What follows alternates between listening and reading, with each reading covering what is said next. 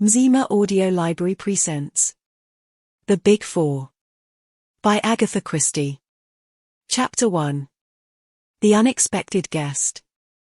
I have met people who enjoy a channel crossing, men who can sit calmly in their deck chairs and, on arrival, wait until the boat is moored, then gather their belongings together without fuss and disembark. Personally, I can never manage this. From the moment I get on board, I feel that the time is too short to settle down to anything. I move my suitcases from one spot to another, and if I go down to the saloon for a meal, I bolt my food with an uneasy feeling that the boat may arrive unexpectedly whilst I am below. Perhaps all this is merely a legacy from one's short leaves in the war, when it seemed a matter of such importance to secure a place near the gangway, and to be amongst the first to disembark lest one should waste precious minutes of one's 3 or 5 days' leave. On this particular July morning, as I stood by the rail and watched the white cliffs of Dover drawing nearer, I marvelled at the passengers who could sit calmly in their chairs and never even raise their eyes for the first sight of their native land. Yet perhaps their case was different from mine. Doubtless many of them had only crossed to Paris for the weekend, whereas I had spent the last year and a half on a ranch in the Argentine.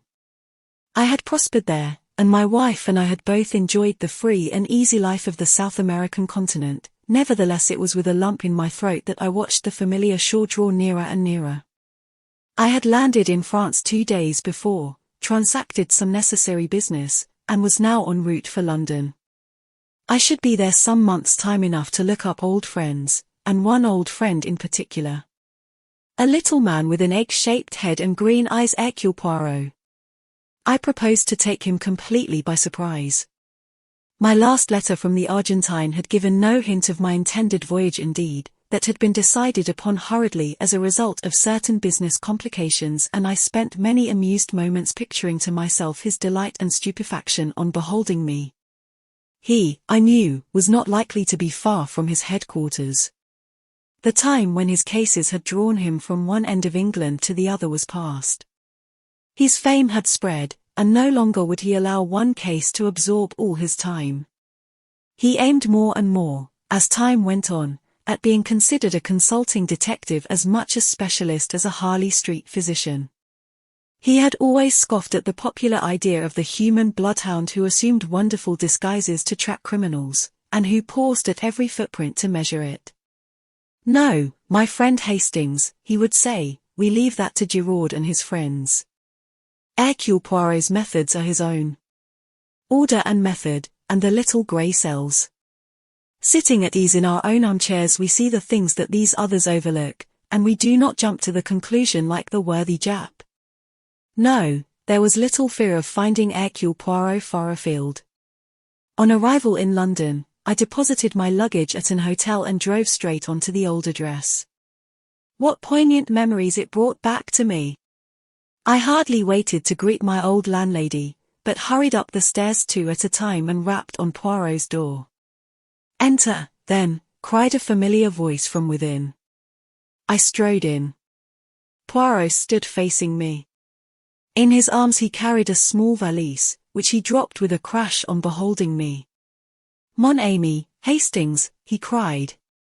"Mon ami, Hastings." And, rushing forward, he enveloped me in a capacious embrace. Our conversation was incoherent and inconsequent.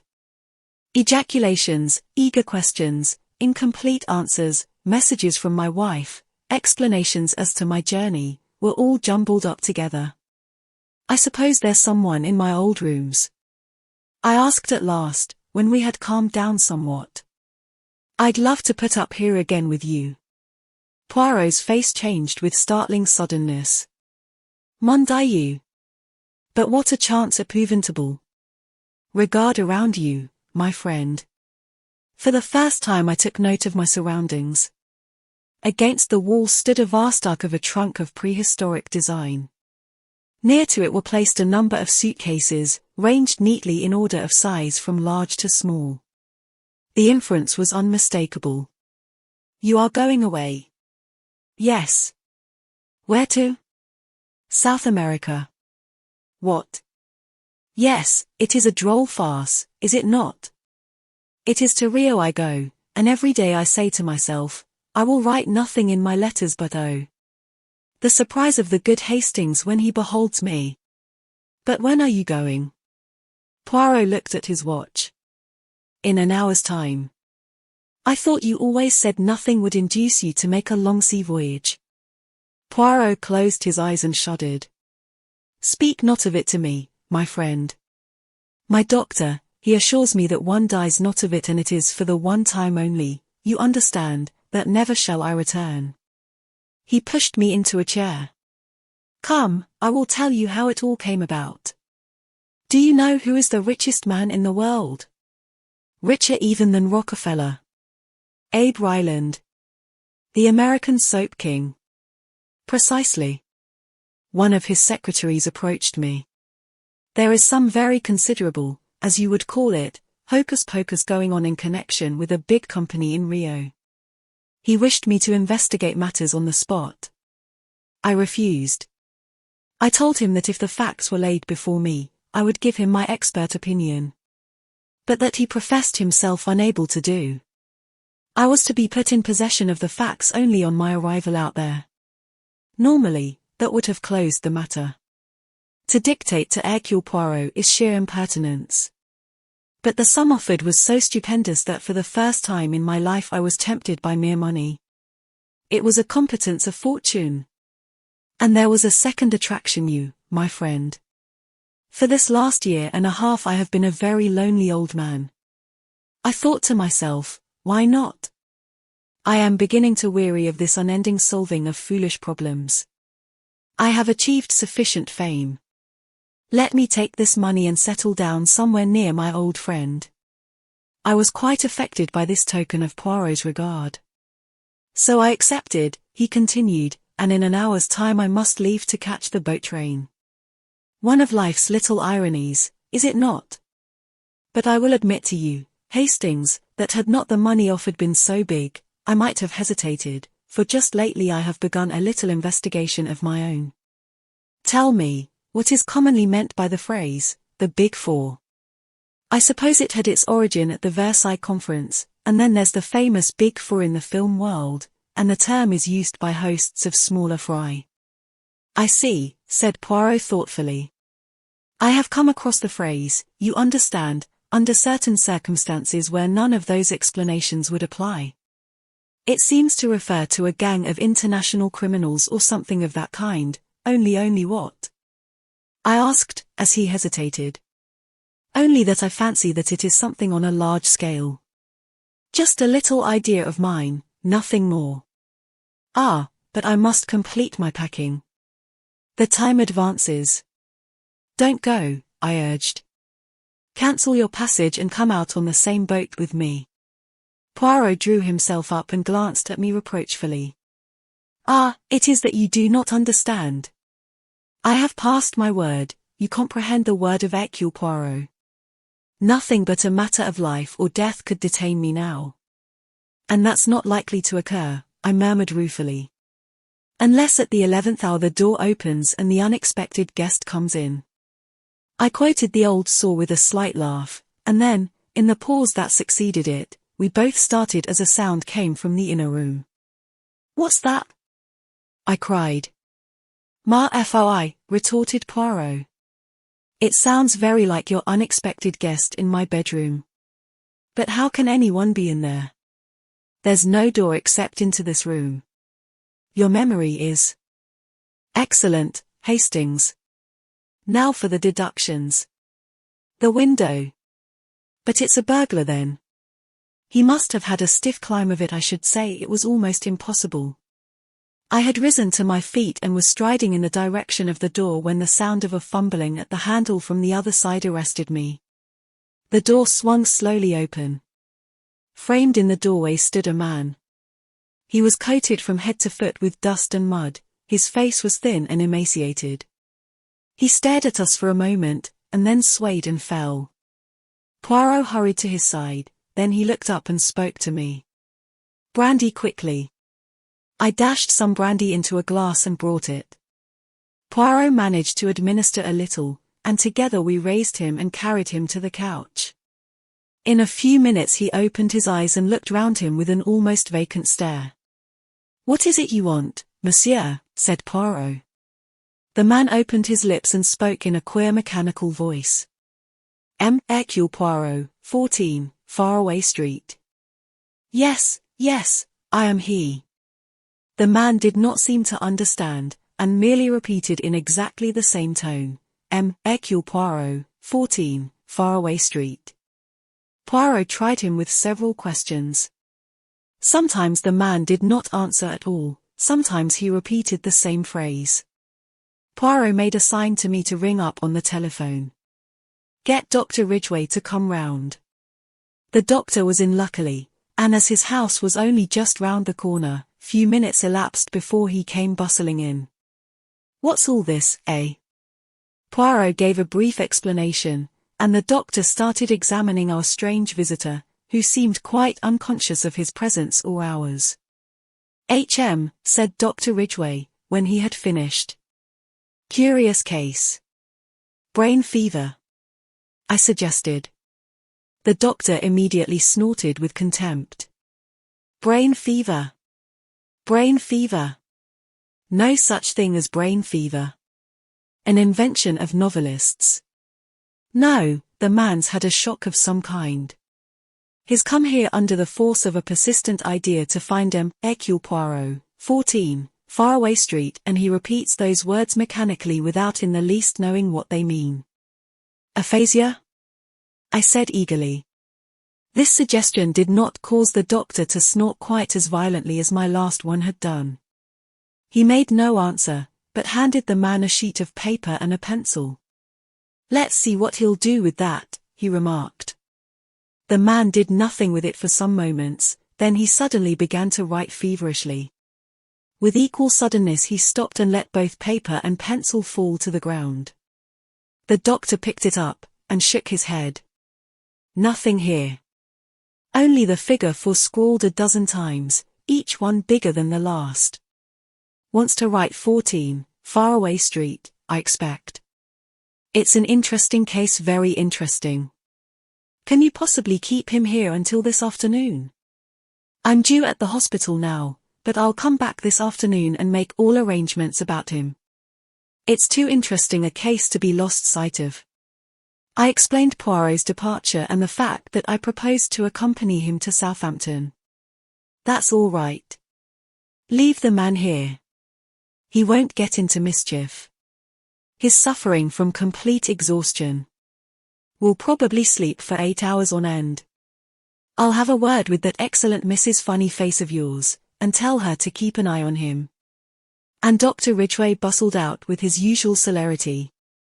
Poirot hastily completed his packing, with one eye on the clock. The time, it marches with a rapidity unbelievable. "Come now, Hastings, you cannot say that I have left you with nothing to do." A most sensational problem. The man from the unknown. Who is he? What is he? Sapristi, but I would give 2 years of my life to have this boat go tomorrow instead of today. There is something here very curious, very interesting. But one must have time. It may be days or even months before he will be able to tell us what he came to tell. "I'll do my best, Poirot," I assured him. "I'll try to be an efficient substitute." "Yes." His rejoinder struck me as being a shade doubtful. I picked up the sheet of paper. "If I were writing a story," I said lightly, "I should weave this in with your latest idiosyncrasy and call it The Mystery of the Big Four." I tapped the penciled figures as I spoke. And then I started, for our invalid, roused suddenly from his stupor, sat up in his chair and said clearly and distinctly, "Li Chang-yen." He had the look of a man suddenly awakened from sleep. Poirot made a sign to me not to speak. The man went on.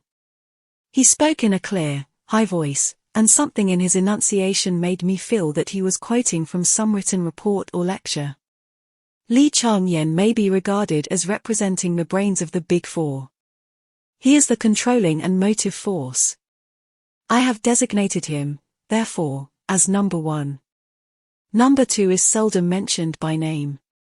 He is represented by an S with 2 lines through it, the sign for $1, also by 2 stripes and a star. It may be conjectured, therefore, that he is an American subject, and that he represents the power of wealth. There seems no doubt that number 3 is a woman, and her nationality French. It is possible that she may be one of the sirens of the demi-monde, but nothing is known definitely. Number 4. His voice faltered and broke. Poirot leant forward. Yes, he prompted eagerly. Number 4. His eyes were fastened on the man's face. Some overmastering terror seemed to be gaining the day, the features were distorted and twisted. The destroyer, gasped the man. Then, with a final convulsive movement, he fell back in a dead faint. Mon Dieu, whispered Poirot, I was right then. I was right. You think? He interrupted me. Carry him onto the bed in my room. I have not a minute to lose if I would catch my train. Not that I want to catch it. Oh, that I could miss it with a clear conscience. But I gave my word. Come, Hastings. Leaving our mysterious visitor in the charge of Mrs. Pearson, we drove away, and duly caught the train by the skin of our teeth. Poirot was alternately silent and loquacious. He would sit staring out of the window like a man lost in a dream, apparently not hearing a word that I said to him. Then, reverting to animation suddenly, he would shower injunctions and commands upon me, and urge the necessity of constant marconigrams. We had a long fit of silence just after we passed working. The train, of course, did not stop anywhere until Southampton, but just here it happened to be held up by a signal. Ah! Saker Mill Tanneries, cried Poirot suddenly. But I have been an imbecile. I see clearly at last. It is undoubtedly the blessed saints who stopped the train. Jump, Hastings, but jump, I tell you. In an instant he had unfastened the carriage door, and jumped out on the line. Throw out the suitcases and jump yourself. I obeyed him. Just in time. As I alighted beside him, the train moved on. And now, Poirot, I said, in some exasperation, perhaps you will tell me what all this is about. It is, my friend, that I have seen the light. That, I said, is very illuminating to me. It should be, said Poirot, but I very much fear that it is not. If you can carry 2 of these valises, I think I can manage the rest. Chapter 2. The Man from the Asylum. Fortunately the train had stopped near a station. A short walk brought us to a garage where we were able to obtain a car, and half an hour later we were spinning rapidly back to London. Then, and not till then, did Poirot deign to satisfy my curiosity. You do not see? No more did I. But I see now. Hastings, I was being got out of the way. What? Yes. Very cleverly. Both the place and the method were chosen with great knowledge and acumen. They were afraid of me. Who were? Those 4 geniuses who have banded themselves together to work outside the law. A Chinaman, an American, a Frenchwoman, and another. Pray the good God we arrive back in time, Hastings. You think there is danger to our visitor? I am sure of it. Mrs. Pearson greeted us on arrival. Brushing aside her ecstasies of astonishment on beholding Poirot, we asked for information. It was reassuring. No one had called, and our guest had not made any sign. With a sigh of relief we went up to the rooms. Poirot crossed the outer one and went through to the inner one. Then he called me, his voice strangely agitated. Hastings, he's dead. I came running to join him. The man was lying as we had left him, but he was dead, and had been dead some time. I rushed out for a doctor. Ridgway, I knew, would not have returned yet. I found one almost immediately, and brought him back with me. He's dead right enough, poor chap. The tramp you've been befriending, eh? Something of the kind, said Poirot evasively. What was the cause of death, doctor? Hard to say. Might have been some kind of fit. There are signs of asphyxiation. No gas laid on, is there? No, electric light, nothing else. And both windows wide open, too. Been dead about 2 hours, I should say. You'll notify the proper people, won't you? He took his departure. Poirot did some necessary telephoning. Finally, somewhat to my surprise, he rang up our old friend Inspector Japp, and asked him if he could possibly come round. No sooner were these proceedings completed than Mrs. Pearson appeared, her eyes as round as saucers. There's a man here from Anwell from the asylum. Did you ever? Shall I show him up? We signified assent, and a big burly man in uniform was ushered in. Morning, gentlemen, he said cheerfully. I've got reason to believe you've got one of my birds here. Escaped last night, he did. He was here, said Poirot quietly. Not got away again, has he? Asked the keeper, with some concern. He is dead. The man looked more relieved than otherwise. You don't say so. Well, I dare say it's best for all parties. Was he dangerous? Homicidal, do you mean? Oh, no. Harmless enough. Persecution mania very acute. Full of secret societies from China that had got him shut up. They're all the same. I shuddered. How long had he been shut up? Asked Poirot. A matter of 2 years now. I see, said Poirot quietly. It never occurred to anybody that he might be sane. The keeper permitted himself to laugh. If he was sane, what would he be doing in a lunatic asylum? They all say they're sane, you know. Poirot said no more. He took the man in to see the body. The identification came immediately. That's him right enough, said the keeper callously. Funny sort of bloke, ain't he? Well, gentlemen, I had best go off now and make arrangements under the circumstances. We won't trouble you with the corpse much longer. If there's a inquest, you will have to appear at it, I dare say. Good morning, sir. With a rather uncouth bow he shambled out of the room. A few minutes later Japp arrived. The Scotland Yard inspector was jaunty and dapper as usual. Here I am, Monsieur Poirot. What can I do for you?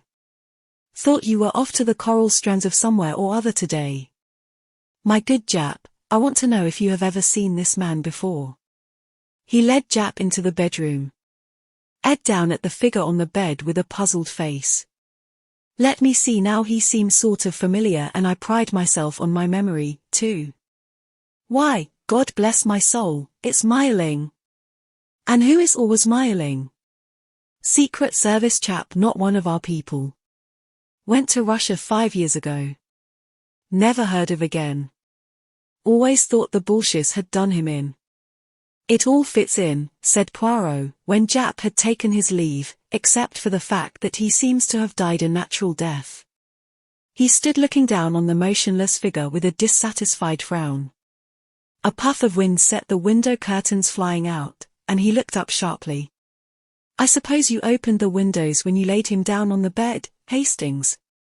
No, I didn't, I replied. As far as I remember, they were shut. Poirot lifted his head suddenly. Shut, and now they are open. What can that mean? Somebody came in that way, I suggested. Possibly, agreed Poirot, but he spoke absently and without conviction. After a minute or two he said, that is not exactly the point I had in mind, Hastings. If only one window was open it would not intrigue me so much. It is both windows being open that strikes me as curious. He hurried into the other room. The sitting room window is open, too. That also we left shut. Ah. He bent over the dead man, examining the corners of the mouth minutely. Then he looked up suddenly. He has been gagged, Hastings. Gagged and then poisoned. Good heavens! I exclaimed, shocked. I suppose we shall find out all about it from the post-mortem. We shall find out nothing. He was killed by inhaling strong prussic acid. It was jammed right under his nose. Then the murderer went away again, first opening all the windows. Hydrocyanic acid is exceedingly volatile, but it has a pronounced smell of bitter almonds. With no trace of the smell to guide them, and no suspicion of foul play, death would be put down to some natural cause by the doctors. So this man was in the Secret Service, Hastings. And 5 years ago he disappeared in Russia. The last 2 years he's been in the asylum, I said. But what of the 3 years before that? Poirot shook his head, and then caught my arm. The clock, Hastings, look at the clock. I followed his gaze to the mantelpiece. The clock had stopped at 4 o'clock. Mon ami, someone has tampered with it. It had still 3 days to run. It is an 8-day clock, you comprehend? But what should they want to do that for? Some idea of a false scent by making the crime appear to have taken place at 4 o'clock. No, rearrange your ideas, mon ami. Exercise your little grey cells. You are miling. You hear something, perhaps, and you know well enough that your doom is sealed. You have just time to leave a sign. 4 o'clock, Hastings. Number 4, the destroyer. Ah! An idea. He rushed into the other room and seized the telephone. He asked for Manuel. You are the asylum, yes. I understand there has been an escape today. What is that you say? A little moment, if you please. Will you repeat that? Ah. Parfaitement. He hung up the receiver, and turned to me. You heard, Hastings. There has been no escape. But the man who came the keeper. I said. I very much wonder. You mean? Number 4 the destroyer. I gazed at Poirot dumbfounded. A minute or two after, on recovering my voice, I said, we shall know him again, anywhere, that's one thing. He was a man of very pronounced personality. Was he, mon ami? I think not. He was burly and bluff and red-faced, with a thick moustache and a hoarse voice. He will be none of those things by this time. And for the rest, he has nondescript eyes, nondescript ears, and a perfect set of false teeth. Identification is not such an easy matter as you seem to think. Next time you think there will be a next time. I interrupted. Poirot's face grew very grave. It is a duel to the death, mon ami. You and I on the one side, the big 4 on the other. They have won the first trick, but they have failed in their plan to get me out of the way, and in the future they have to reckon with Hercule Poirot. Chapter 3. We hear more about Li Chang-yen. For a day or two after our visit from the fake asylum attendant I was in some hopes that he might return, and I refused to leave the flat even for a moment. As far as I could see, he had no reason to suspect that we had penetrated his disguise. He might, I thought, return and try to remove the body, but Poirot scoffed at my reasoning. Mon ami, he said, if you wish you may wait in to put salt on the little bird's tail, but for me I do not waste my time so. Well then, Poirot, I argued, why did he run the risk of coming at all? If he intended to return later for the body, I can see some point in his visit. He would at least be removing the evidence against himself, as it is, he does not seem to have gained anything. Poirot shrugged his most Gallic shrug. But you do not see with the eyes of number 4, Hastings, he said. You talk of evidence, but what evidence have we against him? True, we have a body, but we have no proof even that the man was murdered. Prussic acid, when inhaled, leaves no trace. Again, we can find no one who saw anyone enter the flat during our absence, and we have found out nothing about the movements of our late friend, Miling. No, Hastings, number 4 has left no trace, and he knows it. His visit we may call a reconnaissance. Perhaps he wanted to make quite sure that Miling was dead, but more likely, I think, he he came to see Hercule Poirot, and to have speech with the adversary whom alone he must fear. Poirot's reasoning appeared to me typically egotistical, but I forbore to argue. "And what about the inquest?" I asked. "I suppose you will explain things clearly there, and let the police have a full description of number 4. And to what end? Can we produce anything to impress a coroner's jury of your solid Britishers? Is our description of number 4 of any value?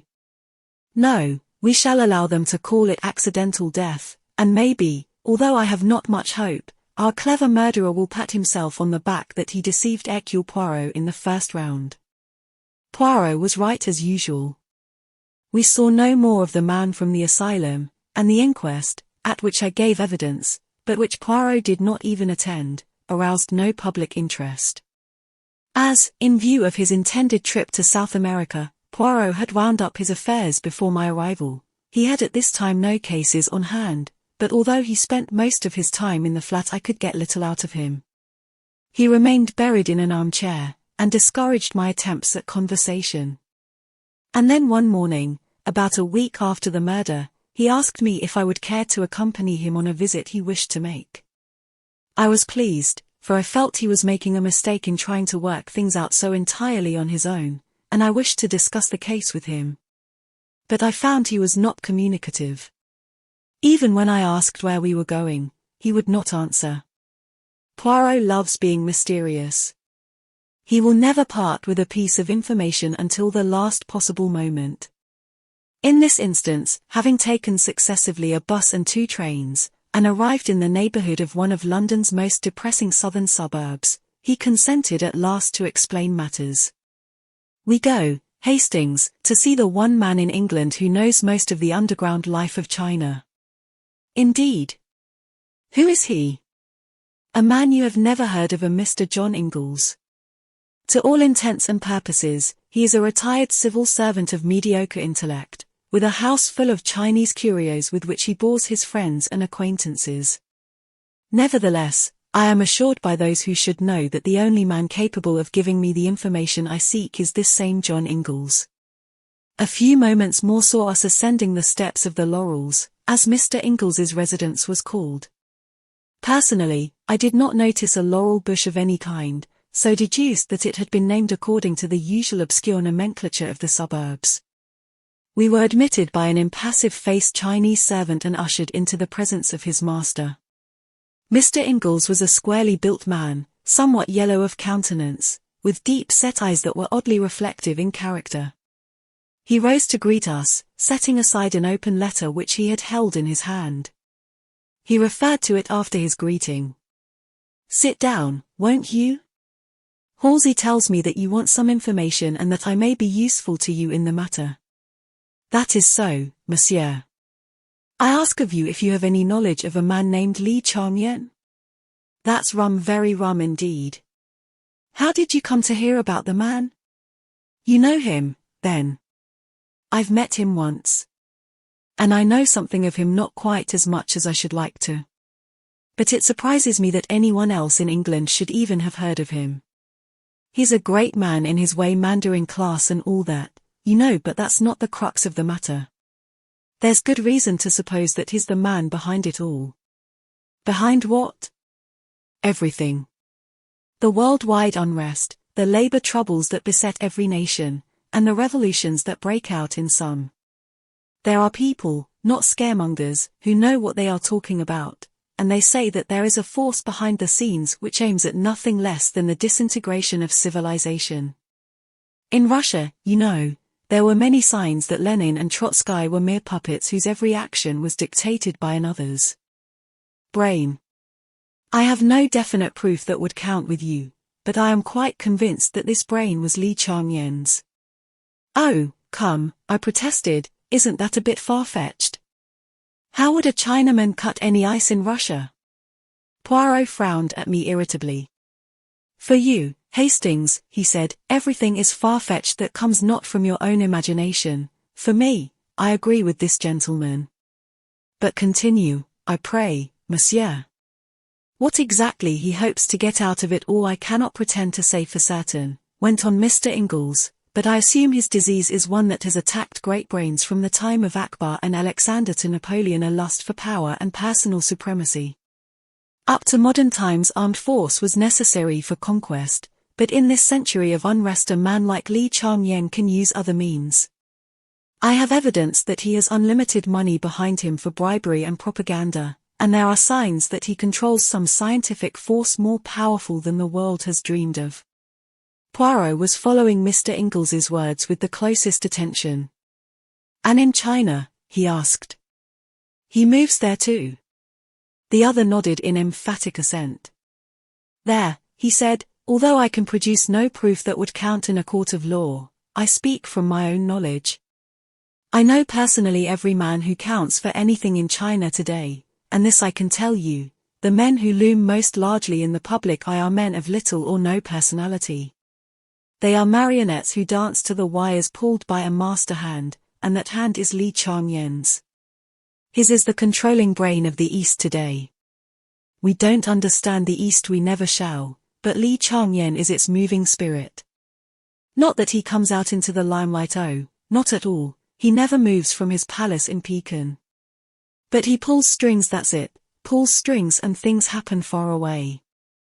"And is there no one to oppose him?" asked Poirot. Mr. Ingles leant forward in his chair. "For men have tried in the last 4 years," he said slowly, "men of character, and honesty, and brain power. Any one of them might in time have interfered with his plans." He paused. "Well?" I queried. "Well, they are dead.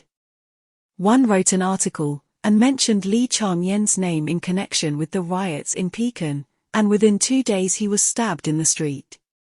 His murderer was never caught. The offenses of the other 2 were similar. In a speech or an article, or in conversation, each linked Li Chang-yen's name with rioting or revolution, and within a week of his indiscretion each was dead. One was poisoned, one died of cholera, an isolated case not part of an epidemic, and one was found dead in his bed. The cause of the last death was never determined, but I was told by a doctor who saw the corpse that it was burnt and shriveled as though a wave of electrical energy of incredible power had passed through it." "And Li Chang-yen?" inquired Poirot. "Naturally nothing is traced to him, but there are signs, eh?" Mr. Ingalls shrugged. "Oh, signs, yes, certainly. And once I found a man who would talk, a brilliant young Chinese chemist who was a protégé of Li Chang-yen's. He came to me one day, this chemist, and I could see that he was on the verge of a nervous breakdown. He hinted to me of experiments on which he'd been engaged in Li Chang-yen's palace under the Mandarin's direction, experiments on coolies in which the most revolting disregard for human life and suffering had been shown. His nerve had completely broken, and he was in the most pitiable state of terror. I put him to bed in a top room of my own house, intending to question him the next day, and that, of course, was stupid of me." "How did they get him?" demanded Poirot. "That I shall never know. I woke that night to find my house in flames, and was lucky to escape with my life. Investigation showed that a fire of amazing intensity had broken out on the top floor, and the remains of my young chemist friend were charred to a cinder." I could see from the earnestness with which he had been speaking that Mr. Ingalls was a man mounted on his hobby horse, and evidently he, too, realized that he had been carried away, for he laughed apologetically. "But, of course," he said, "I have no proofs, and you, like the others, will merely tell me that I have a bee in my bonnet." "On the contrary," said Poirot quietly, "we have every reason to believe your story. We ourselves are more than a little interested in Li Chang-yen. Very odd your knowing about him. Didn't fancy a soul in England had ever heard of him. I'd rather like to know how you did come to hear of him if it's not indiscreet." "Not in the least, monsieur. A man took refuge in my rooms. He was suffering badly from shock, but he managed to tell us enough to interest us in this Li Chang-yen. He described 4 people the big for an organization hitherto undreamed of. Number 1 is Li Chang-yen, number 2 is an unknown American, number 3 an equally unknown Frenchwoman, Number 4 may be called the executive of the organization The Destroyer. My informant died. Tell me, monsieur, is that phrase known to you at all? The Big Four. Not in connection with Li Chang-yen. No, I can't say it is. But I've heard it, or read it, just lately and in some unusual connection too. Ah, I've got it. He rose and went across to an inlaid lacquer cabinet, an exquisite thing, as even I could see. He returned with a letter in his hand. Here you are. Note from an old seafaring man I ran against once in Shanghai. Hoary old reprobate maudlin with drink by now, I should say. I took this to be the ravings of alcoholism. He read it aloud. Dear sir, you may not remember me, but you did me a good turn once in Shanghai. Do me another now. I must have money to get out of the country. I'm well hid here, I hope, but any day they may get me. The Big Four, I mean. It's life or death. I've plenty of money, but I daren't get at it, for fear of putting them wise. Send me a couple of hundred in notes. I'll repay it faithful, I swear to that. Your servant, Sir, Jonathan Worley.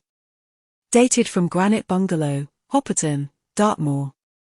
I'm afraid I regarded it as rather a crude method of relieving me of a couple of hundred which I can ill spare. If it's any use to you, he held it out. Je vous remercie, monsieur. I start for Hopperton à El Hurmine. Dear me, this is very interesting. Supposing I come along too? Any objection? I should be charmed to have your company, but we must start at once. We shall not reach Dartmoor until close on nightfall, as it is. John Ingalls did not delay us more than a couple of minutes, and soon we were in the train moving out of Paddington bound for the West Country. Hopperton was a small village clustering in a hollow right on the fringe of the moorland. It was reached by a 9-mile drive from Moreton Hampstead.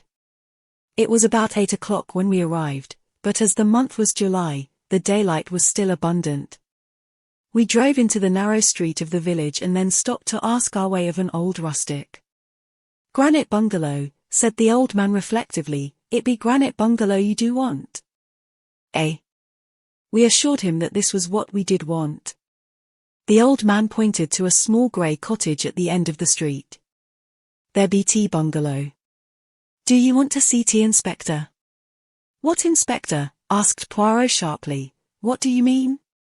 Haven't ye heard about tea murder, then? A shocking business tea was seemingly. Pools of blood, they do say. Mon Dieu, murmured Poirot. This inspector of yours, I must see him at once. 5 minutes later we were closeted with Inspector Meadows. The inspector was inclined to be stiff at first, but at the magic name of Inspector Japp of Scotland Yard, he unbent. Yes, sir, murdered this morning. A shocking business. They phoned to Moreton, and I came out at once. Looked a mysterious thing to begin with.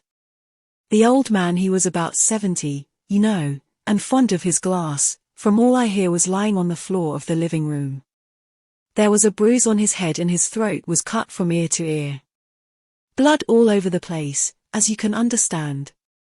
The woman who cooks for him, Betsy Andrews, she told us that her master had several little Chinese jade figures, that he'd told her were very valuable, and these had disappeared. That, of course, looked like assault and robbery, but there were all sorts of difficulties in the way of that solution. The old fellow had 2 people in the house, Betsy Andrews, who is a Hopperton woman, and a rough kind of manservant, Robert Grant.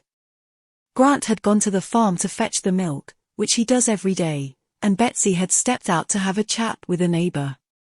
She was only away 20 minutes between 10 and past, and the crime must have been done then. Grant returned to the house first. He went in by the back door, which was open. No one locks up doors round here, not in broad daylight, at all events. Put the milk in the larder, and went into his own room to read the paper and have a smoke. Had no idea anything unusual had occurred, at least, that's what he says. Then Betsy comes in, goes into the living room, sees what's happened, and lets out a screech to wake the dead. That's all fair and square. Someone got in whilst those two were out, and did the poor old man in. But it struck me at once that he must be a pretty cool customer. He'd have to come right up the village street, or creep through someone's backyard. Granite Bungalow has got houses all round it, as you can see. How was it that no one had seen him? The inspector paused with a flourish. Aha, I perceive your point, said Poirot. To continue? Well, sir, fishy, I said to myself, fishy. And I began to look about me. Those jade figures, now. Would a common tramp ever suspect that they were valuable? Anyway, it was madness to try such a thing in broad daylight. Suppose the old man had yelled for help? I suppose, Inspector, said Mr. Ingalls, that the bruise on the head was inflicted before death. Quite right, sir. First knocked him silly, the murderer did, and then cut his throat. That's clear enough. But how the dickens did he come or go? They notice strangers quick enough in a little place like this. It came to me all at once nobody did come. I took a good look round. It had rained the night before, and there were footprints clear enough going in and out of the kitchen. In the living room there were 2 sets of footprints only. Betsy Andrews stopped at the door, Mr. Worley's, he was wearing carpet slippers, and another man's. The other man had stepped in the bloodstains, and I traced his bloody footprints. I beg your pardon, sir. Not at all, said Mr. Ingalls, with a faint smile, the adjective is perfectly understood. I traced them to the kitchen but not beyond. Point number 1. On the lintel of Robert Grant's door was a faint smear of blood. That's point number 2. Point number 3 was when I got hold of Grant's boots which he had taken off and fitted them to the marks. That settled it. It was an inside job. I warned Grant and took him into custody, and what do you think I found packed away in his portmanteau? The little jade figures and a ticket of leave. Robert Grant was also Abraham Biggs, convicted for felony and housebreaking 5 years ago. The inspector paused triumphantly. What do you think of that, gentlemen? I think, said Poirot, that it appears a very clear case of a surprising clearness, in fact. This Biggs, or Grant, he must be a man very foolish and uneducated, eh? Oh, he is that a rough, common sort of fellow. No idea of what a footprint may mean. Clearly he reads not the detective fiction. Well, Inspector, I congratulate you. We may look at the scene of the crime. Yes. I'll take you there myself this minute. I'd like you to see those footprints. I, too, should like to see them. Yes, very interesting, very ingenious. We set out forthwith. Mr. Ingalls and the inspector forged ahead. I drew Poirot back a little so as to be able to speak to him out of the inspector's hearing. What do you really think, Poirot? Is there more in this than meets the eye? That is just the question, mon ami. Worley says plainly enough in his letter that the Big Four are on his track, and we know, you and I, that the Big Four is no bogey for the children. Yet everything seems to say that this man Grant committed the crime. Why did he do so? For the sake of the little jade figures? Or is he an agent of the Big Four? I confess that this last seems more likely. However valuable the jade, a man of that class was not likely to realize the fact at any rate, not to the point of committing murder for them. That, par example, ought to have struck the inspector. He could have stolen the jade and made off with it instead of committing a brutal and quite purposeless murder. Ah, yes, I fear our Devonshire friend has not used his little grey cells. He has measured footprints, and has omitted to reflect and arrange his ideas with the necessary order and method. Chapter 4. The importance of a leg of mutton. The inspector drew a key from his pocket and unlocked the door of Granite Bungalow. The day had been fine and dry, so our feet were not likely to leave any prints. Nevertheless, we wiped them carefully on the mat before entering. A woman came up out of the gloom and spoke to the inspector, and he turned aside. Then he spoke over his shoulder. "Have a good look round, Mr. Poirot, and see all there is to be seen. I'll be back in about 10 minutes. By the way, here's Grant's boot. I brought it along with me for you to compare the impressions." We went into the living room, and the sound of the inspector's footsteps died away outside. Ingalls was attracted immediately by some Chinese curios on a table in the corner, and went over to examine them. He seemed to take no interest in Poirot's doings. I, on the other hand, watched him with breathless interest. The floor was covered with a dark green linoleum which was ideal for showing up footprints. A door at the farther end led into the small kitchen. From there another door led into the scullery, where the back door was situated, and another into the bedroom which had been occupied by Robert Grant. Having explored the ground, Poirot commented upon it in a low-running monologue. "Here is where the body lay, that big dark stain and the splashes all around mark the spot. Traces of carpet slippers and number 9 boots, you observe, but all very confused. Then 2 sets of tracks leading to and from the kitchen. Whoever the murderer was, he came in that way. You have the boot, Hastings. Give it to me." He compared it carefully with the prints. "Yes, both made by the same man, Robert Grant. He came in that way, killed the old man, and went back to the kitchen. He had stepped in the blood, see the stains he left as he went out. Nothing to be seen in the kitchen, all the village has been walking about in it. He went into his own room. No, first he went back again to the scene of the crime. Was that to get the little jade figures? Or had he forgotten something that might incriminate him? Perhaps he killed the old man the second time he went in," I suggested. "Mais non, you do not observe.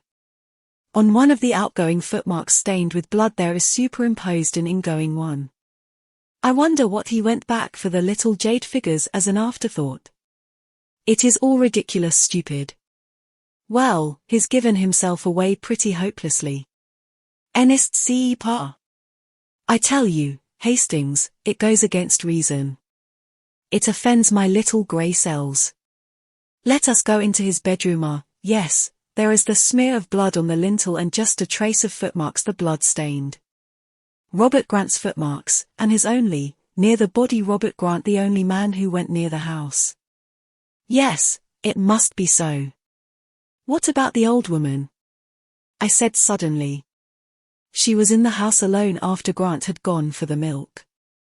She might have killed him and then gone out. Her feet would leave no prints if she hadn't been outside." "Very good, Hastings.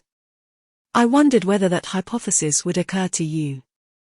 I had already thought of it and rejected it. Betsy Andrews is a local woman, well known hereabouts.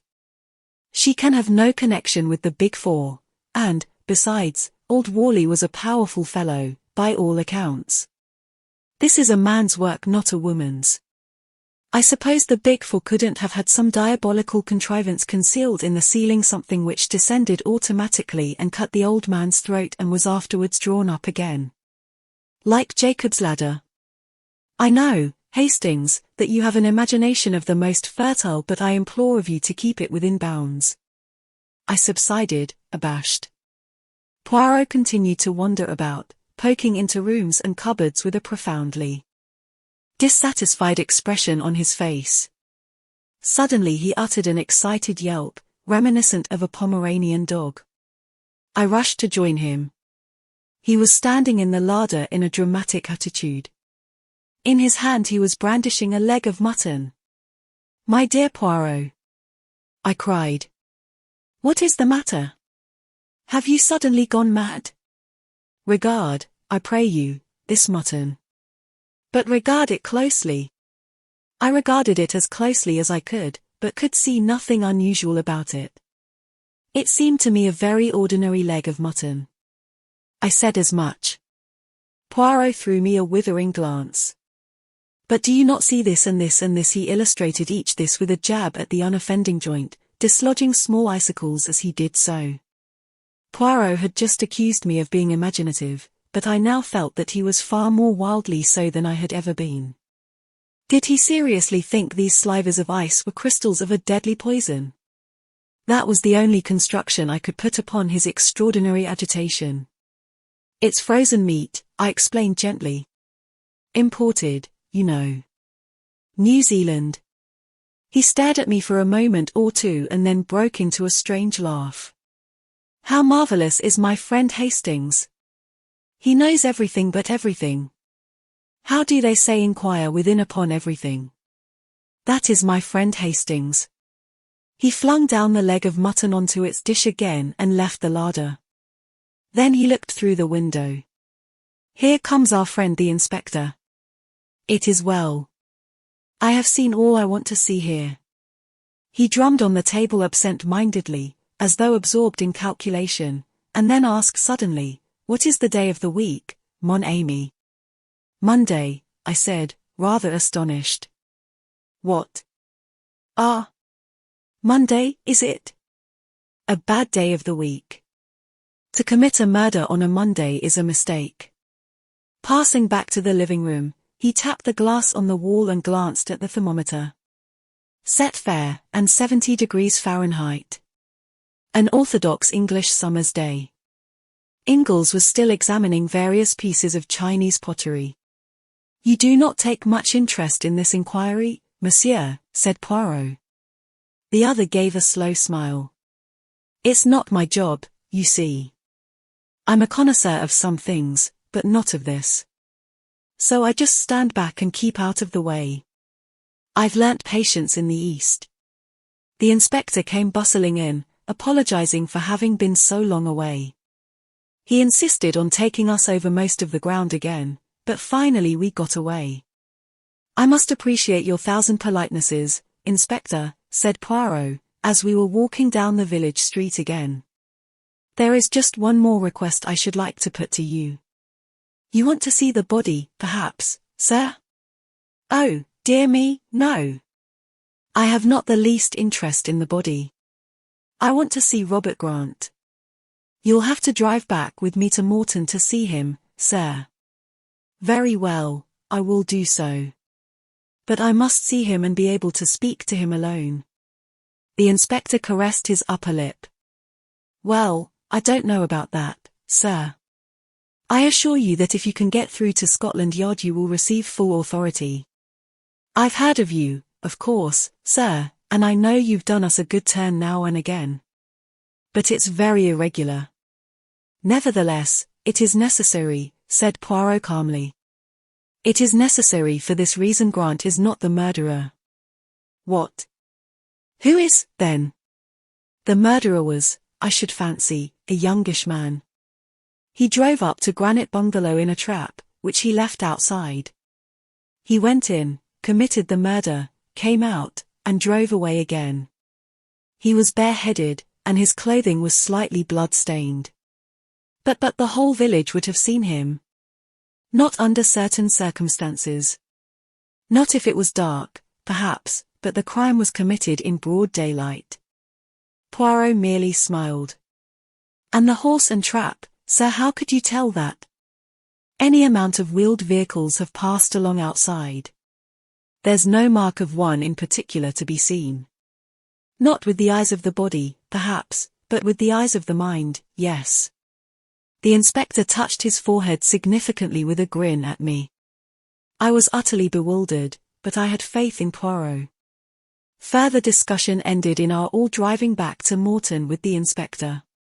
Poirot and I were taken to Grant, but a constable was to be present during the interview. Poirot went straight to the point.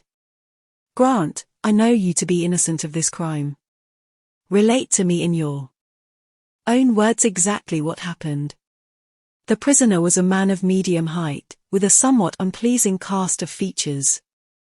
He looked a jail-bird if ever a man did. "Honest to God, I never did it," he whined. "Someone put those little glass figures amongst my traps. It was a frame-up, that's what it was. I went straight to my rooms when I came in, like I said. I never knew a thing till Betsy screeched out. Whelp me, God, I didn't." Poirot rose.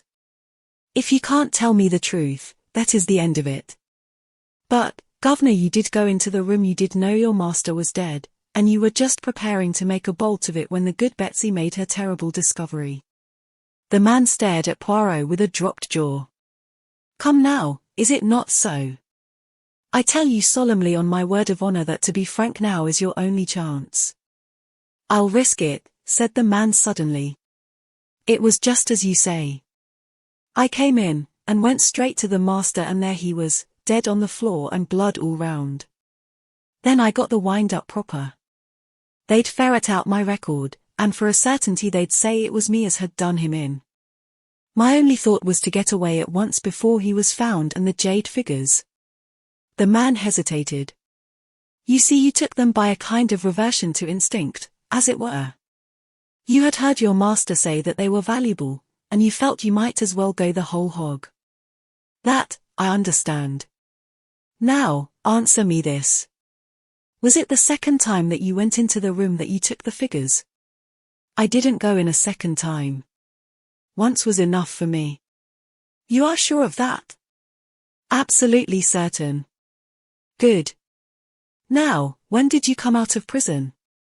2 months ago. How did you obtain this job? Through one of them prisoners' help societies. Bloke met me when I came out. What was he like? Not exactly a parson, but looked like one. Soft black hat and mincing way of talking. Got a broken front tooth. Spectacled chapter Saunders his name was. Said he hoped I was repentant, and that he'd find me a good post. I went to old Worley on his recommendation. Poirot rose once more. I thank you. I know all now. Have patience. He paused in the doorway and added, Saunders gave you a pair of boots, didn't he? Grant looked very astonished. Why, yes, he did. But how did you know? It is my business to know things, said Poirot gravely. After a word or two to the inspector, the three of us went to the White Hart and discussed eggs and bacon and Devonshire cider. Any elucidations yet? Asked Ingalls, with a smile. Yes, the case is clear enough now, but, see you, I shall have a good deal of difficulty in proving it. Worley was killed by order of the Big Four but not by Grant. A very clever man got Grant the post and deliberately planned to make him the scapegoat, an easy matter with Grant's prison record. He gave him a pair of boots, one of 2 duplicate pairs. The other he kept himself. It was all so simple. When Grant is out of the house, and Betsy is chatting in the village, which she probably did every day of her life, he drives up wearing the duplicate boots, enters the kitchen, goes through into the living room, fells the old man with a blow, and then cuts his throat. Then he returns to the kitchen, removes the boots, puts on another pair, and, carrying the first pair, goes out to his trap and drives off again. Ingalls looked steadily at Poirot. There's a catch in it still. Why did nobody see him? Ah. That is where the cleverness of number 4, I am convinced, comes in. Everybody saw him and yet nobody saw him. You see, he drove up in a butcher's cart. I uttered an exclamation. The leg of mutton? Exactly, Hastings, the leg of mutton. Everybody saw that no one had been to Granite Bungalow that morning, but, nevertheless, I found in the larder a leg of mutton, still frozen. It was Monday, so the meat must have been delivered that morning, for if on Saturday, in this hot weather, it would not have remained frozen over Sunday. So someone had been to the bungalow, and a man on whom a trace of blood here and there would attract no attention. Damned ingenious, cried Ingalls approvingly. Yes, he is clever, number 4. As clever as Hercule Poirot. I murmured. My friend threw me a glance of dignified reproach. There are some jests that you should not permit yourself, Hastings, he said sententiously. Have I not saved an innocent man from being sent to the gallows? That is enough for one day. Chapter 5. Disappearance of a scientist. Personally, I don't think that, even when a jury had acquitted Robert Grant, alias Biggs, of the murder of Jonathan Worley, Inspector Meadows was entirely convinced of his innocence.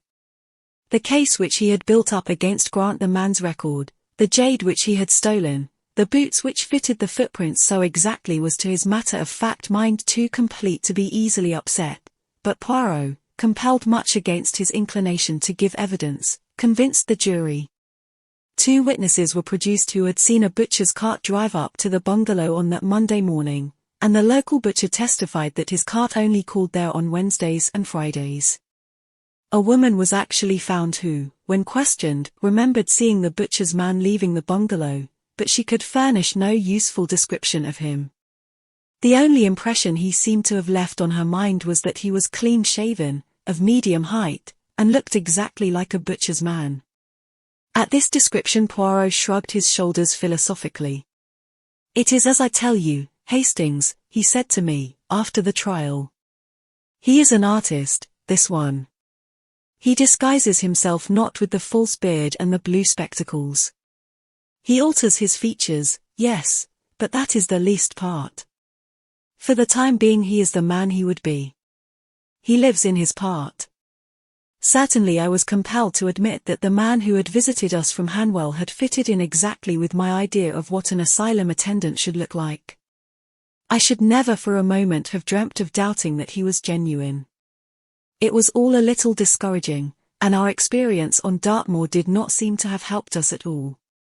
I said as much to Poirot, but he would not admit that we had gained nothing. "We progress," he said, "we progress. At every contact with this man we learn a little of his mind and his methods. Of us and our plans he knows nothing." "And there, Poirot," I protested, "he and I seem to be in the same boat. You don't seem to me to have any plans, you seem to sit and wait for him to do something." Poirot smiled. "Mon ami, you do not change. Always the same Hastings, who would be up and at their throats. Perhaps," he added, as a knock sounded on the door, "you have here your chance, it may be our friend who enters." And he laughed at my disappointment when Inspector Japp and another man entered the room. "Good evening, Monsieur," said the inspector. "Allow me to introduce Captain Kent of the United States Secret Service." Captain Kent was a tall, lean American, with a singularly impassive face which looked as though it had been carved out of wood. "Pleased to meet you, gentlemen," he murmured, as he shook hands jerkily. Poirot threw an extra log on the fire, and brought forward more easy chairs. I brought out glasses and the whiskey and soda. The captain took a deep draught, and expressed appreciation. "Legislation in your country is still sound," he observed. "And now to business," said Japp. Monsieur Poirot here made a certain request to me. He was interested in some concern that went by the name of the Big Four, and he asked me to let him know at any time if I came across a mention of it in my official line of business.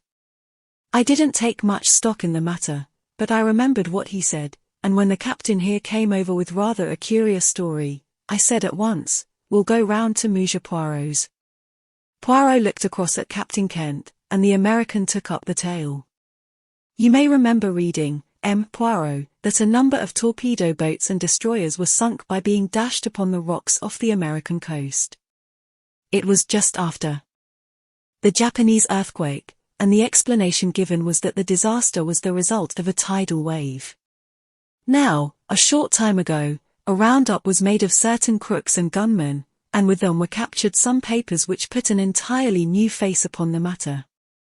They appeared to refer to some organization called the Big Four, and gave an incomplete description of some powerful wireless installation, a concentration of wireless energy far beyond anything so far attempted, and capable of focusing a beam of great intensity upon some given spot. The claims made for this invention seemed manifestly absurd, but I turned them into headquarters for what they were worth, and one of our highbrow professors got busy on them. Now it appears that one of your British scientists read a paper upon the subject before the British Association. His colleagues didn't think great shakes of it, by all accounts, thought it far-fetched and fanciful, but your scientist stuck to his guns, and declared that he himself was on the eve of success in his experiments. "Eh bien?" demanded Poirot, with interest. It was suggested that I should come over here and get an interview with this gentleman. Quite a young fellow, he is, Halliday by name. He is the leading authority on the subject, and I was to get from him whether the thing suggested was any way possible. And was it? I asked eagerly. That's just what I don't know. I haven't seen Mr. Halliday and I'm not likely to, by all accounts. The truth of the matter is, said Jap, shortly, Halliday's disappeared. When? 2 months ago. Was his disappearance reported? Of course it was. His wife came to us in a great state. We did what we could, but I knew all along it would be no good.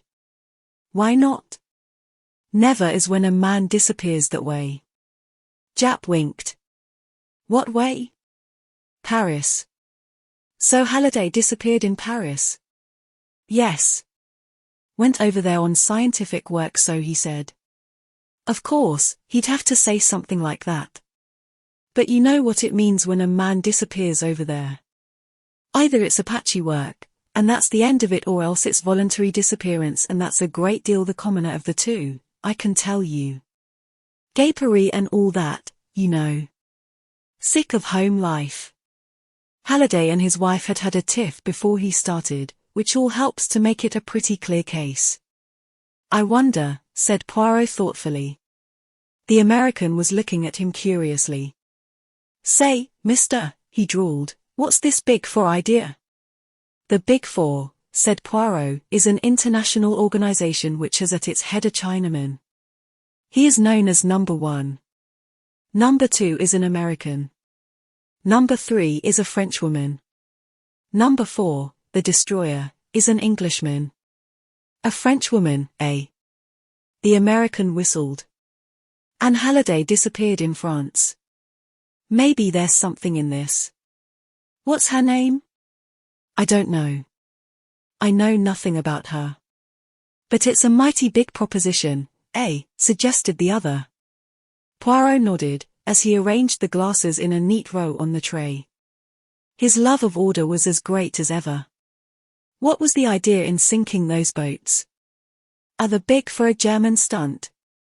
The Big Four are for themselves and for themselves only, le capitaine. Their aim is world domination. The American burst out laughing, but broke off at the sight of Poirot's serious face. You laugh, monsieur, said Poirot, shaking a finger at him. You reflect not, you use not the little grey cells of the brain. Who are these men who send a portion of your navy to destruction simply as a trial of their power? For that was all it was, monsieur, a test of this new force of magnetically attracted which they hold. Go on with you, monsieur, said Jap good-humouredly. I've read of supercriminals many a time, but I've never come across them. Well, you've heard Captain Kent's story. Anything further I can do for you? Yes, my good friend. You can give me the address of Mrs. Halliday and also a few words of introduction to her if you will be so kind. Thus it was that the following day saw us bound for Chetwynd Lodge, near the village of Chopham in Surrey. Mrs. Halliday received us at once, a tall, fair woman, nervous and eager in manner. With her was her little girl, a beautiful child of 5. Poirot explained the purpose of our visit. Oh! Monsieur Poirot, I am so glad, so thankful. I have heard of you, of course. You will not be like these Scotland Yard people, who will not listen or try to understand. And the French police are just as bad, worse, I think. They are all convinced that my husband has gone off with some other woman. But he wasn't like that. All he thought of in life was his work. Half our quarrels came from that. He cared for it more than he did for me. Englishmen, they are like that, said Poirot soothingly. And if it is not work, it is the games, the sport. All those things they take au grand serieux. Now, madam, recount to me exactly, in detail, and as methodically as you can, the exact circumstances of your husband's disappearance. My husband went to Paris on Thursday, the 20th of July. He was to meet and visit various people there connected with his work, amongst them Madame Olivier. Poirot nodded at the mention of the famous Frenchwoman chemist, who had eclipsed even Madame Curie in the brilliance of her achievements. She had been decorated by the French government, and was one of the most prominent personalities of the day. He arrived there in the evening and went at once to the Hotel Castiglione in the Rue de Castiglione. On the following morning, he had an appointment with Professor Bouguereau, which he kept. His manner was normal and pleasant. The two men had a most interesting conversation, and it was arranged that he should witness some experiments in the professor's laboratory on the following day. He lunched alone at the Café Royal, went for a walk in the Bois, and then visited Madame Olivier at her house at Passy. There, also, his manner was perfectly normal. He left about 6. Where he dined is not known, probably alone at some restaurant. He returned to the hotel about 11 o'clock and went straight up to his room, after inquiring if any letters had come for him. On the following morning, he walked out of the hotel, and has not been seen again. At what time did he leave the hotel? At the hour when he would normally leave it to keep his appointment at Professor Bouguereau's laboratory. We do not know. He was not remarked leaving the hotel. But no petit déjeuner was served to him, which seems to indicate that he went out early. Or he might, in fact, have gone out again after he came in the night before? I do not think so. His bed had been slept in, and the night porter would have remembered anyone going out at that hour. A very just observation, madam. We may take it, then, that he left early on the following morning, and that is reassuring from one point of view. He is not likely to have fallen a victim to any Apache assault at that hour. His baggage, now, was it all left behind?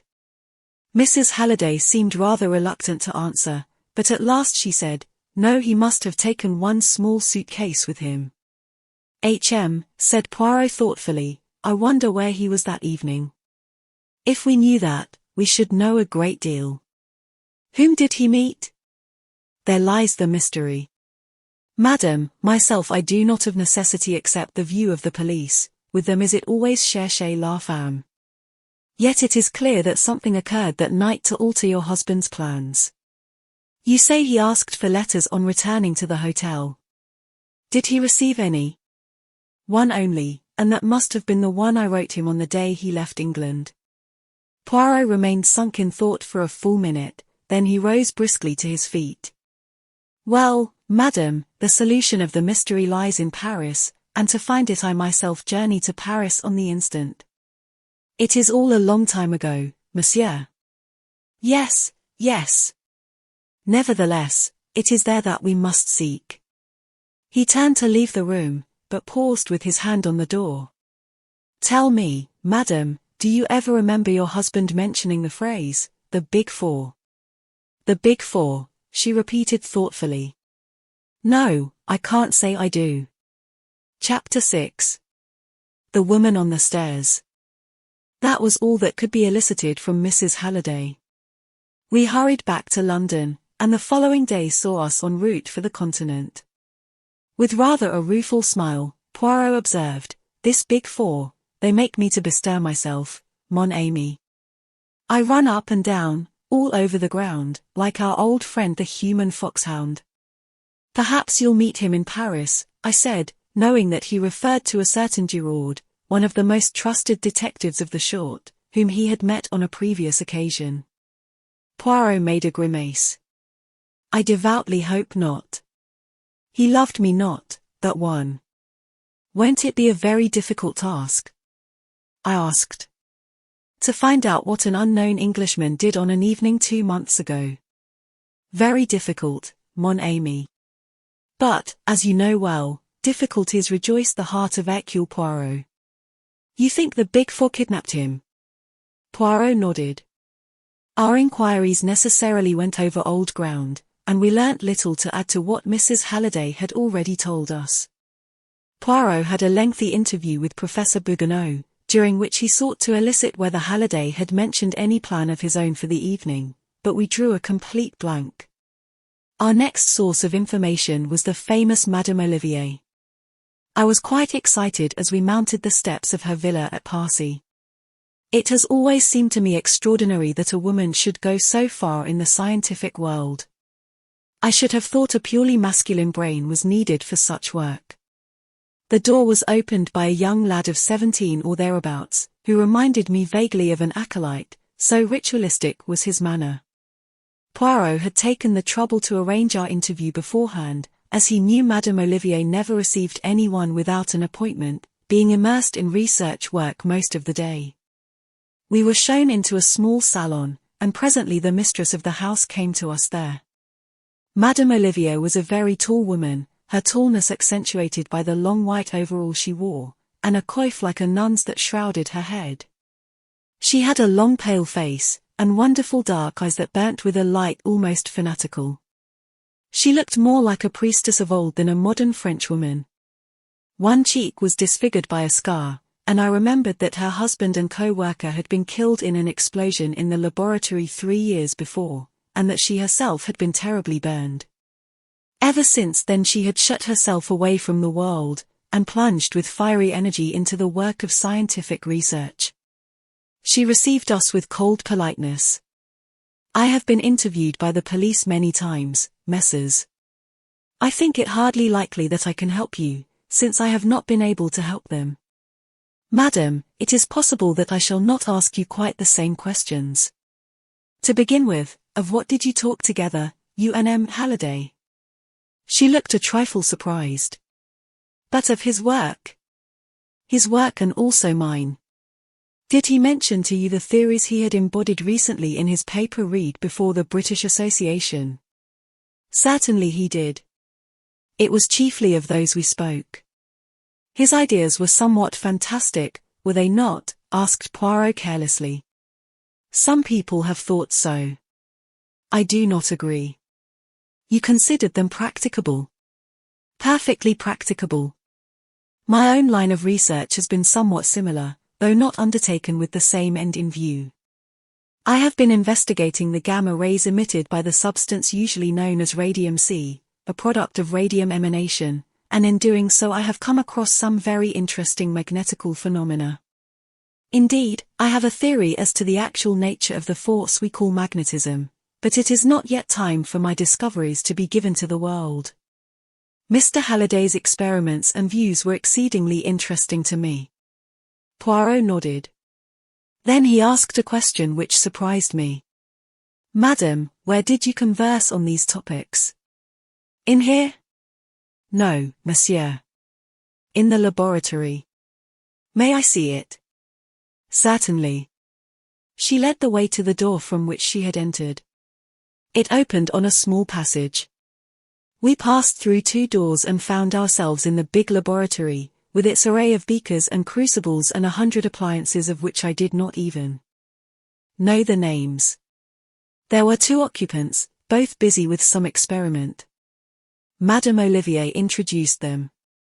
Mademoiselle Claude, one of my assistants. A tall, serious-faced young girl bowed to us. Monsieur Henri, an old and trusted friend. The young man, short and dark, bowed jerkily. Poirot looked round him. There were 2 other doors besides the one by which we had entered. One, Madame explained, led into the garden, the other into a smaller chamber also devoted to research. Poirot took all this in, then declared himself ready to return to the salon. "Madame, were you alone with M. Halliday during your interview?" "Yes, monsieur. My 2 assistants were in the smaller room next door." "Could your conversation be overheard by them or anyone else?" Madame reflected, then shook her head. "I do not think so. I am almost sure it could not. The doors were all shut." "Could anyone have been concealed in the room?" "There is the big cupboard in the corner, but the idea is absurd." "Part out our fate, madame. One thing more, did M. Halliday make any mention of his plans for the evening?" "He said nothing whatever, monsieur." "I thank you, madame, and I apologize for disturbing you. Pray do not trouble, we can find our way out." We stepped out into the hall. A lady was just entering the front door as we did so.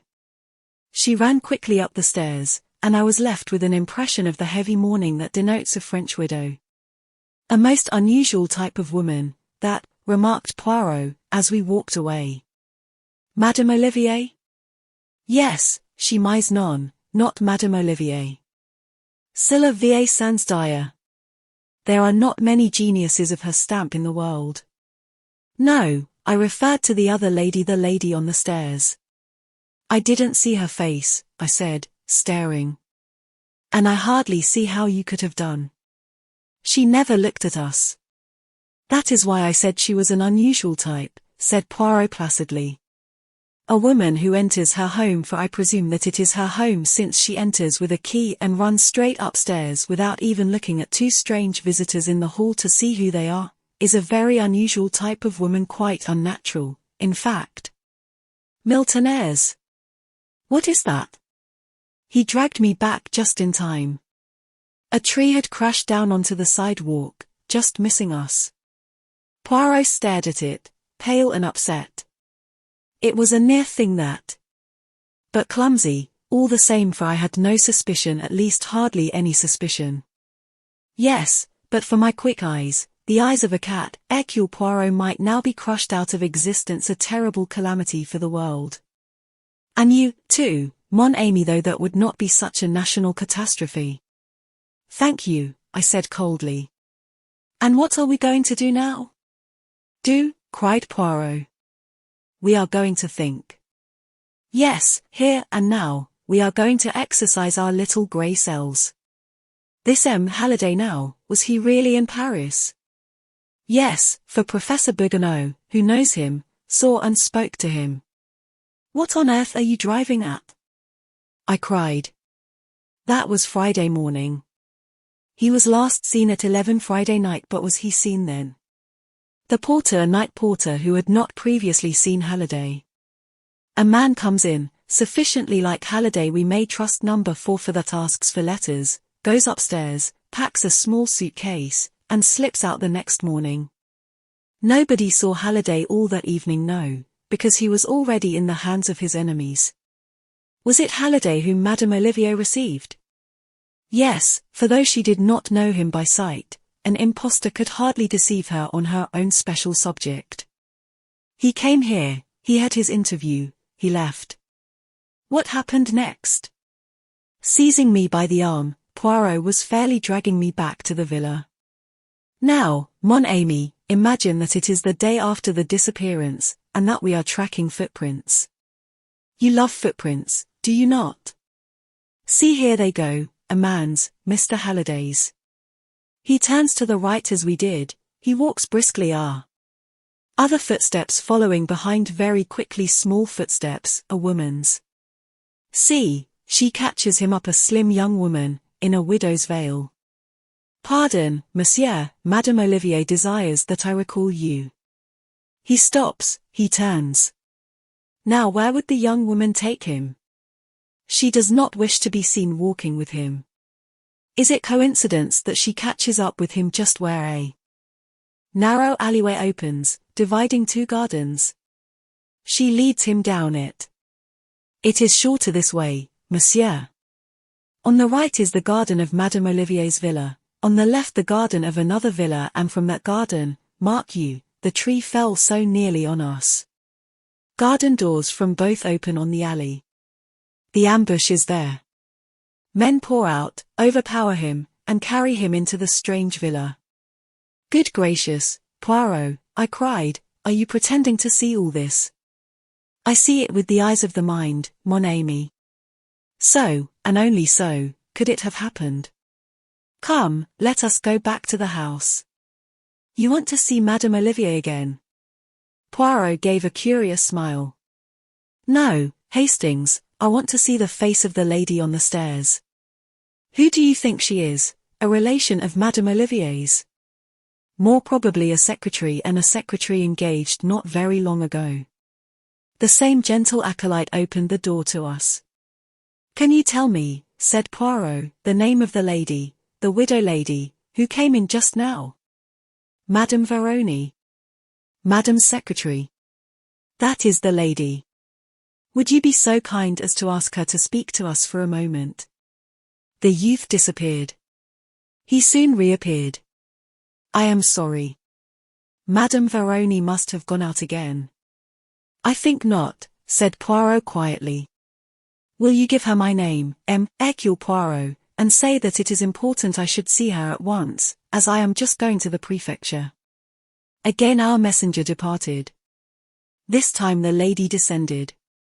She walked into the salon. We followed her. She turned and raised her veil. To my astonishment I recognized our old antagonist, the Countess Rossakoff, a Russian countess, who had engineered a particularly smart jewel robbery in London. As soon as I caught sight of you in the hall, I feared the worst, she observed plaintively. My dear Countess Rossakoff, she shook her head. Inez Veroni now, she murmured. A Spaniard, married to a Frenchman. What do you want of me, Poirot? You are a terrible man. You hunted me from London. Now, I suppose, you will tell our wonderful Madame Olivier about me, and hunt me from Paris. We poor Russians, we must live, you know. It is more serious than that, madame, said Poirot, watching her. I propose to enter the villa next door, and release Halliday, if he is still alive. I know everything, you see. I saw her sudden pallor. She bit her lip. Then she spoke with her usual decision. He is still alive, but he is not at the villa. Come, monsieur, I will make a bargain with you. Freedom for me and Halliday, alive and well, for you. I accept, said Poirot. I was about to propose the same bargain myself.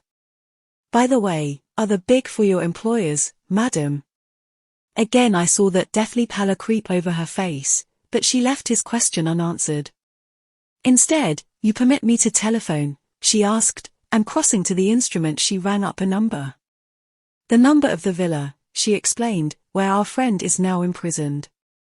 You may give it to the police, the nest will be empty when they arrive. Ah.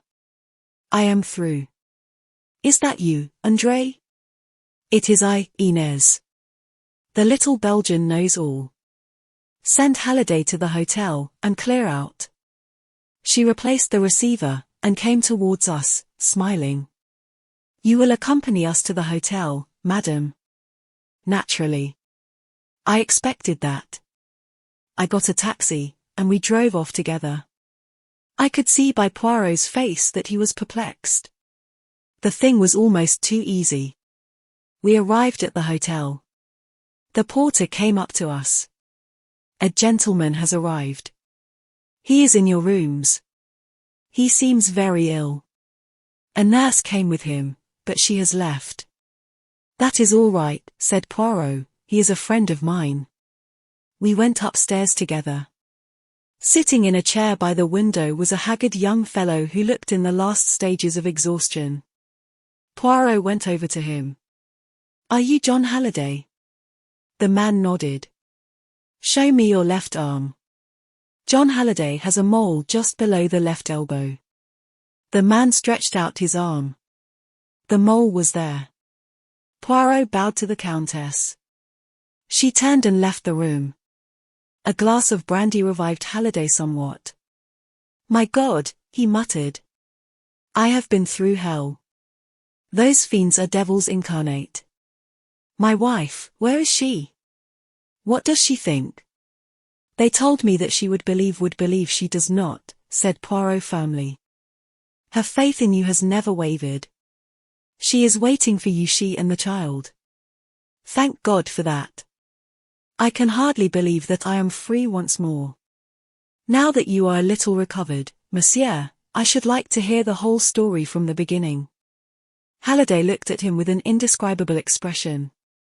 I remember nothing, he said. What? Have you ever heard of the Big Four? Something of them, said Poirot dryly. You do not know what I know. They have unlimited power.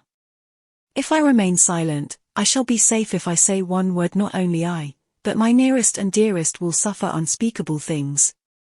It is no good arguing with me. I know. I remember nothing. And, getting up, he walked from the room. Poirot's face wore a baffled expression. "So it is like that, is it?" he muttered. "The Big Four win again. What is that you are holding in your hand, Hastings?" I handed it to him. "The Countess scribbled it before she left," I explained. He read it. "Au revoir.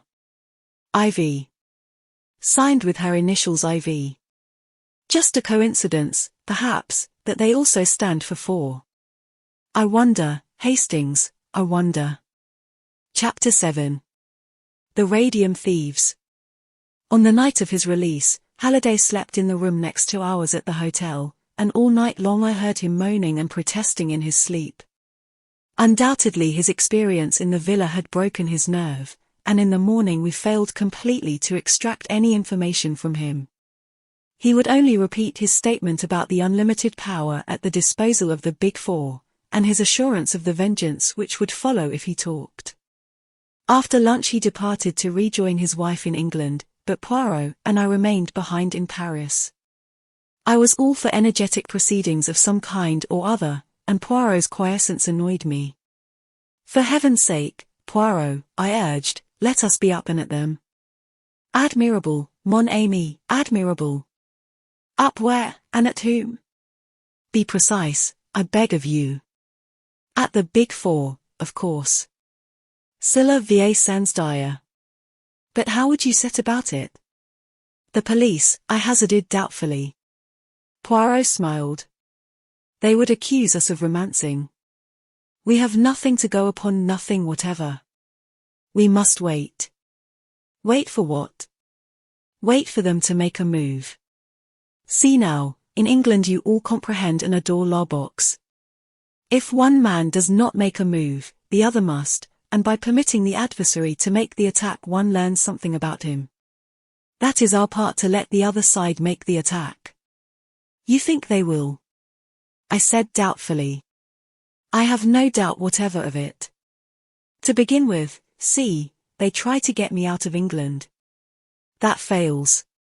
Then, in the Dartmoor affair, we step in and save their victim from the gallows.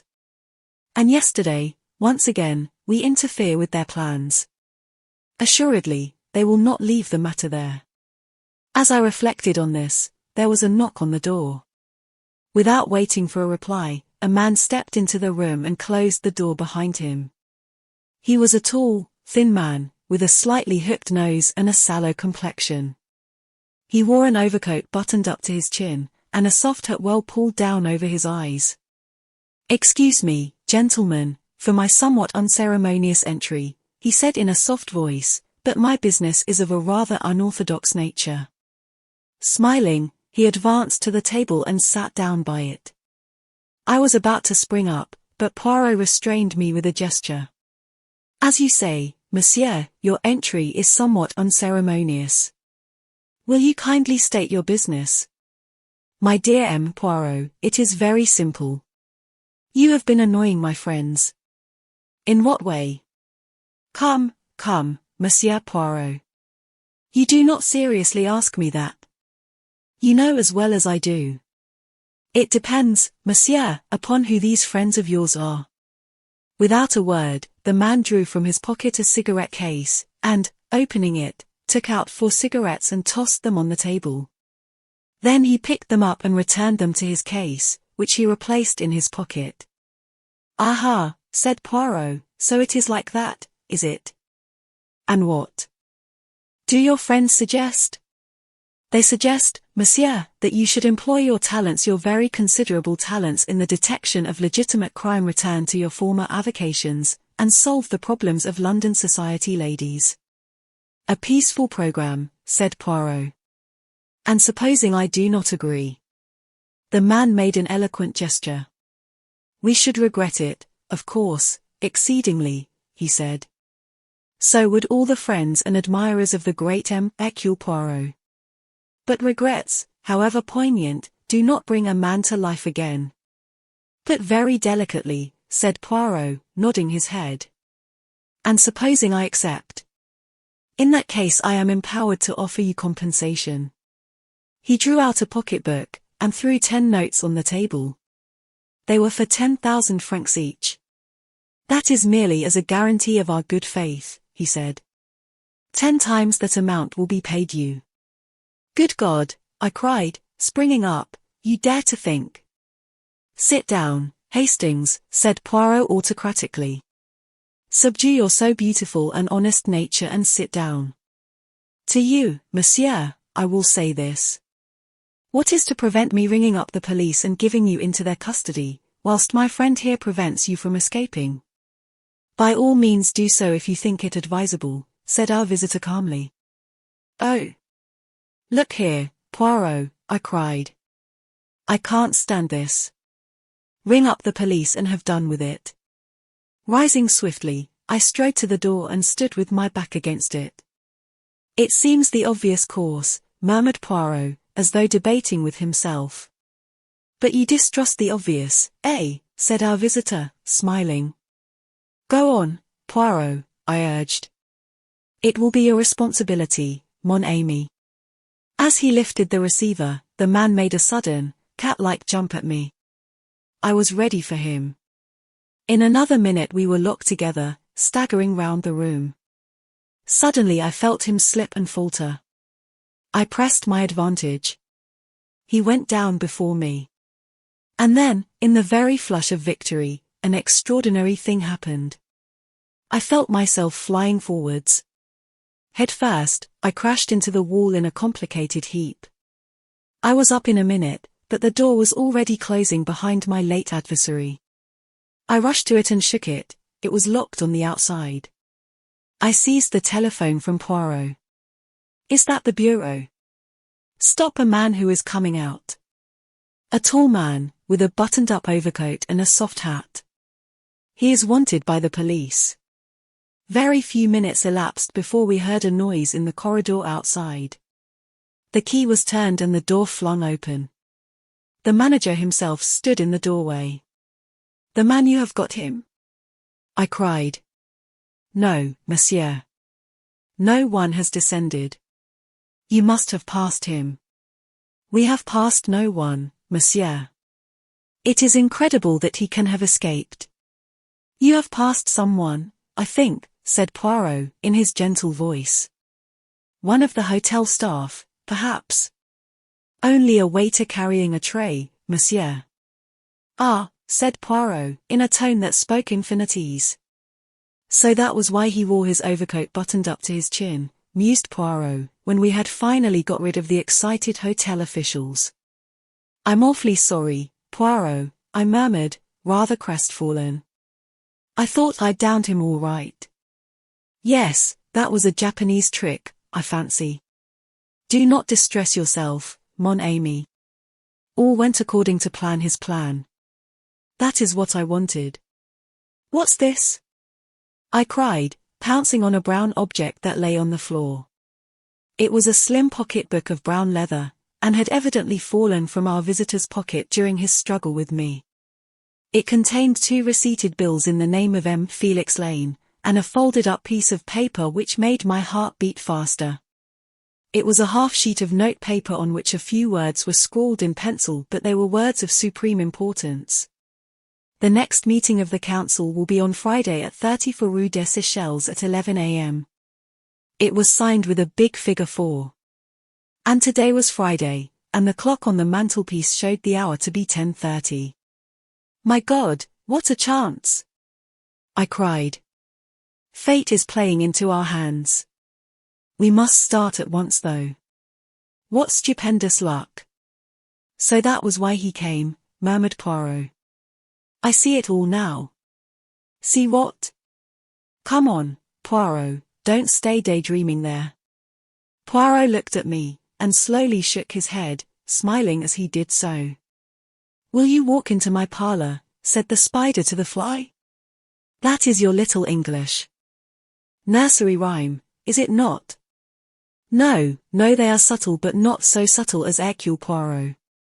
What on earth are you driving at, Poirot? My friend, I have been asking myself the reason of this morning's visit. Did our visitor really hope to succeed in bribing me? Or, alternatively, in frightening me into abandoning my task? It seemed hardly credible. Why, then, did he come? And now I see the whole plan, very neat, very pretty, the ostensible reason to bribe or frighten me, the necessary struggle which he took no pains to avoid, and which should make the dropped pocketbook natural and reasonable, and finally the pitfall. Rue des Seychelles, 11 a.m. I think not, mon ami. One does not catch Hercule Poirot as easily as that. Good heavens, I gasped. Poirot was frowning to himself. There is still one thing I do not understand. What is that? The time, Hastings, the time. If they want to decoy me away, surely night time would be better. Why this early hour? Is it possible that something is about to happen this morning? Something which they are anxious Hercule Poirot should not know about.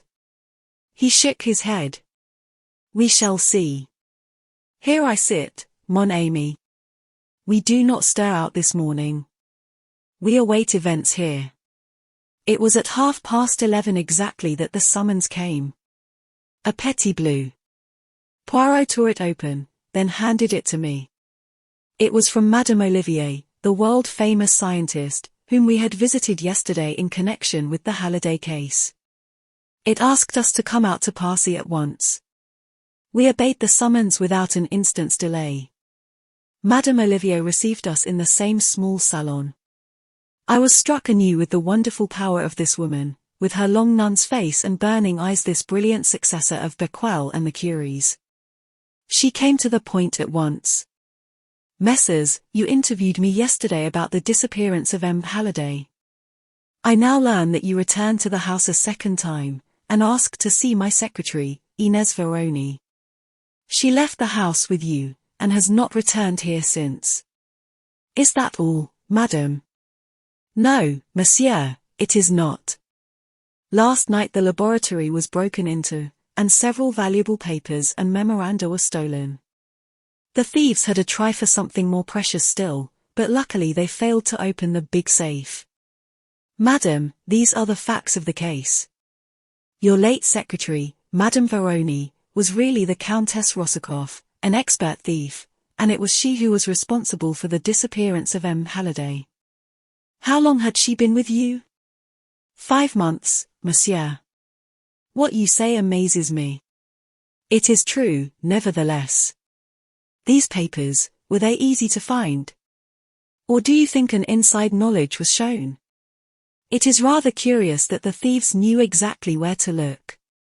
You think Inez? Yes, I have no doubt that it was upon her information that they acted. But what is this precious thing that the thieves failed to find? Jewels. Madame Olivier shook her head with a faint smile.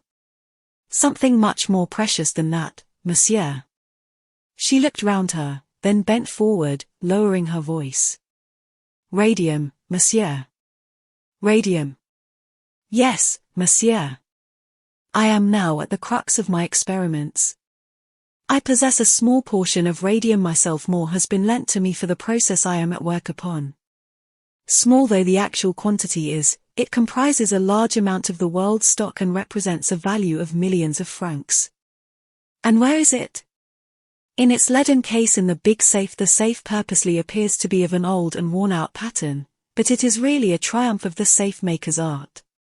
That is probably why the thieves were unable to open it. How long are you keeping this radium in your possession? Only for 2 days more, monsieur. Then my experiments will be concluded. Poirot's eyes brightened. And Inez Veroni is aware of the fact? Good, then our friends will come back. Not a word of me to anyone, madam. But rest assured, I will save your radium for you. You have a key of the door leading from the laboratory to the garden? Yes, monsieur. Here it is. I have a duplicate for myself.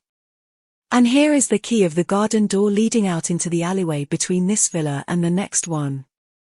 I thank you, madam. Tonight, go to bed as usual, have no fears, and leave all to me. But not a word to anyone, not to your 2 assistants, Mademoiselle Claude and Monsieur Henri, is it not?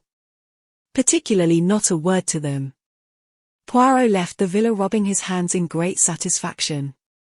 "What are we going to do now?" I asked. "Now, Hastings, we are about to leave Paris for England." "What?" "We will pack our effects, have lunch, and drive to the Gare du Nord." "But the radium?" "I said we were going to leave for England. I did not say we were going to arrive there." "Reflect a moment, Hastings. It is quite certain that we are being watched and followed. Our enemies must believe that we are going back to England, and they certainly will not believe that unless they see us get on board the train and start." "Do you mean we are to slip off again at the last minute?" "No, Hastings. Our enemies will be satisfied with nothing less than a bona fide departure." "But the train doesn't stop until Calais." "It will stop if it is paid to do so." "Oh, come now, Poirot, surely you can't pay an express to stop. They'd refuse." "My dear friend, have you never remarked the little handle, the signal d'arrêt penalty for improper use? 100 francs, I think." "Oh. You are going to pull that?" "Or rather, a friend of mine, Pierre Combeau, will do so." Then, while he is arguing with the guard, and making a big scene, and all the train is agog with interest, you and I will fade quietly away. We duly carried out Poirot's plan. Pierre Combeau, an old crony of Poirot's, and who evidently knew my little friend's methods pretty well, fell in with the arrangements. The communication cord was pulled just as we got to the outskirts of Paris. Combeau made a scene in the most approved French fashion, and Poirot and I were able to leave the train without anyone being interested in our departure. Our first proceeding was to make a considerable change in our appearance. Poirot had brought the materials for this with him in a small case. 2 loafers in dirty blue blouses were the result. We had dinner in an obscure hostelry, and started back to Paris afterwards. It was close on 11 o'clock when we found ourselves once more in the neighborhood of Madame Olivier's villa. We looked up and down the road before slipping into the alleyway. The whole place appeared to be perfectly deserted. One thing we could be quite certain of, no one was following us. "I do not expect them to be here yet," whispered Poirot to me. "Possibly they may not come until tomorrow night, but they know perfectly well that there are only 2 nights on which the radium will be there." Very cautiously we turned the key in the garden door. It opened noiselessly and we stepped into the garden. And then, with complete unexpectedness, the blow fell. In a minute we were surrounded, gagged and bound. At least 10 men must have been waiting for us. Resistance was useless. Like 2 helpless bundles we were lifted up and carried along. To my intense astonishment, they took us towards the house and not away from it. With a key they opened the door into the laboratory and carried us into it. One of the men stooped down before the big safe. The door of it swung open. I felt an unpleasant sensation down my spine. Were they going to bundle us into it, and leave us there to asphyxiate slowly? However, to my amazement, I saw that from the inside of the safe steps led down beneath the floor. We were thrust down this narrow way and eventually came out into a big subterranean chamber. A woman stood there, tall and imposing, with a black velvet mask covering her face. She was clearly in command of the situation by her gestures of authority. The men slung us down on the floor and left us alone with the mysterious creature in the mask. I had no doubt who she was. This was the unknown Frenchwoman number 3 of the Big Four. She knelt down beside us and removed the gags, but left us bound, then rising and facing us, with a sudden swift gesture she removed her mask. It was Madame Olivier. "M. Poirot," she said, in a low mocking tone. "The great, the wonderful, the unique M. Poirot. I sent a warning to you yesterday morning. You chose to disregard it. You thought you could pit your wits against us. And now, you are here." There was a cold malignity about her that froze me to the marrow. It was so at variance with the burning fire of her eyes. She was mad with the madness of genius. Poirot said nothing. His jaw had dropped, and he was staring at her. "Well, she said softly, this is the end. We cannot permit our plans to be interfered with. Have you any last request to make? Never before, or since, have I felt so near death. Poirot was magnificent. He neither flinched nor paled, just stared at her with unabated interest. Your psychology interests me enormously, madam, he said quietly. It is a pity that I have so short a time to devote to studying it. Yes, I have a request to make. A condemned man is always allowed a last smoke, I believe. I have my cigarette case on me. If you would permit, he looked down at his bonds. Ah, yes, she laughed. You would like me to untie your hands, would you not? You are clever, Hercule Poirot, I know that. I shall not untie your hands, but I will find you a cigarette. She knelt down by him, extracted his cigarette case, took out a cigarette, and placed it between his lips. And now a match, she said, rising. It is not necessary, madam. Something in his voice startled me. She, too, was arrested. Do not move, I pray of you, madam. You will regret it if you do. Are you acquainted at all with the properties of Poirot? The South American Indians use it as an arrow poison. A scratch with it means death. Some tribes use a little blowpipe. I, too, have a little blowpipe constructed so as to look exactly like a cigarette. I have only to blow. Ah! You start. Do not move, madam. The mechanism of this cigarette is most ingenious. One blows and a tiny dart resembling a fishbone flies through the air to find its mark. You do not wish to die, madam. Therefore, I beg of you, release my friend Hastings from his bonds. I cannot use my hands, but I can turn my head so you are still covered, madam. Make no mistake, I beg of you. Slowly, with shaking hands, and rage and hate convulsing her face, she bent down and did his bidding. I was free. Poirot's voice gave me instructions. Your bonds will now do for the lady, Hastings. That is right. Is she securely fastened? Then release me, I pray of you. It is a fortunate circumstance she sent away her henchman. With a little luck we may hope to find the way out unobstructed. In another minute, Poirot stood by my side. He bowed to the lady. Hercule Poirot is not killed so easily, madam. I wish you good night. The gag prevented her from replying, but the murderous gleam in her eyes frightened me. I hoped devoutly that we should never fall into her power again. 3 minutes later we were outside the villa, and hurriedly traversing the garden. The road outside was deserted, and we were soon clear of the neighborhood. Then Poirot broke out. I deserve all that woman said to me. I am a triple imbecile, a miserable animal, 36 times an idiot. I was proud of myself for not falling into their trap. And it was not even meant as a trap except exactly in the way in which I fell into it. They knew I would see through it, they counted on my seeing through it. This explains all the ease with which they surrendered Halliday everything. Madame Olivier was the ruling spirit, Vera Rosikoff only her lieutenant. Madame needed Halliday's ideas, she herself had the necessary genius to supply the gaps that perplexed him. Yes, Hastings, we know now who number 3 is, the woman who is probably the greatest scientist in the world. Think of it. The brain of the East, the science of the West, and 2 others whose identities we do not yet know. But we must find out.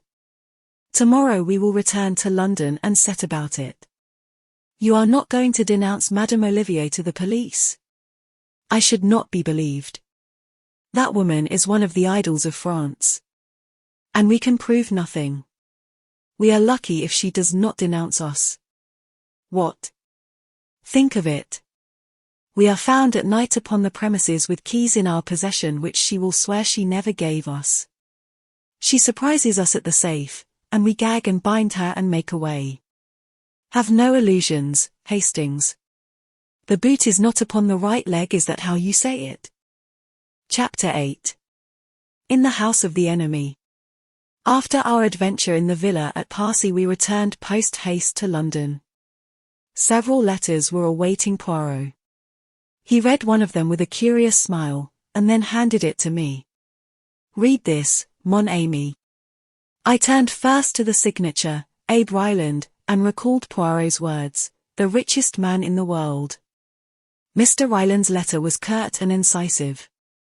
He expressed himself as profoundly dissatisfied with the reasons Poirot had given for withdrawing from the South American proposition at the last moment. "This gives one furiously to think, does it not?" said Poirot. "I suppose it's only natural he should be a bit ratty." "No, no, you comprehend not.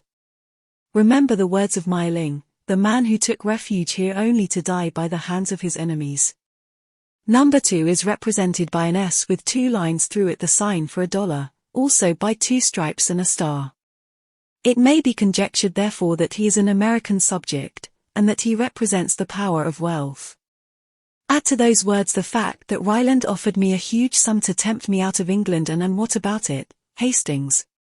"You mean," I said, staring, "that you suspect Abe Ryland, the multimillionaire, of being number 2 of the Big Four? Your bright intellect has grasped the idea, Hastings." "Yes, I do." The tone in which you said multimillionaire was eloquent, but let me impress upon you one fact: this thing is being run by men at the top, and Mr. Ryland has the reputation of being no beauty in his business dealings. An able, unscrupulous man, a man who has all the wealth that he needs, and is out for unlimited power. There was undoubtedly something to be said for Poirot's view. I asked him when he had made up his mind definitely upon the point. "That is just it. I am not sure. I cannot be sure. Mon ami, I would give anything to know. Let me but place number 2 definitely as Abe Ryland, and we draw nearer to our goal." "He has just arrived in London, I see by this," I said, tapping the letter. "Shall you call upon him, and make your apologies in person?" "I might do so." 2 days later, Poirot returned to our rooms in a state of boundless excitement. He grasped me by both hands in his most impulsive manner. "My friend, an occasion stupendous, unprecedented, never to be repeated, has presented itself. But there is danger, grave danger. I should not even ask you to attempt it." If Poirot was trying to frighten me, he was going the wrong way to work, and so I told him. Becoming less incoherent, he unfolded his plan. It seemed that Ryland was looking for an English secretary, one with a good social manner and presence. It was Poirot's suggestion that I should apply for the post. "I would do it, myself, mon ami," he explained apologetically. "But, see you, it is almost impossible for me to disguise myself in the needful manner. I speak the English very well except when I am excited, but hardly so as to deceive the ear, and even though I were to sacrifice my moustaches, I doubt not but that I should still be recognizable as Hercule Poirot." I doubted it also, and declared myself ready and willing to take up the part and penetrate into Ryland's household. 10 to 1 he won't engage me anyway, I remarked. "Oh, yes, he will. I will arrange for you such testimonials as shall make him lick his lips. The Home Secretary himself shall recommend you." This seemed to be carrying things a bit far, but Poirot waved aside my remonstrances. "Oh, yes, he will do it." I investigated for him a little matter which might have caused a grave scandal. All was solved with discretion and delicacy, and now, as you would say, he perches upon my hand like the little bird and pecks the crumbs. Our first step was to engage the services of an artist in make-up. He was a little man, with a quaint bird-like turn of the head, not unlike Poirot's own. He considered me some time in silence, and then fell to work. When I looked at myself in the glass half an hour afterwards, I was amazed. Special shoes caused me to stand at least 2 inches taller, and the coat I wore was arranged so as to give me a long, lank, weedy look. My eyebrows had been cunningly altered, giving a totally different expression to my face. I wore pads in my cheeks, and the deep tan of my face was a thing of the past. My moustache had gone, and a gold tooth was prominent on one side of my mouth. "Your name," said Poirot, "is Arthur Neville. God guard you, my friend, for I fear that you go into perilous places." It was with a beating heart that I presented myself at the Savoy, at an hour named by Mr. Ryland, and asked to see the great man. After being kept waiting a minute or two, I was shown upstairs to his suite. Ryland was sitting at a table. Spread out in front of him was a letter which I could see out of the tail of my eye was in the Home Secretary's handwriting. It was my first sight of the American millionaire, and, in spite of myself, I was impressed. He was tall and lean, with a jutting-out chin and slightly hooked nose. His eyes glittered cold and grey behind penthouse brows. He had thick grizzled hair, and a long black cigar, without which, I learned later, he was never seen, protruded rakishly from the corner of his mouth. "Sit down," he grunted. Saturday. He tapped the letter in front of him. "According to this piece here, you're the goods all right, and I don't need to look further. Say, are you well up in the social matters?" I said that I thought I could satisfy him in that respect. "I mean to say, if I have a lot of dukes and earls and viscounts and such like down to the country place I've gotten, you'll be able to sort them out all right and put them where they should be round the dining table." "Oh, quite easily," I replied, smiling. We exchanged a few more preliminaries, and then I found myself engaged. What Mr. Ryland wanted was a secretary conversant with English society, as he already had an American secretary and a stenographer with him. 2 days later I went down to Hatton Chase, the seat of the Duke of Loamshire, which the American millionaire had rented for a period of 6 months. My duties gave me no difficulty whatever. At one period of my life I had been private secretary to a busy member of Parliament, so I was not called upon to assume a role unfamiliar to me. Mr. Ryland usually entertained a large party over the weekend, but the middle of the week was comparatively quiet. I saw very little of Mr. Appleby, the American secretary, but he seemed a pleasant, normal young American, very efficient in his work. Of Miss Martin, the stenographer, I saw rather more. She was a pretty girl of about 23 or 4, with auburn hair and brown eyes that could look mischievous enough upon occasion, though they were usually cast demurely down. I had an idea that she both disliked and distrusted her employer, though, of course, she was careful never to hint at anything of the kind, but the time came when I was unexpectedly taken into her confidence. I had, of course, carefully scrutinized all the members of the household. 1 or 2 of the servants had been newly engaged, one of the footmen, I think, and some of the housemaids. The butler, the housekeeper, and the chef were the Duke's own staff, who had consented to remain on in the establishment. The housemaids I dismissed as unimportant. I scrutinized James, the second footman, very carefully, but it was clear that he was an underfootman and an underfootman only. He had, indeed, been engaged by the butler. A person of whom I was far more suspicious was Deves, Ryland's valet, whom he had brought over from New York with him. An Englishman by birth, with an irreproachable manner, I yet harbored vague suspicions about him. I had been at Hatton Chase 3 weeks, and not an incident of any kind had arisen which I could lay my finger on in support of our theory. There was no trace of the activities of the Big Four. Mr. Ryland was a man of overpowering force and personality, but I was coming to believe that Poirot had made a mistake when he associated him with that dread organization. I even heard him mention Poirot in a casual way at dinner one night. "Wonderful little man," they say. But he's a quitter. How do I know? I put him on a deal, and he turned me down the last minute. "I'm not taking any more of your monsieur." Hercule Poirot. It was at moments such as these that I felt my cheek pads most wearisome. And then Miss Martin told me a rather curious story. Ryland had gone to London for the day, taking Appleby with him. Miss Martin and I were strolling together in the garden after tea. I liked the girl very much, she was so unaffected and so natural. I could see that there was something on her mind, and at last out it came. "Do you know, Major Neville," she said, I am really thinking of resigning my post here." I looked somewhat astonished, and she went on hurriedly. "Oh. I know it's a wonderful job to have got, in a way. I suppose most people would think me a fool to throw it up. But I can't stand abuse, Major Neville. To be sworn at like a trooper is more than I can bear. No gentleman would do such a thing. Has Ryland been swearing at you?" She nodded. "Of course, he's always rather irritable and short-tempered. That one expects. It's all in the day's work.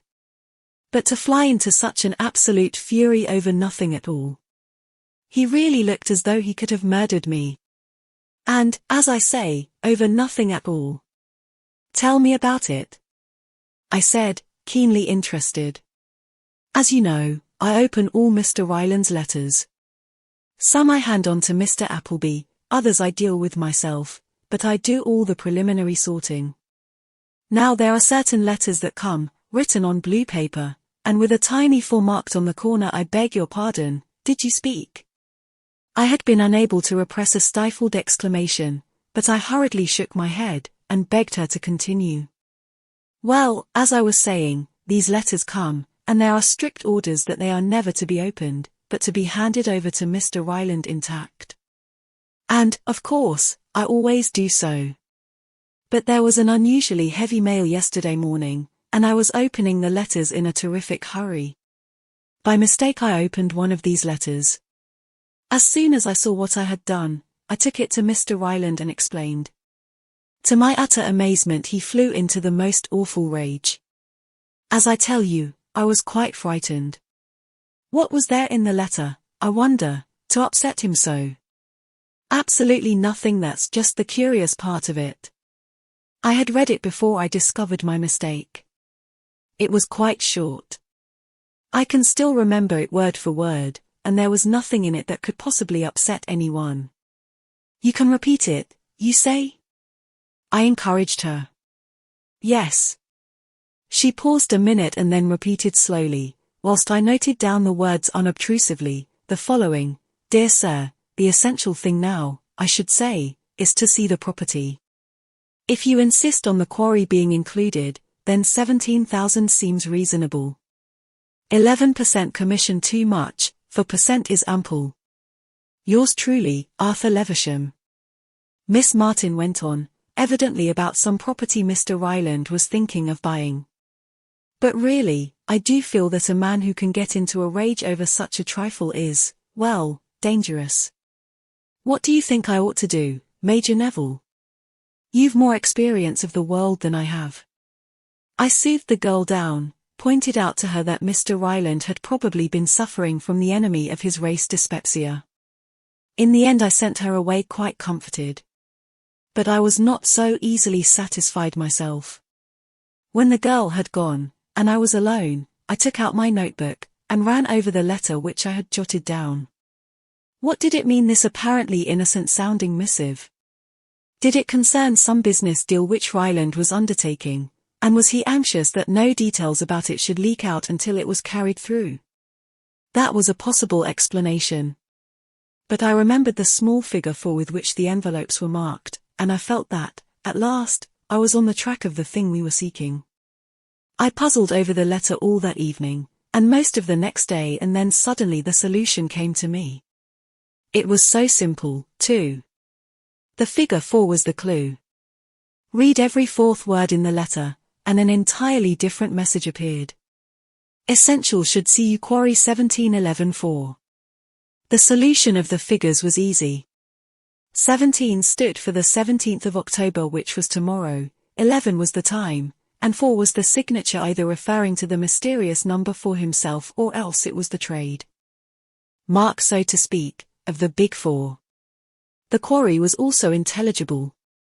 There was a big disused quarry on the estate about half a mile from the house, a lonely spot, ideal for a secret meeting.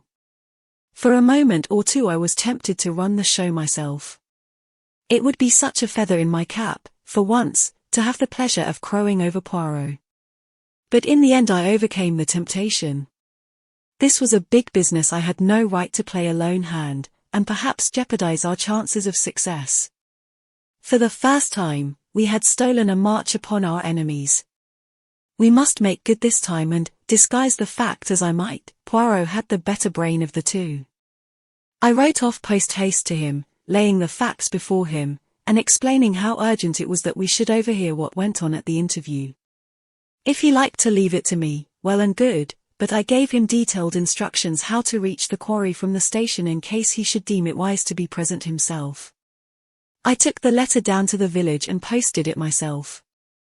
I had been able to communicate with Poirot throughout my stay, by the simple expedient of posting my letters myself, but we had agreed that he should not attempt to communicate with me in case my letters should be tampered with. I was in a glow of excitement the following evening. No guests were staying in the house, and I was busy with Mr. Ryland in his study all the evening. I had foreseen that this would be the case, which was why I had had no hope of being able to meet Poirot at the station. I was, however, confident that I would be dismissed well before 11 o'clock. Sure enough, just after 10:30, Mr. Ryland glanced at the clock, and announced that he was through. I took the hint and retired discreetly. I went upstairs as though going to bed, but slipped quietly down a side staircase and let myself out into the garden, having taken the precaution to don a dark overcoat to hide my white shirt front. I had gone some way down the garden when I chanced to look over my shoulder. Mr. Ryland was just stepping out from his study window into the garden. He was starting to keep the appointment. I redoubled my pace, so as to get a clear start. I arrived at the quarry somewhat out of breath. There seemed no one about, and I crawled into a thick tangle of bushes and awaited developments. 10 minutes later, just on the stroke of 11, Ryland stalked up, his hat over his eyes and the inevitable cigar in his mouth. He gave a quick look round, and then plunged into the hollows of the quarry below. Presently I heard a low murmur of voices come up to me. Evidently the other man or men, whoever they were, had arrived first at the rendezvous. I crawled cautiously out of the bushes, and inch by inch, using the utmost precaution against noise, I wormed myself down the steep path. Only a boulder now separated me from the talking men. Secure in the blackness, I peeped round the edge of it and found myself facing the muzzle of a black, murderous-looking automatic. "Hands up," said Mr. Ryland succinctly. "I've been waiting for you." He was seated in the shadow of the rock, so that I could not see his face, but the menace in his voice was unpleasant. Then I felt a ring of cold steel on the back of my neck, and Ryland lowered his own automatic. "That's right, George," he drawled. "March him around here." Raging inwardly, I was conducted to a spot in the shadows, where the unseen George, whom I suspected of being the impeccable Deves, gagged and bound me securely. Ryland spoke again in a tone which I had difficulty in recognizing, so cold and menacing was it. "This is going to be the end of you too. You've got in the way of the big four once too often. Ever heard of landslides? There was one about here 2 years ago. There's going to be another tonight. I've fixed that good and square. Say, that friend of yours doesn't keep his dates very punctually." A wave of horror swept over me. Poirot. In another minute he would walk straight into the trap. And I was powerless to warn him. I could only pray that he had elected to leave the matter in my hands, and had remained in London. Surely, if he had been coming, he would have been here by now. With every minute that passed, my hopes rose. Mark, so to speak, of the big four. The quarry was also intelligible. There was a big disused quarry on the estate about half a mile from the house, a lonely spot, ideal for a secret meeting. For a moment or two I was tempted to run the show myself. It would be such a feather in my cap, for once, to have the pleasure of crowing over Poirot. But in the end I overcame the temptation. This was a big business. I had no right to play a lone hand, and perhaps jeopardize our chances of success. For the first time, we had stolen a march upon our enemies. We must make good this time, and, disguise the fact as I might, Poirot had the better brain of the two. I wrote off post-haste to him, laying the facts before him, and explaining how urgent it was that we should overhear what went on at the interview. If he liked to leave it to me, well and good, but I gave him detailed instructions how to reach the quarry from the station in case he should deem it wise to be present himself. I took the letter down to the village and posted it myself. I had been able to communicate with Poirot throughout my stay, by the simple expedient of posting my letters myself, but we had agreed that he should not attempt to communicate with me in case my letters should be tampered with. I was in a glow of excitement the following evening. No guests were staying in the house, and I was busy with Mr. Ryland in his study all the evening. I had foreseen that this would be the case, which was why I had had no hope of being able to meet Poirot at the station. I was, however, confident that I would be dismissed well before 11 o'clock. Sure enough, just after 10:30, Mr. Ryland glanced at the clock, and announced that he was through. I took the hint and retired discreetly. I went upstairs as though going to bed, but slipped quietly down a side staircase and let myself out into the garden, having taken the precaution to don a dark overcoat to hide my white shirt front. I had gone some way down the garden when I chanced to look over my shoulder. Mr. Ryland was just stepping out from his study window into the garden. He was starting to keep the appointment. I redoubled my pace, so as to get a clear start. I arrived at the quarry somewhat out of breath. There seemed no one about, and I crawled into a thick tangle of bushes and awaited developments. 10 minutes later, just on the stroke of 11, Ryland stalked up, his hat over his eyes and the inevitable cigar in his mouth. He gave a quick look round, and then plunged into the hollows of the quarry below. Presently I heard a low murmur of voices come up to me. Evidently the other man or men, whoever they were, had arrived first at the rendezvous. I crawled cautiously out of the bushes, and inch by inch, using the utmost precaution against noise, I wormed myself down the steep path. Only a boulder now separated me from the talking men. Secure in the blackness, I peeped round the edge of it and found myself facing the muzzle of a black, murderous-looking automatic. "Hands up," said Mr. Ryland succinctly. "I've been waiting for you." He was seated in the shadow of the rock, so that I could not see his face, but the menace in his voice was unpleasant. Then I felt a ring of cold steel on the back of my neck, and Ryland lowered his own automatic. "That's right, George," he drawled. "March him around here." Raging inwardly, I was conducted to a spot in the shadows, where the unseen George, whom I suspected of being the implacable Deves, gagged and bound me securely. Ryland spoke again in a tone which I had difficulty in recognizing, so cold and menacing was it. "This is going to be the end of you two. You've got in the way of the Big Four once too often. Ever heard of landslides? There was one about here 2 years ago. There's going to be another tonight. I've fixed that good and square. Say, that friend of yours doesn't keep his dates very punctually." A wave of horror swept over me. Poirot. In another minute he would walk straight into the trap.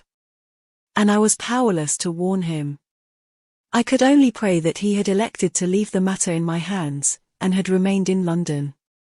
Surely, if he had been coming, he would have been here by now. With every minute that passed, my hopes rose. Suddenly they were dashed to pieces. I heard footsteps, cautious footsteps, but footsteps nevertheless. I writhed in impotent agony.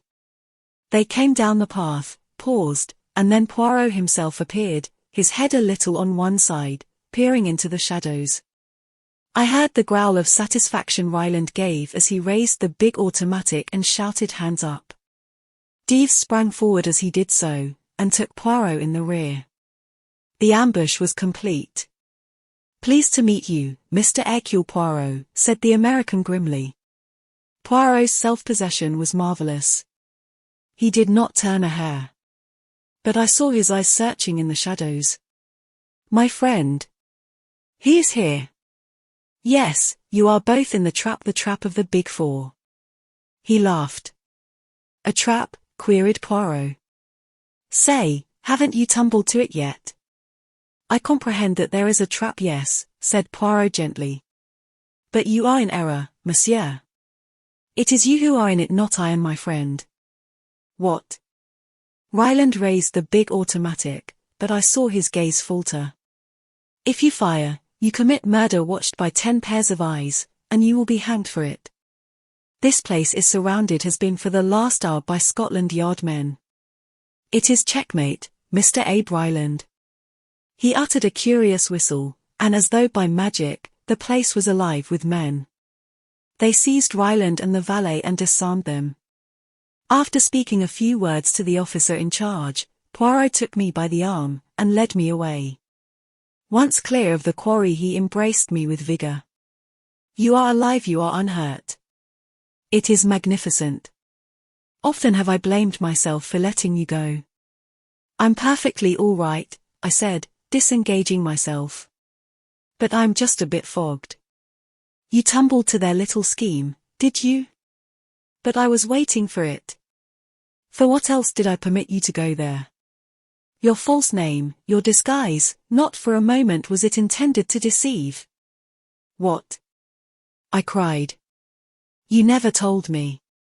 As I have frequently told you, Hastings, you have a nature so beautiful and so honest that unless you are yourself deceived, it is impossible for you to deceive others. Good, then, you are spotted from the first, and they do what I had counted on their doing, a mathematical certainty to anyone who uses his grey cells properly, use you as a decoy.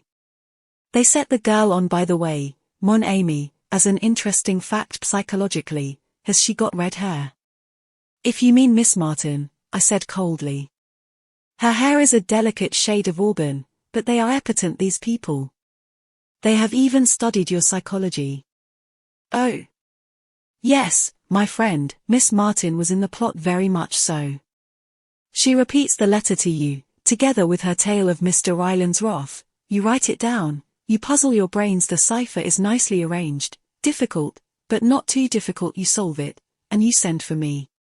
But what they do not know is that I am waiting for just this very thing to happen. I go post-haste to Jap and arrange things. And so, as you see, all is triumph. I was not particularly pleased with Poirot, and I told him so. We went back to London on a milk train in the early hours of the morning, and a most uncomfortable journey it was. I was just out of my bath and indulging in pleasurable thoughts of breakfast when I heard Jap's voice in the sitting room. I threw on a bathrobe and hurried in. A pretty mare's nest you've got us into this time, Jap was saying. It's too bad of you, Poirot. First time I've ever known you take a toss. Poirot's face was a study. Jap went on. There were we, taking all this Black Hand stuff seriously, and all the time it was the footman. The footman? I gasped. Yes, James, or whatever his name is. Seems he laid a wager in the servants' hall that he could get taken for the old man by his nibs, that's you, Captain Hastings, and would hand him out a lot of spy stuff about a Big Four gang. Impossible! I cried. Don't you believe it? I marched our gentleman straight to Hatton Chase, and there was the real Ryland in bed and asleep, and the butler and the cook and God knows how many of them to swear to the wager. Just a silly hoax, that's all it was, and the valet is with him. So that was why he kept in the shadow, murmured Poirot. After Jap had gone we looked at each other. We know, Hastings, said Poirot at last. Number 2 of the Big Four is Abe Ryland. The masquerading on the part of the footman was to ensure a way of retreat in case of emergencies. And the footman, yes, I breathed. Number 4, said Poirot gravely. Chapter 9. The Yellow Jasmine Mystery. It was all very well for Poirot to say that we were acquiring information all the time and gaining an insight into our adversaries' minds. I felt myself that I required some more tangible success than this. Since we had come into contact with the Big Four, they had committed 2 murders, abducted Halliday, and had been within an ace of killing Poirot and myself, whereas so far we had hardly scored a point in the game. Poirot treated my complaints lightly. So far, Hastings, he said, they laugh. That is true, but you have a proverb, have you not? He laughs best who laughs at the end. And at the end, mon ami, you shall see. You must remember, too, he added, that we deal with no ordinary criminal, but with the second greatest brain in the world. I forbore to pander to his conceit by asking the obvious question. I knew the answer, at least I knew what Poirot's answer would be, and instead I tried without success to elicit some information as to what steps he was taking to track down the enemy. As usual, he had kept me completely in the dark as to his movements, but I gathered that he was in touch with Secret Service agents in India, China, and Russia, and, from his occasional bursts of self-glorification, that he was at least progressing in his favorite game of gauging his enemy's mind. He had abandoned his private practice almost entirely, and I know that at this time he refused some remarkably handsome fees. True, he would sometimes investigate cases which intrigued him, but he usually dropped them the moment he was convinced that they had no connection with the activities of the Big Four. This attitude of his was remarkably profitable to our friend, Inspector Japp. Undeniably, he gained much kudos for solving several problems in which his success was really due to a half-contemptuous hint from Poirot. In return for such service, Japp supplied full details of any case which he thought might interest the little Belgian, and when he was put in charge of what the newspaper called the Yellow Jasmine mystery, he wired Poirot, asking him whether he would care to come down and look into the case. It was in response to this wire that, about a month after my adventure in Abe Ryland's house, we found ourselves alone in a railway compartment whirling away from the smoke and dust of London, bound for the little town of Market Handford in Worcestershire, the seat of the mystery. Poirot leant back in his corner. "And what exactly is your opinion of the affair, Hastings?" I did not at once reply to his question. I felt the need of going warily. "It all seems so complicated," I said cautiously. "Does it not?" said Poirot delightedly. "I suppose our rushing off like this is a pretty clear sign that you consider Mr. Painter's death to be murder, not suicide or the result of an accident."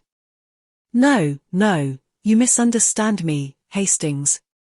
Granting that Mr. Painter died as the result of a particularly terrible accident, there are still a number of mysterious circumstances to be explained. That was what I meant when I said it was all so complicated. Let us go over all the main facts quietly and methodically. Recount them to me, Hastings, in an orderly and lucid fashion. I started forthwith, endeavoring to be as orderly and lucid as I could. "We start," I said, "with Mr. Painter. A man of 55, rich, cultured, and somewhat of a globetrotter. For the last 12 years he has been little in England, but suddenly tiring of incessant travelling, he bought a small place in Worcestershire, near Market Handford, and prepared to settle down. His first action was to write to his only relative, a nephew, Gerald Painter, the son of his younger brother, and to suggest to him that he should come and make his home at Croftlands, as the place is called, with his uncle. Gerald Painter, who is an impecunious young artist, was glad enough to fall in with the arrangement, and had been living with his uncle for about 7 months when the tragedy occurred. "Your narrative style is masterly," murmured Poirot. I say to myself, it is a book that talks, not my friend Hastings. Paying no attention to Poirot, I went on, warming to the story. Mr. Painter kept up a fair staff at Croftlands, 6 servants as well as his own Chinese body servant A Ling. "His Chinese servant, A Ling," murmured Poirot. "On Tuesday last, Mr. Painter complained of feeling unwell after dinner, and one of the servants was dispatched to fetch the doctor. Mr. Painter received the doctor in his study, having refused to go to bed. What passed between them was not then known, but before Dr. Quentin left, he asked to see the housekeeper, and mentioned that he had given Mr. Painter a hypodermic injection as his heart was in a very weak state, recommended that he should not be disturbed, and then proceeded to ask some rather curious questions about the servants, how long they had been there, from whom they had come, etc. The housekeeper answered these questions as best she could, but was rather puzzled as to their purport. A terrible discovery was made on the following morning. One of the housemaids, on descending, was met by a sickening odour of burned flesh which seemed to come from her master's study. She tried the door, but it was locked on the inside. With the assistance of Gerald Painter and the Chinaman that was soon broken in, but a terrible sight greeted them. Mr. Painter had fallen forward into the gas fire, and his face and head were charred beyond recognition. Of course, at the moment, no suspicion was aroused as to its being anything but a ghastly accident. If blame attached to anyone, it was to Dr. Quentin for giving his patient a narcotic and leaving him in such a dangerous position. And then a rather curious discovery was made. There was a newspaper on the floor, lying where it had slipped from the old man's knees. On turning it over, words were found to be scrawled across it, feebly traced in ink. A writing table stood close to the chair in which Mr. Painter had been sitting, and the forefinger of the victim's right hand was ink-stained up to the second joint. It was clear that, too weak to hold a pen, Mr. Painter had dipped his finger in the ink pot and managed to scrawl these two words across the surface of the newspaper he held, but the words themselves seemed utterly fantastic: yellow jasmine, just that and nothing more. Croftlands has a large quantity of yellow jasmine growing up its walls, and it was thought that this dying message had some reference to them, showing that the poor old man's mind was wandering. Of course, the newspapers, agog for anything out of the common, took up the story hotly, calling it the mystery of the yellow jasmine, though in all probability the words are completely unimportant. They are unimportant, you say, said Poirot. Well, doubtless, since you say so, it must be so. I regarded him dubiously, but I could detect no mockery in his eye. And then, I continued, there came the excitements of the inquest. This is where you lick your lips, I perceive. There was a certain amount of feeling evidenced against Dr. Quentin. To begin with, he was not the regular doctor, only a locum, putting in a month's work, whilst Dr. Bolitho was away on a well-earned holiday. Then it was felt that his carelessness was the direct cause of the accident. But his evidence was little short of sensational. Mr. Painter had been ailing in health ever since his arrival at Croftlands. Dr. Bolitho had attended him for some time, but when Dr. Quentin first saw his patient, he was mystified by some of the symptoms. He had only attended him once before the night when he was sent for after dinner. As soon as he was alone with Mr. Painter, the latter had unfolded a surprising tale. To begin with, he was not feeling ill at all, he explained, but the taste of some curry that he had been eating at dinner had struck him as peculiar. Making an excuse to get rid of a ling for a few minutes, he had turned the contents of his plate into a bowl, and he now handed it over to the doctor with injunctions to find out if there were really anything wrong with it. In spite of his statement that he was not feeling ill, the doctor noted that the shock of his suspicions had evidently affected him, and that his heart was feeling it. Accordingly, he administered an injection not of a narcotic, but of strychnine. That, I think, completes the case except for the crux of the whole thing, the fact that the uneaten curry, duly analyzed, was found to contain enough powdered opium to have killed 2 men. I paused. And your conclusions, Hastings? Asked Poirot quietly. It's difficult to say. It might be an accident. The fact that someone attempted to poison him the same night might be merely a coincidence. But you don't think so? You prefer to believe it murder? Don't you? Mon ami, you and I do not reason in the same way. I am not trying to make up my mind between two opposite solutions, murder or accident, that will come when we have solved the other problem, the mystery of the yellow jasmine. By the way, you have left out something there. You mean the 2 lines at right angles to each other faintly indicated under the words? I did not think they could be of any possible importance. What you think is always so important to yourself, Hastings. But let us pass from the mystery of the yellow jasmine to the mystery of the curry. I know. Who poisoned it? Why? There are 100 questions one can ask. A ling, of course, prepared it. But why should he wish to kill his master? Is he a member of a tong, or something like that? One reads of such things. The tong of the yellow jasmine, perhaps. Then there is Gerald Painter. I came to an abrupt pause. Yes, said Poirot, nodding his head. There is Gerald Painter, as you say. He is his uncle's heir. He was dining out that night, though. He might have got at some of the ingredients of the curry, I suggested. And he would take care to be out, so as not to have to partake of the dish. I think my reasoning rather impressed Poirot. He looked at me with a more respectful attention than he had given me so far. He returns late, I mused, pursuing a hypothetical case. Sees the light in his uncle's study, enters, and, finding his plan has failed, thrusts the old man down into the fire. Mr. Painter, who was a fairly hearty man of 55, would not permit himself to be burnt to death without a struggle, Hastings. Such a reconstruction is not feasible. Well, Poirot, I cried, we're nearly there, I fancy. Let us hear what you think. Poirot threw me a smile, swelled out his chest, and began in a pompous manner. Assuming murder, the question at once arises, why choose that particular method?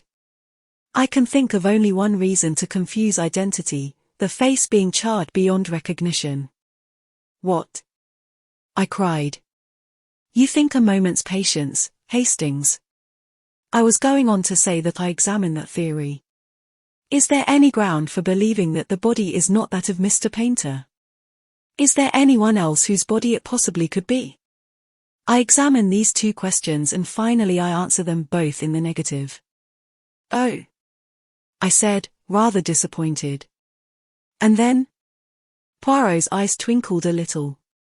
And then I say to myself, since there is here something that I do not understand, it would be well that I should investigate the matter. I must not permit myself to be wholly engrossed by the Big Four. Ah! We are just arriving. My little clothes brush, where does it hide itself? Here it is, brush me down, I pray you, my friend, and then I will perform the same service for you. Yes, said Poirot thoughtfully, as he put away the brush, one must not permit oneself to be obsessed by one idea. I have been in danger of that.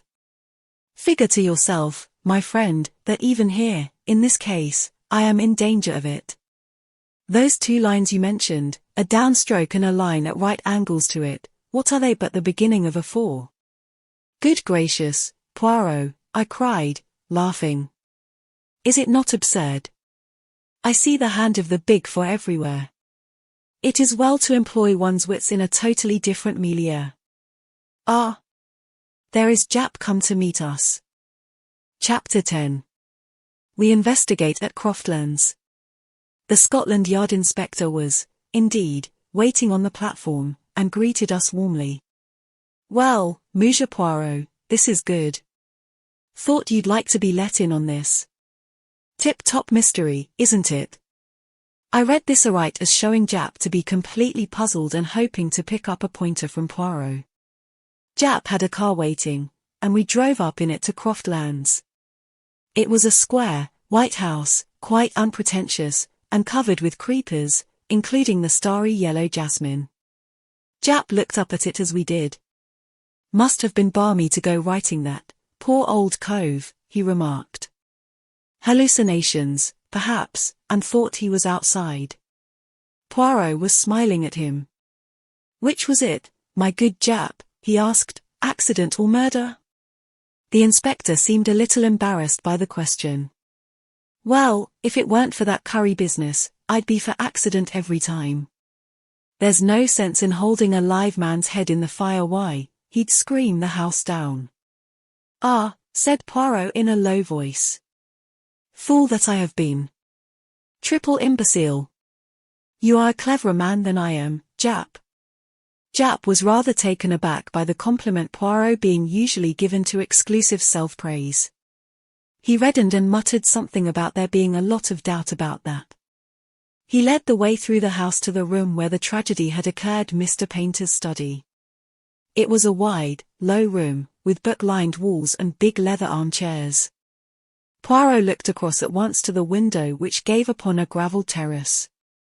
The window, it was unlatched, he asked. That's the whole point, of course. When the doctor left this room, he merely closed the door behind him. The next morning it was found locked. Who locked it? Mr. Painter? Ling declares that the window was closed and bolted. Dr. Quentin, on the other hand, has an impression that it was closed, but not fastened, but he won't swear either way. If he could, it would make a great difference. If the man was murdered, someone entered the room either through the door or the window. If through the door, it was an inside job. If through the window, it might have been anyone. First thing when they had broken the door down, they flung the window open, and the housemaid who did it thinks that it wasn't fastened, but she's a precious bad witness, will remember anything you ask her to. What about the key? There you are again. It was on the floor among the wreckage of the door.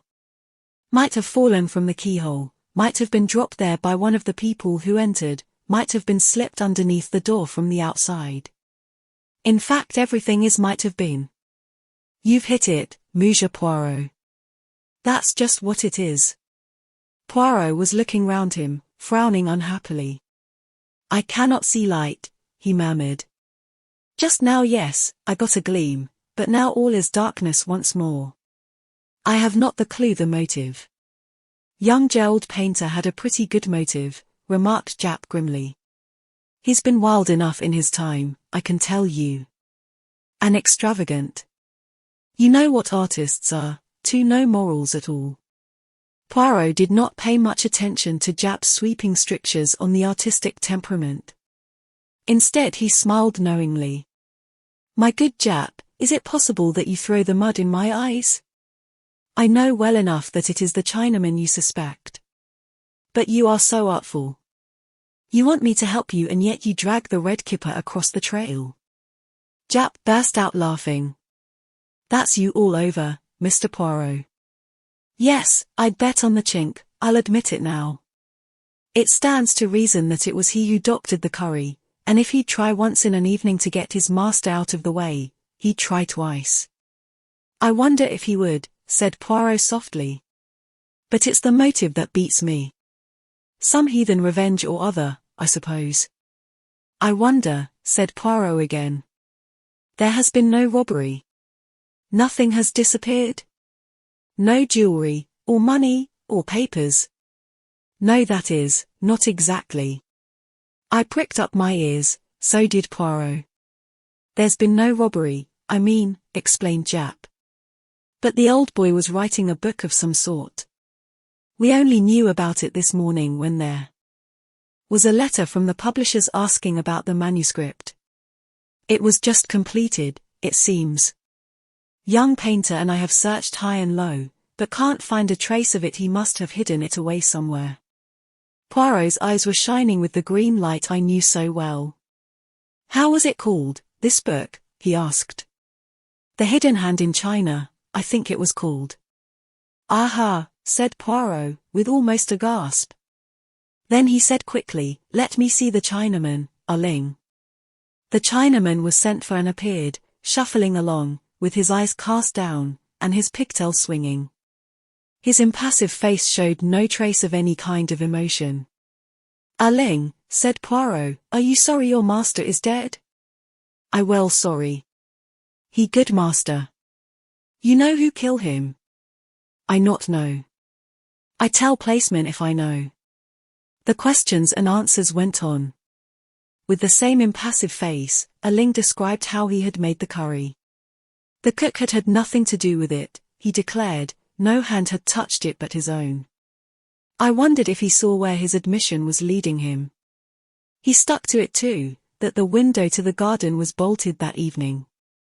If it was open in the morning, his master must have opened it himself. At last Poirot dismissed him. That will do, Ling. Just as the Chinaman had got to the door, Poirot recalled him. And you know nothing, you say, of the yellow jasmine? No, what should I know? Nor yet of the sign that was written underneath it.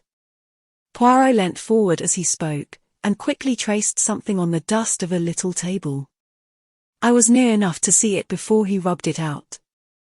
A downstroke, a line at right angles, and then a second line down which completed a big 4. The effect on the Chinaman was electrical. For one moment his face was a mask of terror. Then, as suddenly, It was impassive again, and repeating his grave disclaimer, he withdrew. Japp departed in search of young Painter, and Poirot and I were left alone together. "The Big Four, Hastings," cried Poirot. Once again, the Big Four. Painter was a great traveller. In his book there was doubtless some vital information concerning the doings of number 1, Li Charmian, the head and brains of the Big Four. But how hush, here they come. Gerald Painter was an amiable, rather weak-looking young man. He had a soft brown beard, and a peculiar flowing tie. He answered Poirot's questions readily enough. "I dined out with some neighbours of ours, the Wycherlis," he explained. "What time did I get home?" "Oh, about 11. I had a latch key, you know. All the servants had gone to bed, and I naturally thought my uncle had done the same. As a matter of fact, I did think I caught sight of that soft-footed Chinese beggar Ling just whisking round the corner of the hall, but I fancy I was mistaken." "When did you last see your uncle, Mr. Painter?" "I mean before you came to live with him." "Oh. Not since I was a kid of 10. He and his brother, my father, quarrelled, you know." "But he found you again with very little trouble, did he not? In spite of all the years that had passed?" "Yes, it was quite a bit of luck my seeing the lawyer's advertisement." Poirot asked no more questions. Our next move was to visit Dr. Quentin.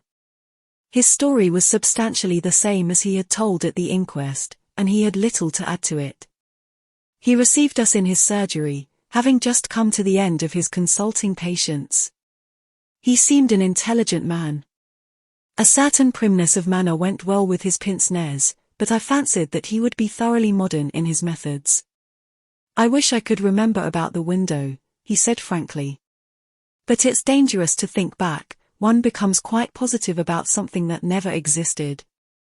That's psychology, isn't it, M. Poirot? You see, I've read all about your methods, and I may say I'm an enormous admirer of yours. No, I suppose it's pretty certain that the Chinaman put the powdered opium in the curry, but he'll never admit it, and we shall never know why. But holding a man down in a fire, that's not in keeping with our Chinese friend's character, it seems to me." I commented on this last point to Poirot as we walked down the main street of Market Handford. "Do you think he let a confederate in?" I asked. "By the way, I suppose Japp can be trusted to keep an eye on him?" The inspector had passed into the police station on some business or other. "The emissaries of the Big Four are pretty spry." "Japp is keeping an eye on both of them," said Poirot grimly. "They have been closely shadowed ever since the body was discovered. Well, at any rate we know that Gerald Painter had nothing to do with it. You always know so much more than I do, Hastings, that it becomes quite fatiguing." "You old fox," I laughed. "You never will commit yourself." To be honest, Hastings, the case is now quite clear to me, all but the words, "yellow jasmine," and I am coming to agree with you that they have no bearing on the crime. In a case of this kind, you have got to make up your mind who is lying. I have done that. And yet he suddenly darted from my side and entered an adjacent bookshop. He emerged a few minutes later, hugging a parcel. Then Japp rejoined us, and we all sought quarters at the inn. I slept late the next morning. When I descended to the sitting room reserved for us, I found Poirot already there, pacing up and down, his face contorted with agony. "Do not converse with me," he cried, waving an agitated hand. "Not until I know that all is well, that the arrest is made."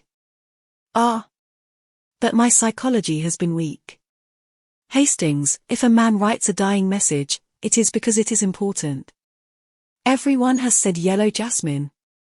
There is yellow jasmine growing up the house, it means nothing."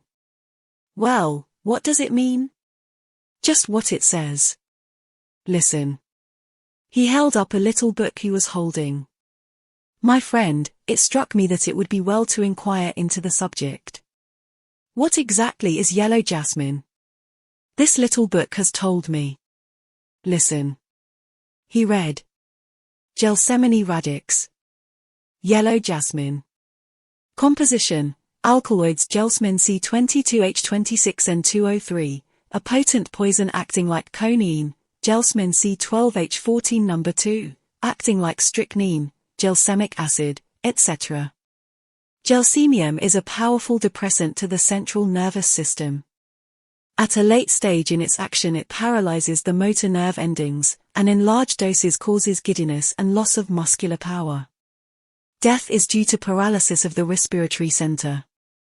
You see, Hastings. At the beginning I had an inkling of the truth when Jap made his remark about a live man being forced into the fire. I realized then that it was a dead man who was burned. But why? What was the point?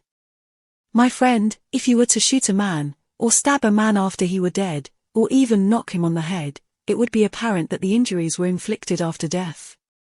But with his head charred to a cinder, no one is going to hunt about for obscure causes of death, and a man who has apparently just escaped being poisoned at dinner, is not likely to be poisoned just afterwards.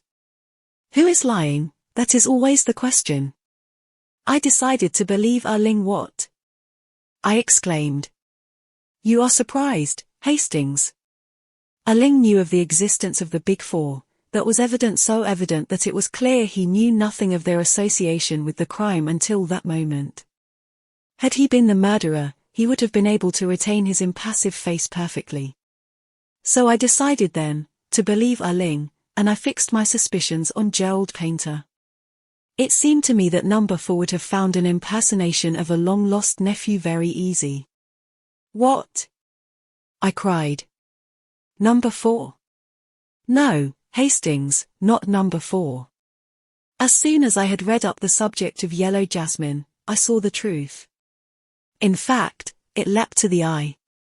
As always, I said coldly, it doesn't leap to mine. Because you will not use your little grey cells. Who had a chance to tamper with the curry? Ling. No one else. No one else. What about the doctor? But that was afterwards. Of course it was afterwards. There was no trace of powdered opium in the curry served to Mr. Painter, but acting in obedience to the suspicions Dr. Quentin had aroused, the old man eats none of it, and preserves it to give to his medical attendant, whom he summons according to plan. Dr. Quentin arrives, takes charge of the curry, and gives Mr. Painter an injection of strychnine, he says, but really of yellow jasmine, a poisonous dose. When the drug begins to take effect, he departs, after unlatching the window. Then, in the night, he returns by the window, finds the manuscript, and shoves Mr. Painter into the fire. He does not heed the newspaper that drops to the floor and is covered by the old man's body. Painter knew what drug he had been given, and strove to accuse the Big Four of his murder. It is easy for Quentin to mix powdered opium with the curry before handing it over to be analyzed. He gives his version of the conversation with the old man, and mentions the strychnine injection casually, in case the mark of the hypodermic needle is noticed. Suspicion at once is divided between accident and the guilt of Ling owing to the poison in the curry. But Dr. Quentin cannot be number 4. I fancy he can. There is undoubtedly a real Dr. Quentin who is probably abroad somewhere. Number 4 has simply masqueraded as him for a short time. The arrangements with Dr. Bolitho were all carried out by correspondence, the man who was to do locum originally having been taken ill at the last minute. At that minute, Jap burst in, very red in the face. You have got him, cried Poirot anxiously. Jap shook his head, very out of breath. Bolitho came back from his holiday this morning, recalled by telegram. No one knows who sent it. The other man left last night. We'll catch him yet, though. Poirot shook his head quietly. I think not, he said, and absent-mindedly he drew a Big Four on the table with a fork. Chapter 11. A chess problem. Poirot and I often dined at a small restaurant in Soho. We were there one evening, when we observed a friend at an adjacent table. It was Inspector Jap, and as there was room at our table, he came and joined us. It was some time since either of us had seen him. "Never do you stop in to see us nowadays," declared Poirot reproachfully. "Not since the affair of the yellow jasmine have we met, and that is nearly a month ago. I've been up north, that's why. How are things with you? Big for still going strong, eh?" Poirot shook a finger at him reproachfully. "Ah. You mock yourself at me, but the big for they exist." "Oh. I don't doubt that, but they're not the hub of the universe, as you make out. My friend, you are very much mistaken. The greatest power for evil in the world today is this Big Four. To what end they are tending, no one knows, but there has never been another such criminal organization. The finest brain in China at the head of it, an American millionaire, and a French woman scientist as members, and for the fourth Jap interrupted. I know. Regular bee in your bonnet over it all. It's becoming your little mania, Monsieur Poirot. Let's talk of something else for a change. Take any interest in chess? I have played it, yes. Did you see that curious business yesterday? Match between two players of worldwide reputation, and one died during the game. I saw a mention of it. Dr. Savarinov, the Russian champion, was one of the players, and the other, who succumbed to heart failure, was the brilliant young American, Gilmore Wilson. Quite right. Savarinov beat Rubinstein and became Russian champion some years ago. Wilson is said to be a second Capablanca. A very curious occurrence, mused Poirot. If I mistake not, you have a particular interest in the matter. Jap gave a rather embarrassed laugh. You've hit it, Monsieur Poirot. I'm puzzled. Wilson was sound as a bell, no trace of heart trouble. His death is quite inexplicable. You suspect Dr. Savarinov of putting him out of the way? I cried. Hardly that, said Jap dryly. I don't think even a Russian would murder another man in order not to be beaten at chess, and anyway, from all I can make out, the boot was likely to be on the other leg. The doctor is supposed to be very hot stuff, second to Lasker they say he is. Poirot nodded thoughtfully. Then what exactly is your little idea? He asked. Why should Wilson be poisoned? For, I assume, of course, that it is poison you suspect. Naturally. Heart failure means your heart stops beating, that's all there is to that. That's what a doctor says officially at the moment, but privately he tips us the wink that he's not satisfied. When is the autopsy to take place? Tonight. Wilson's death was extraordinarily sudden.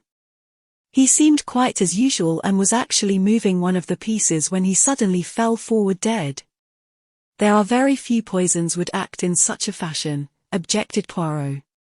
I know. The autopsy will help us, I expect. But why should anyone want Gilmore Wilson out of the way? That's what I'd like to know. Harmless, unassuming young fellow. Just come over here from the States, and apparently hadn't an enemy in the world. It seems incredible, I mused. Not at all, said Poirot, smiling. Jap has his theory, I can see. I have, Monsieur Poirot. I don't believe the poison was meant for Wilson, it was meant for the other man. Savarinov? Yes. Savarinov fell foul of the Bolsheviks at the outbreak of the revolution. He was even reported killed. In reality he escaped, and for 3 years endured incredible hardships in the wilds of Siberia. His sufferings were so great that he is now a changed man. His friends and acquaintances declare they would hardly have recognized him. His hair is white, and his whole aspect that of a man terribly aged. He is a semi-invalid, and seldom goes out, living alone with a niece, Sonia Davilov, and a Russian manservant in a flat down Westminster way. It is possible that he still considers himself a marked man. Certainly he was very unwilling to agree to this chess contest. He refused several times point blank, and it was only when the newspapers took it up and began making a fuss about the unsportsmanlike refusal that he gave in. Gilmore Wilson had gone on challenging him with real Yankee pertinacity, and in the end he got his way. Now I ask you, Monsieur Poirot, why wasn't he willing? Because he didn't want attention drawn to him. Didn't want somebody or other to get on his track. That's my solution. Gilmore Wilson got pipped by mistake. There is no one who has any private reason to gain by Savaronov's death. Well, his niece, I suppose. He's recently come into an immense fortune. Left him by Madame Gaspoja, whose husband was a sugar profiteer under the old regime. They had an affair together once, I believe, and she refused steadfastly to credit the reports of his death. Where did the match take place? In Savaronov's own flat. He's an invalid, as I told you. Many people there to watch it? At least a dozen, probably more. Poirot made an expressive grimace. My poor Jap, your task is not an easy one. Once I know definitely that Wilson was poisoned, I can get on. Has it occurred to you that, in the meantime, supposing your assumption that Savaronov was the intended victim to be correct, the murderer may try again? Of course it has. 2 men are watching Savaronov's flat. That will be very useful if anyone should call with a bomb under his arm, said Poirot dryly. You're getting interested, Monsieur Poirot, said Jap, with a twinkle. Care to come round to the mortuary and see Wilson's body before the doctors start on it? Who knows, his tie-pin may be askew, and that may give you a valuable clue that will solve the mystery. My dear Jap, all through dinner my fingers have been itching to rearrange your own tie-pin. You permit, yes? Ah. That is much more pleasing to the eye. Yes, by all means, let us go to the mortuary. I could see that Poirot's attention was completely captivated by this new problem. It was so long since he had shown any interest over any outside case that I was quite rejoiced to see him back in his old form. For my own part, I felt a deep pity as I looked down upon the motionless form and convulsed face of the hapless young American who had come by his death in such a strange way. Poirot examined the body attentively. There was no mark on it anywhere, except a small scar on the left hand. And the doctor says that's a burn, not a cut, explained Jap. Poirot's attention shifted to the contents of the dead man's pockets, which a constable spread out for our inspection. There was nothing much: a handkerchief, keys, notecase filled with notes, and some unimportant letters. But one object standing by itself filled Poirot with interest. A chessman, he exclaimed. A white bishop. Was that in his pocket? No, clasped in his hand. We had quite a difficulty to get it out of his fingers. It must be returned to Dr. Savaronov sometime. It's part of a very beautiful set of carved ivory chessmen.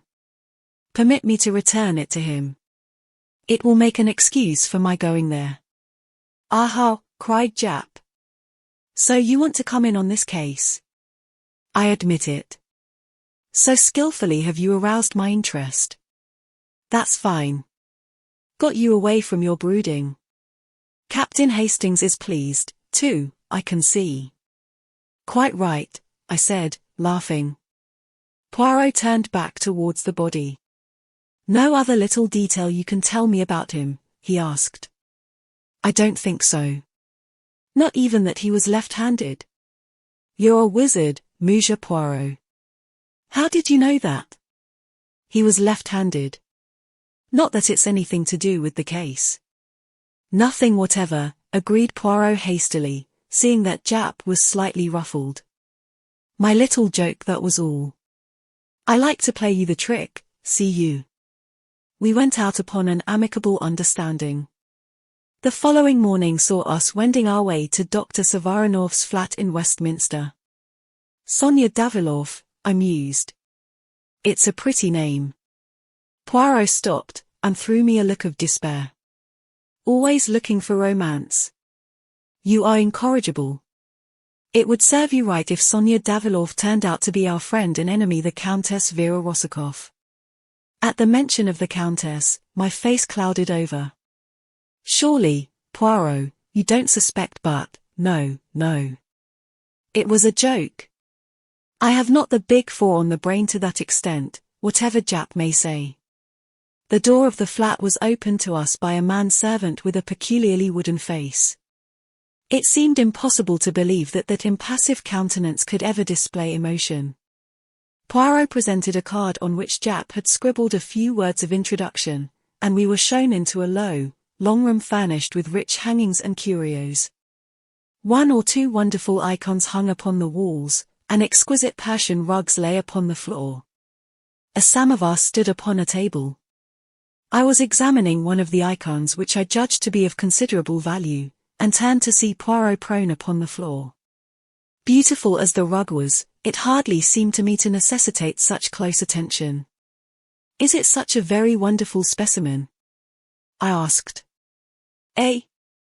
Oh. The rug?" But no, it was not the rug I was remarking. "But it is a beautiful specimen, far too beautiful to have a large nail wantonly driven through the middle of it." "No, Hastings," as I came forward, "the nail is not there now. But the hole remains." A sudden sound behind us made me spin round, and Poirot sprang nimbly to his feet. A girl was standing in the doorway. Her eyes, full upon us, were dark with suspicion. She was of medium height, with a beautiful, rather sullen face, dark blue eyes, and very black hair which was cut short. Her voice, when she spoke, was rich and sonorous, and completely UN English. "I fear my uncle will be unable to see you. He is a great invalid." "That is a pity, but perhaps you will kindly help me instead. You are Mademoiselle Davilorf, are you not?"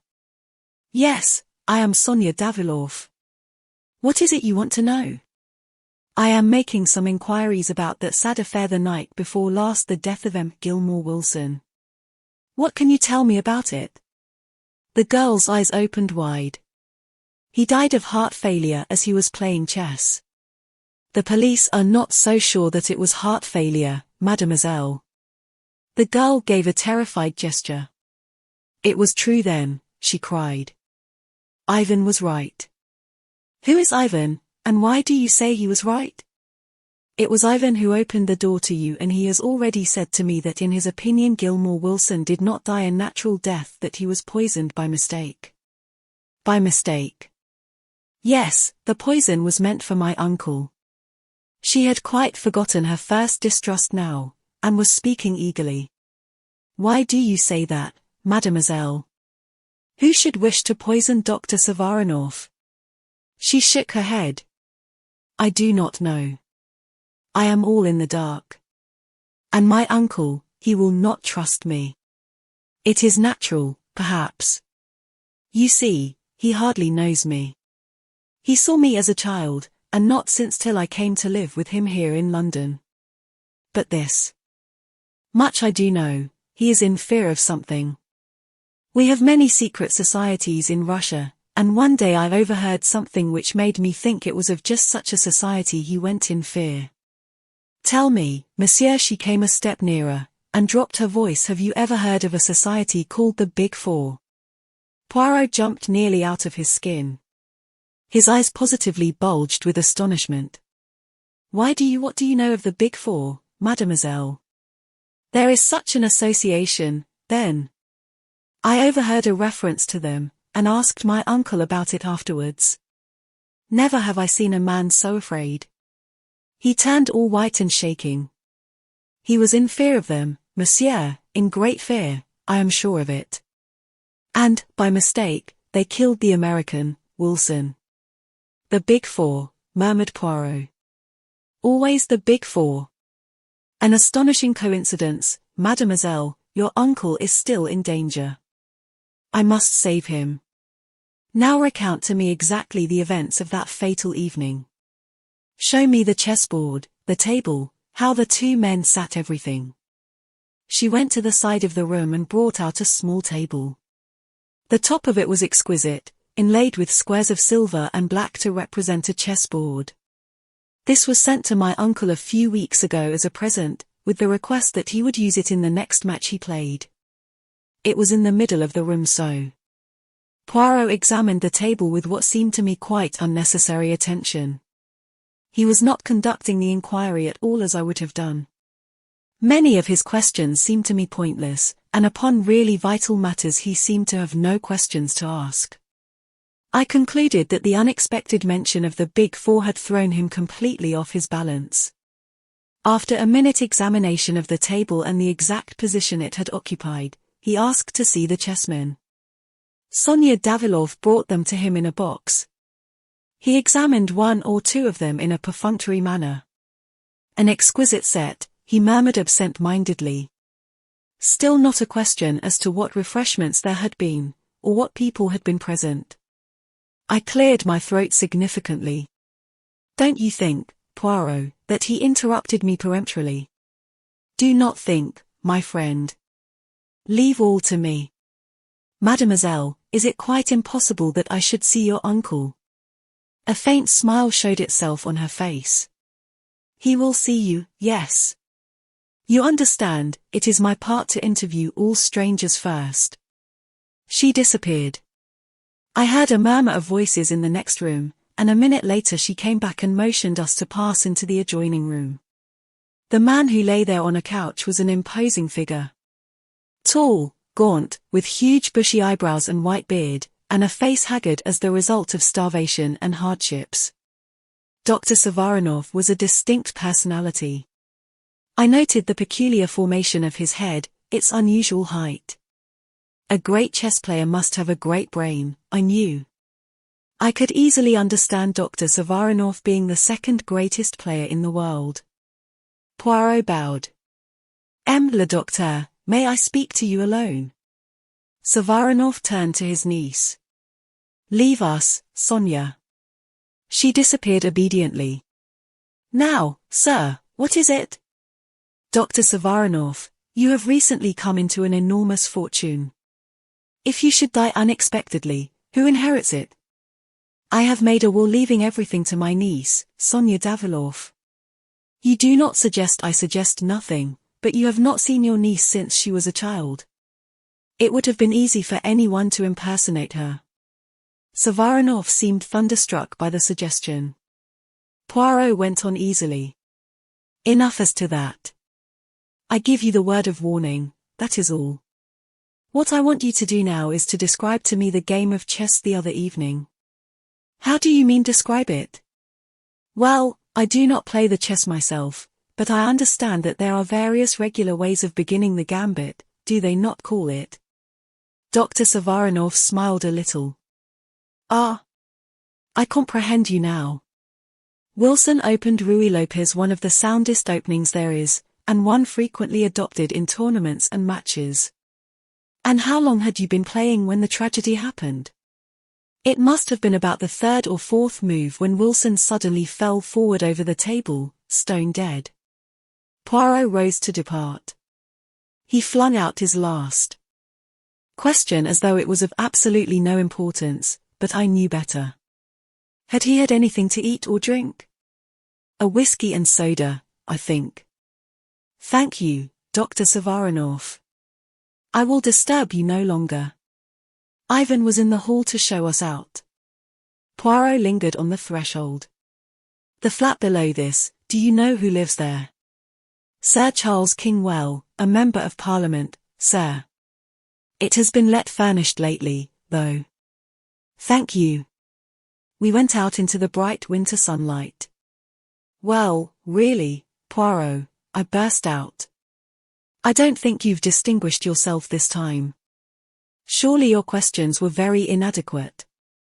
You think so, Hastings? Poirot looked at me appealingly. I was bull-averse, yes.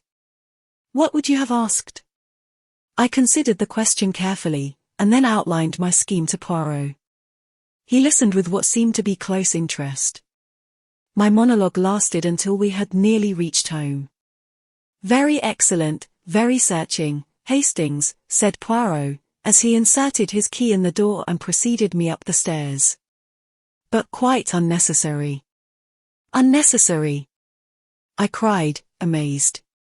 If the man was poisoned, aha, cried Poirot, pouncing upon a note which lay on the table. From Jap. Just as I thought. He flung it over to me. It was brief and to the point. No traces of poison had been found, and there was nothing to show how the man came by his death. You see, said Poirot, our questions would have been quite unnecessary. You guessed this beforehand. Forecast the probable result of the deal, quoted Poirot from a recent bridge problem on which I had spent much time.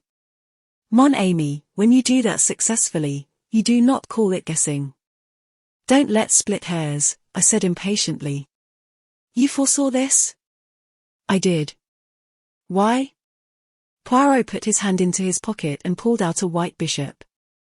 Why, I cried, you forgot to give it back to Dr. Savarinoff. You are in error, my friend.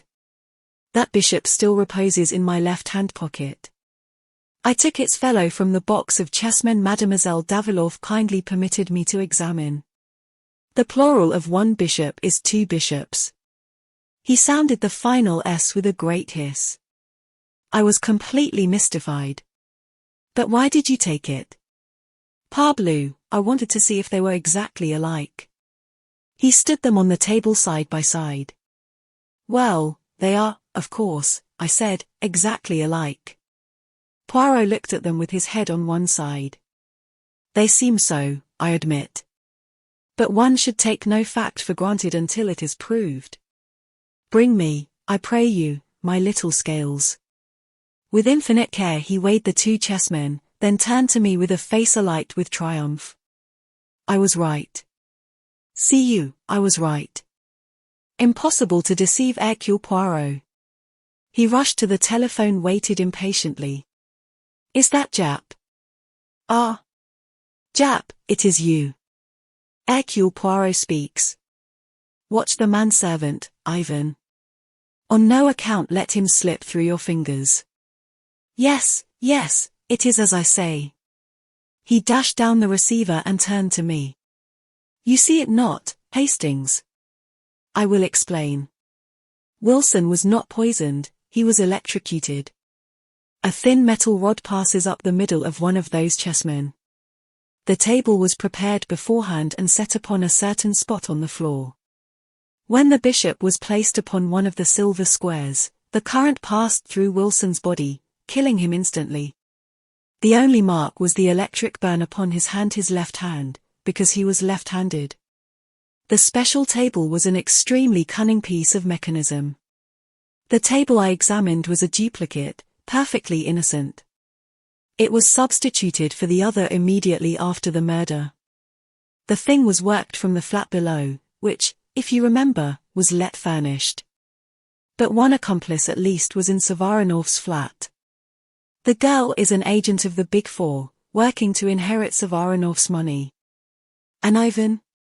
I strongly suspect that Ivan is none other than the famous number 4. What? Yes. The man is a marvelous character actor. He can assume any part he pleases. I thought back over past adventures, the lunatic asylum keeper, the butcher's young man, the suave doctor, all the same man, and all totally unlike each other. It's amazing, I said at last. Everything fits in. Savarinoff had an inkling of the plot, and that's why he was so averse to playing the match. Poirot looked at me without speaking. Then he turned abruptly away, and began pacing up and down. Have you a book on chess by any chance, mon ami? He asked suddenly. I believe I have somewhere. It took me some time to ferret it out, but I found it at last, and brought it to Poirot, who sank down in a chair and started reading it with the greatest attention. In about a quarter of an hour the telephone rang. I answered it. It was Jap. Ivan had left the flat, carrying a large bundle. He had sprung into a waiting taxi, and the chase had begun. He was evidently trying to lose his pursuers. In the end he seemed to fancy that he had done so, and had then driven to a big empty house at Hampstead. The house was surrounded. I recounted all this to Poirot. He merely stared at me as though he scarcely took in what I was saying. He held out the chess book. Listen to this, my friend. This is the Ruy Lopez opening. 1 PK4, PK4, 2 KTKB3, KTQB3, 3 BKT5. Then there comes a question as to Black's best third move. He has the choice of various defenses. It was White's third move that killed Gilmore Wilson, 3 BKT5. Only the third move does that say nothing to you. I hadn't the least idea what he meant, and told him so. I suppose, Hastings, that while you were sitting in this chair, you heard the front door being opened and shut. What would you think?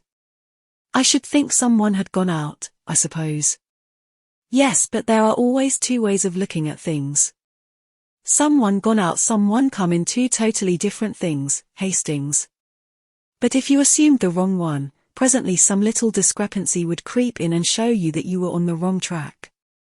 What does all this mean, Poirot? Poirot sprang to his feet with sudden energy. It means that I have been a triple imbecile. Quick, quick, to the flat in Westminster. We may yet be in time. We tore off in a taxi. Poirot returned no answer to my excited questions. We raced up the stairs. Repeated rings and knocks brought no reply, but listening closely I could distinguish a hollow groan coming from within. The hall porter proved to have a master key, and after a few difficulties he consented to use it. Poirot went straight to the inner room. A whiff of chloroform met us. On the floor was Sonia Daviloff, gagged and bound, with a great wad of saturated cotton wool over her nose and mouth. Poirot tore it off and began to take measures to restore her. Presently a doctor arrived, and Poirot handed her over to his charge and drew aside with me. There was no sign of Dr. Savarinoff. What does it all mean? I asked, bewildered. It means that before two equal deductions I chose the wrong one. You heard me say that it would be easy for anyone to impersonate Sonia Daviloff because her uncle had not seen her for so many years. Yes. Well, precisely the opposite held good also. It was equally easy for anyone to impersonate the uncle. What? Savarinoff did die at the outbreak of the revolution. The man who pretended to have escaped with such terrible hardships, the man so changed that his own friends could hardly recognize him, the man who successfully laid claim to an enormous fortune. Yes. Who was he? Number 4. No wonder he was frightened when Sonia let him know she had overheard one of his private conversations about the Big Four. Again he has slipped through my fingers. He guessed I should get on the right track in the end, so he sent off the honest Ivan on a tortuous wild goose chase, chloroformed the girl, and got out, having by now doubtless realized most of the securities left by Madame Despoja. But who tried to kill him then? Nobody tried to kill him. Wilson was the intended victim all along. But why? My friend, Savarinoff was the second greatest chess player in the world. In all probability number 4 did not even know the rudiments of the game. Certainly he could not sustain the fiction of a match. He tried all he knew to avoid the contest. When that failed, Wilson's doom was sealed. At all costs he must be prevented from discovering that the great Savarinoff did not even know how to play chess.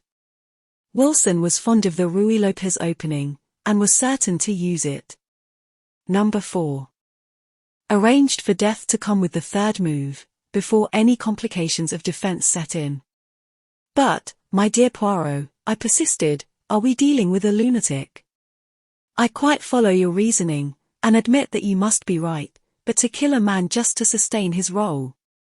Surely there were simpler ways out of the difficulty than that. He could have said that his doctor forbade the strain of a match. Poirot wrinkled his forehead.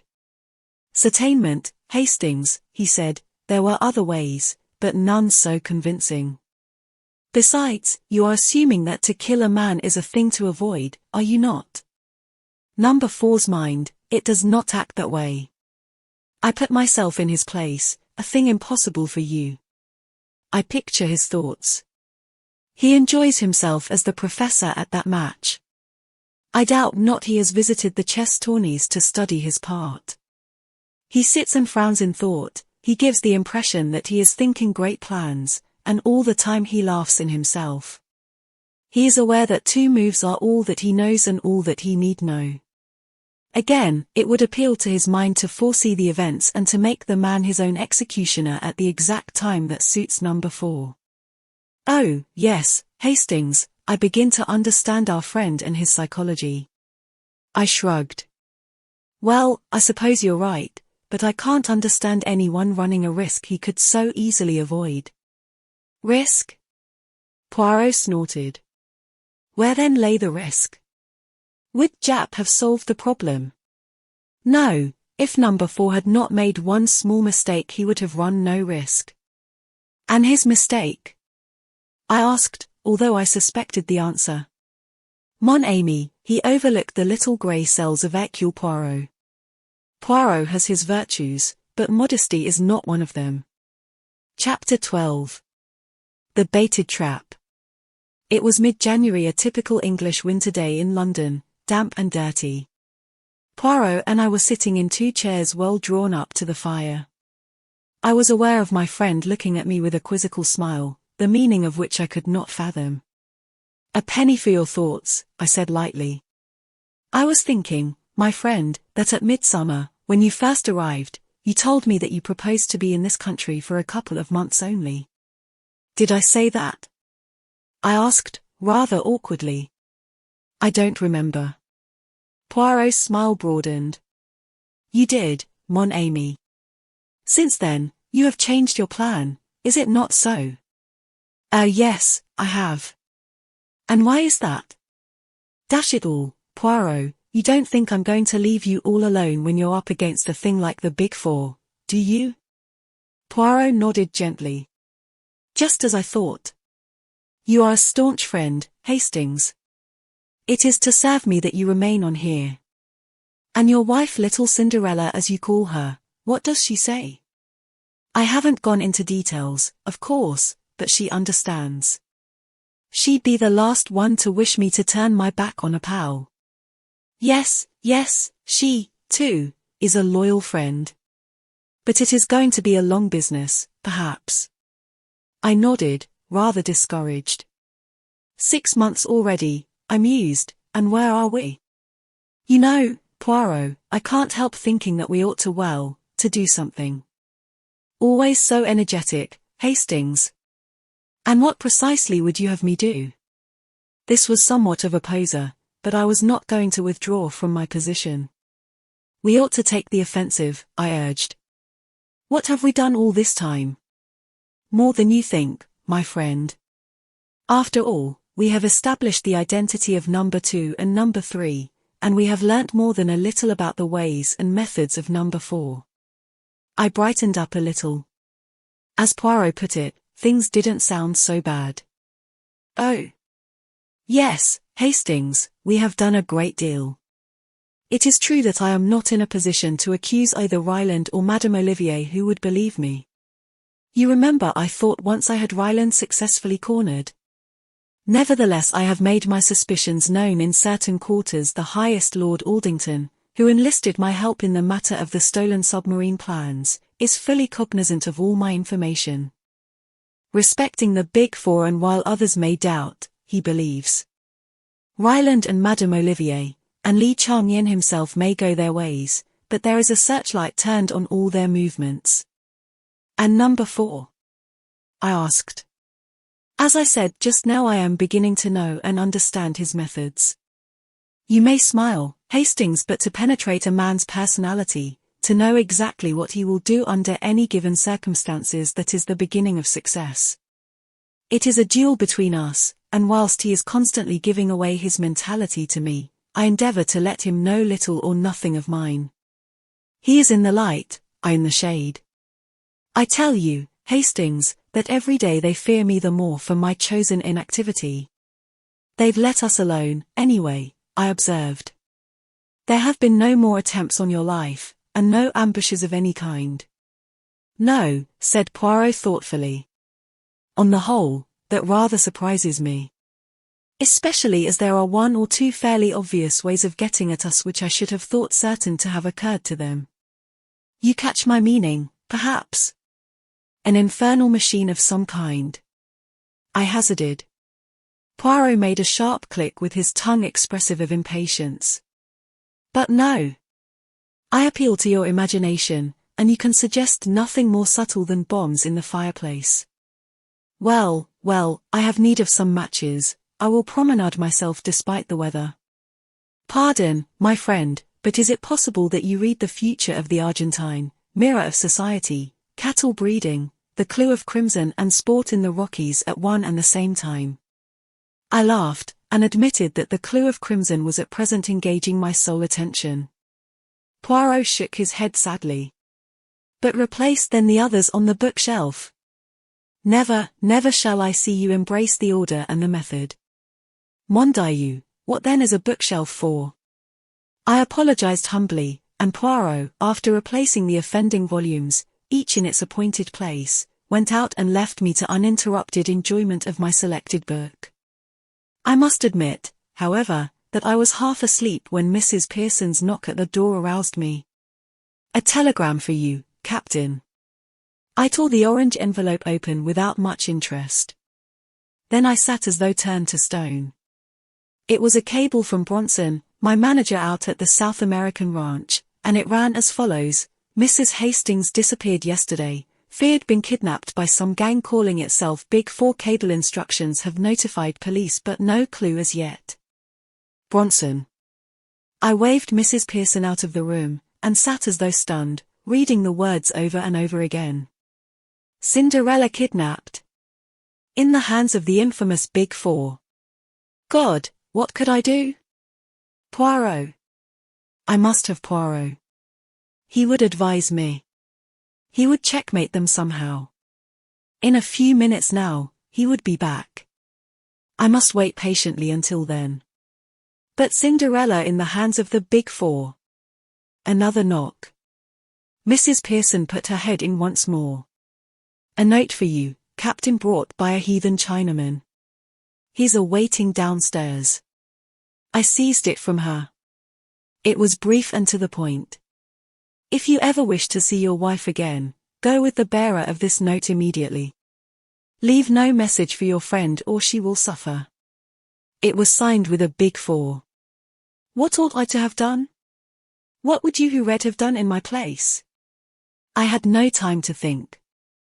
I saw only one thing: Cinderella in the power of those devils. I must obey. I dare not risk a hair of her head. I must go with this Chinaman and follow whither he led. It was a trap, yes, and it meant certain capture and possible death, but it was baited with the person dearest to me in the whole world, and I dared not hesitate. What irked me most was to leave no word for Poirot. Once set him on my track, and all might yet be well. Dare I risk it? Apparently I was under no supervision, but yet I hesitated. It would have been so easy for the Chinaman to come up and assure himself that I was keeping to the letter of the command. Why didn't he? His very abstention made me more suspicious. I had seen so much of the omnipotence of the Big Four that I credited them with almost superhuman powers. For all I know, even the little bedraggled servant girl might be one of their agents. No, I dared not risk it. But one thing I could do: leave the telegram. He would know then that Cinderella had disappeared, and who was responsible for her disappearance. All this passed through my head in less time than it takes to tell, and I had clapped my hat on my head and was descending the stairs to where my guide waited, in a little over a minute. The bearer of the message was a tall, impassive Chinaman, neatly but rather shabbily dressed. He bowed and spoke to me. His English was perfect, but he spoke with a slight sing-song intonation.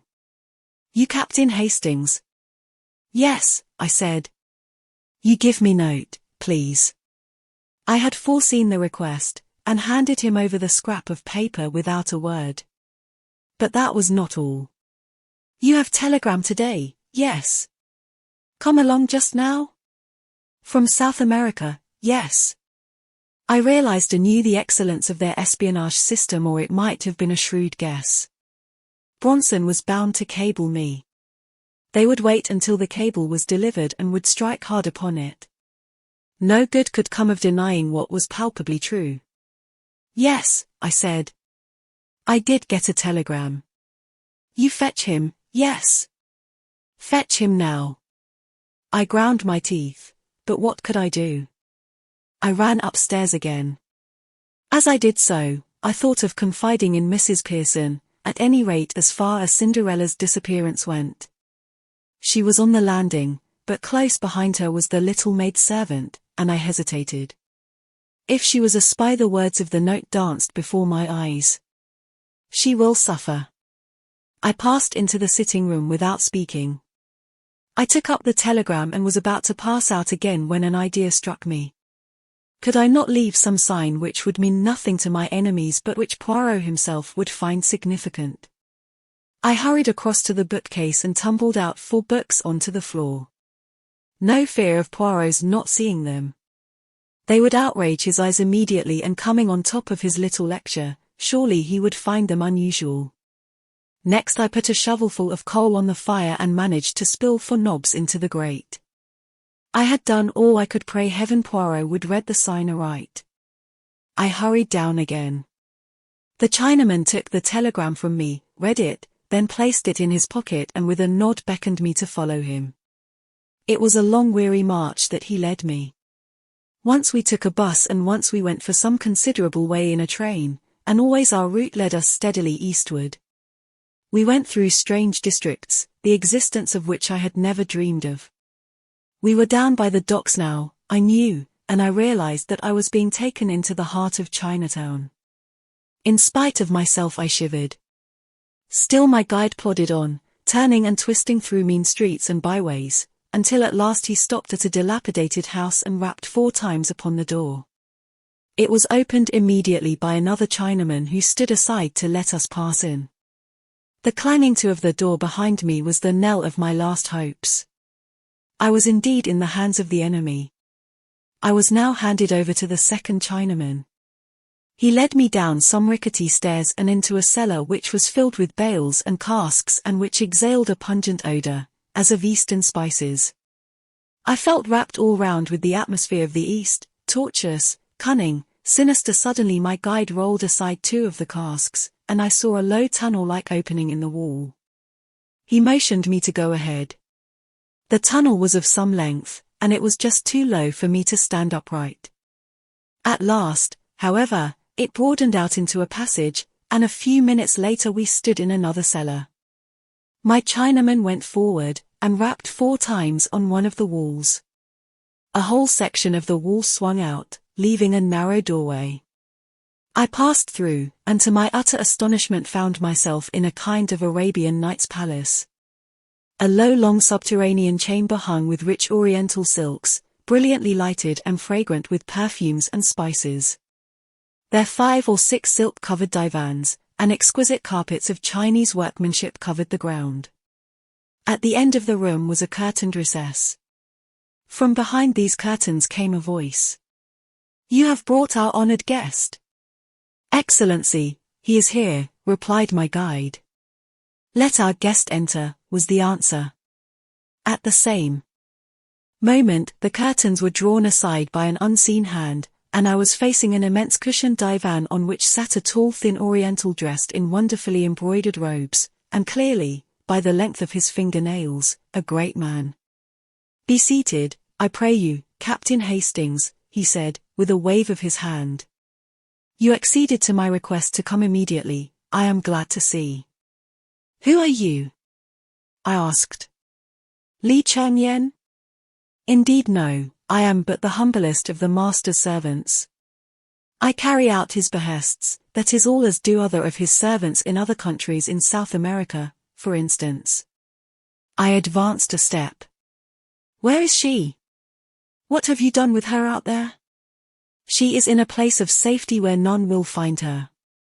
As yet, she is unharmed." You observe that I say as yet. Cold shivers ran down my spine as I confronted this smiling devil. "What do you want?" I cried. "Money? My dear Captain Hastings. We have no designs on your small savings, I can assure you. Not, pardon me, a very intelligent suggestion on your part. Your colleague would not have made it, I fancy. I suppose, I said heavily, you wanted to get me into your toils. Well, you have succeeded. I have come here with my eyes open. Do what you like with me, and let her go. She knows nothing, and she can be no possible use to you. You've used her to get hold of me, you've got me all right, and that settles it. The smiling Oriental caressed his smooth cheek, watching me obliquely out of his narrow eyes. You go too fast, he said purringly. That does not quite settle it. In fact, to get hold of you as you express it, is not really our objective. But through you, we hope to get hold of your friend, Hercule Poirot. I'm afraid you won't do that, I said, with a short laugh. What I suggest is this, continued the other, his words running on as though he had not heard me. You will write Hercule Poirot a letter, such a letter as will induce him to hasten hither and join you. I shall do no such thing, I said angrily. The consequences of refusal will be disagreeable. Damn your consequences. The alternative might be death. A nasty shiver ran down my spine, but I endeavored to put a bold face upon it. It's no good threatening me, and bullying me. Keep your threats for Chinese cowards. My threats are very real ones, Captain Hastings. I ask you again, will you write this letter? I will not, and what's more, you daren't kill me. You'd have the police on your tracks in no time. My interlocutor clapped his hands swiftly. 2 Chinese attendants appeared as it were out of the blue, and pinioned me by both arms. Their master said something rapidly to them in Chinese, and they dragged me across the floor to a spot in one corner of the big chamber. One of them stooped, and suddenly, without the least warning, the flooring gave beneath my feet. But for the restraining hand of the other man I should have gone down the yawning gap beneath me. It was inky black, and I could hear the rushing of water. The river, said my questioner from his place on the divan. Think well, Captain Hastings. If you refuse again, you go headlong to eternity, to meet your death in the dark waters below. For the last time, will you write that letter? I'm not braver than most men. I admit frankly that I was scared to death, and in a blue funk. That Chinese devil meant business, I was sure of that. It was goodbye to the good old world. In spite of myself, my voice wobbled a little as I answered. For the last time, no. To hell with your letter. Then involuntarily I closed my eyes and breathed a short prayer. Chapter 13. The Mouse Walks. Not often in a lifetime does a man stand on the edge of eternity, but when I spoke those words in the East End cellar I was perfectly certain that they were my last words on earth. I braced myself for the shock of those black, rushing waters beneath, and experienced in advance the horror of that breath. Choking fall. But to my surprise a low laugh fell on my ears. I opened my eyes. Obeying a sign from the man on the divan, my 2 jailers brought me back to my old seat facing him. You are a brave man, Captain Hastings, he said.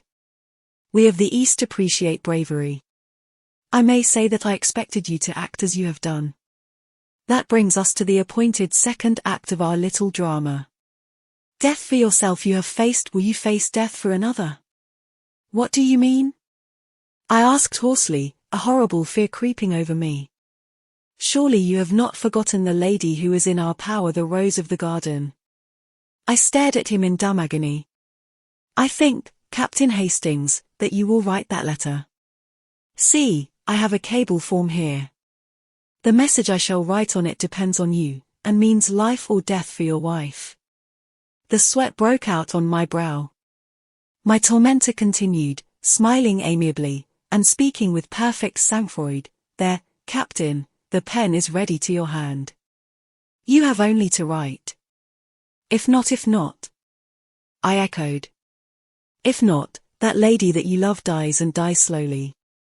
My master, Li Chang-yen, amuses himself in his spare hours by devising new and ingenious methods of tortures. My God! I cried. You fiend! Not that you wouldn't do that. Shall I recount to you some of his devices? Without heeding my cry of protest, his speech flowed on evenly, serenely till with a cry of horror I clapped my hands to my ears. It is enough, I see. Take up the pen and write. You would not dare, your speech is foolishness, and you know it. Take up the pen and write. If I do, your wife goes free. The cable shall be dispatched immediately. How do I know that you will keep faith with me? I swear it to you on the sacred tombs of my ancestors. Moreover, judge for yourself, why should I wish to do her harm? Her detention will have answered its purpose. And Poirot? We will keep him in safe custody until we have concluded our operations. Then we will let him go. Will you swear that also on the tombs of your ancestors? I have sworn one oath to you. That should be sufficient. My heart sank. I was betraying my friend to what? For a moment I hesitated, then the terrible alternative rose like a nightmare before my eyes. Cinderella in the hands of these Chinese devils, dying by slow torture. A groan rose to my lips. I seized the pen. Perhaps by careful wording of the letter, I could convey a warning, and Poirot would be enabled to avoid the trap. It was the only hope. But even that hope was not to remain. The Chinaman's voice rose, suave and courteous. Permit me to dictate to you. He paused, consulted a sheaf of notes that lay by his side, and then dictated as follows: Dear Poirot, I think I'm on the track of number 4. A Chinaman came this afternoon and lured me down here with a bogus message. Luckily I saw through his little game in time, and gave him the slip. Then I turned the tables on him, and managed to do a bit of shadowing on my own account rather neatly too, I flatter myself. I'm getting a bright young lad to carry this to you. Give him half a crown, will you? That's what I promised him if it was delivered safely. I'm watching the house, and daren't leave. I shall wait for you until 6 o'clock, and if you haven't come then, I'll have a try at getting into the house on my own. It's too good a chance to miss, and, of course, the boy mightn't find you. But if he does, get him to bring you down here right away. And cover up those precious moustaches of yours in case anyone's watching out from the house and might recognize you. Yours in haste, A.H. Every word that I wrote plunged me deeper in despair. The thing was diabolically clever. I realized how closely every detail of our life must be known. It was just such an epistle as I might have penned myself. The acknowledgement that the Chinaman who had called that afternoon had endeavored to lure me away discounted any good I might have done by leaving my sign of 4 books. It had been a trap, and I had seen through it. That was what Poirot would think. The time, too, was cleverly planned. Poirot, on receiving the note, would have just time to rush off with his innocent-looking guide, and that he would do so, I knew. My determination to make my way into the house would bring him post-haste. He always displayed a ridiculous distrust of my capacities. He would be convinced that I was running into danger without being equal to the situation, and would rush down to take command of the situation. But there was nothing to be done. I wrote as bidden. My captor took the note from me, read it, then nodded his head approvingly and handed it to one of the silent attendants, who disappeared with it behind one of the silken hangings on the wall which masked a doorway. With a smile the man opposite to me picked up a cable form and wrote. He handed it to me. It read, "Release the white bird with all dispatch." I gave a sigh of relief. "You will send it at once?" I urged. He smiled, and shook his head. "When Hercule Poirot is in my hands it shall be sent. Not until then. But you promised if this device fails, I may have need of our white bird to persuade you to further efforts." I grew white with anger. "My God! If you..." He waved a long slim yellow hand. "Be reassured, I do not think it will fail. And the moment Poirot is in our hands, I will keep my oath. If you play me false, I have sworn it by my honored ancestors. Have no fear. Rest here a while. My servants will see to your needs whilst I am absent. I was left alone in this strange underground nest of luxury. The second Chinese attendant had reappeared. One of them brought food and drink and offered it to me, but I waved them aside. I was sick at heart, and then suddenly the master reappeared, tall and stately in his silken robes. He directed operations. By his orders I was hustled back through the cellar and tunnel into the original house I had entered. There they took me into a ground floor room. The windows were shuttered, but one could see through the cracks into the street. An old ragged man was shuffling along the opposite side of the road, and when I saw him make a sign to the window, I understood that he was one of the gang on watch. "It is well," said my Chinese friend. "Hercule Poirot has fallen into the trap. He approaches now and alone except for the boy who guides him. Now, Captain Hastings, you have still one more part to play. Unless you show yourself, he will not enter the house. When he arrives opposite, you must go out on the step and beckon him in." "What?" I cried, revolted. "You play that part alone. Remember the price of failure. If Hercule Poirot suspects anything is amiss and does not enter the house, your wife dies by the 70 lingering deaths. Ah! Here he is." With a beating heart, and a feeling of deathly sickness, I looked through the crack in the shutters. In the figure walking along the opposite side of the street I recognized my friend at once, though his coat collar was turned up and an immense yellow muffler hid the bottom part of his face. But there was no mistaking that walk, and the poise of that egg-shaped head. It was Poirot, coming to my aid in all good faith, suspecting nothing amiss. By his side ran a typical London urchin, grimy of face and ragged of apparel. Poirot paused, looking across at the house, whilst the boy spoke to him eagerly and pointed. It was the time for me to act. I went out in the hall. At a sign from the tall Chinaman, one of the servants unlatched the door. "Remember the price of failure," said my enemy in a low voice. I was outside on the steps. I beckoned to Poirot. He hastened across. "Aha! So all is well with you, my friend." I was beginning to be anxious. "You managed to get inside? Is the house empty, then?" "Yes," I said, in a voice I strove to make natural. "There must be a secret way out of it somewhere. Come in and let us look for it." I stepped back across the threshold. In all innocence Poirot prepared to follow me. And then something seemed to snap in my head. I saw only too clearly the part one was playing the part of Judas. "Back, Poirot!" I cried. "Back for your life. It's a trap. Never mind me. Get away at once." Even as I spoke, or rather shouted, my warning hands gripped me like a vice. One of the Chinese servants sprang past me to grab Poirot. I saw the latter spring back, his arm raised, then suddenly a dense volume of smoke was rising round me, choking me, killing me. I felt myself falling.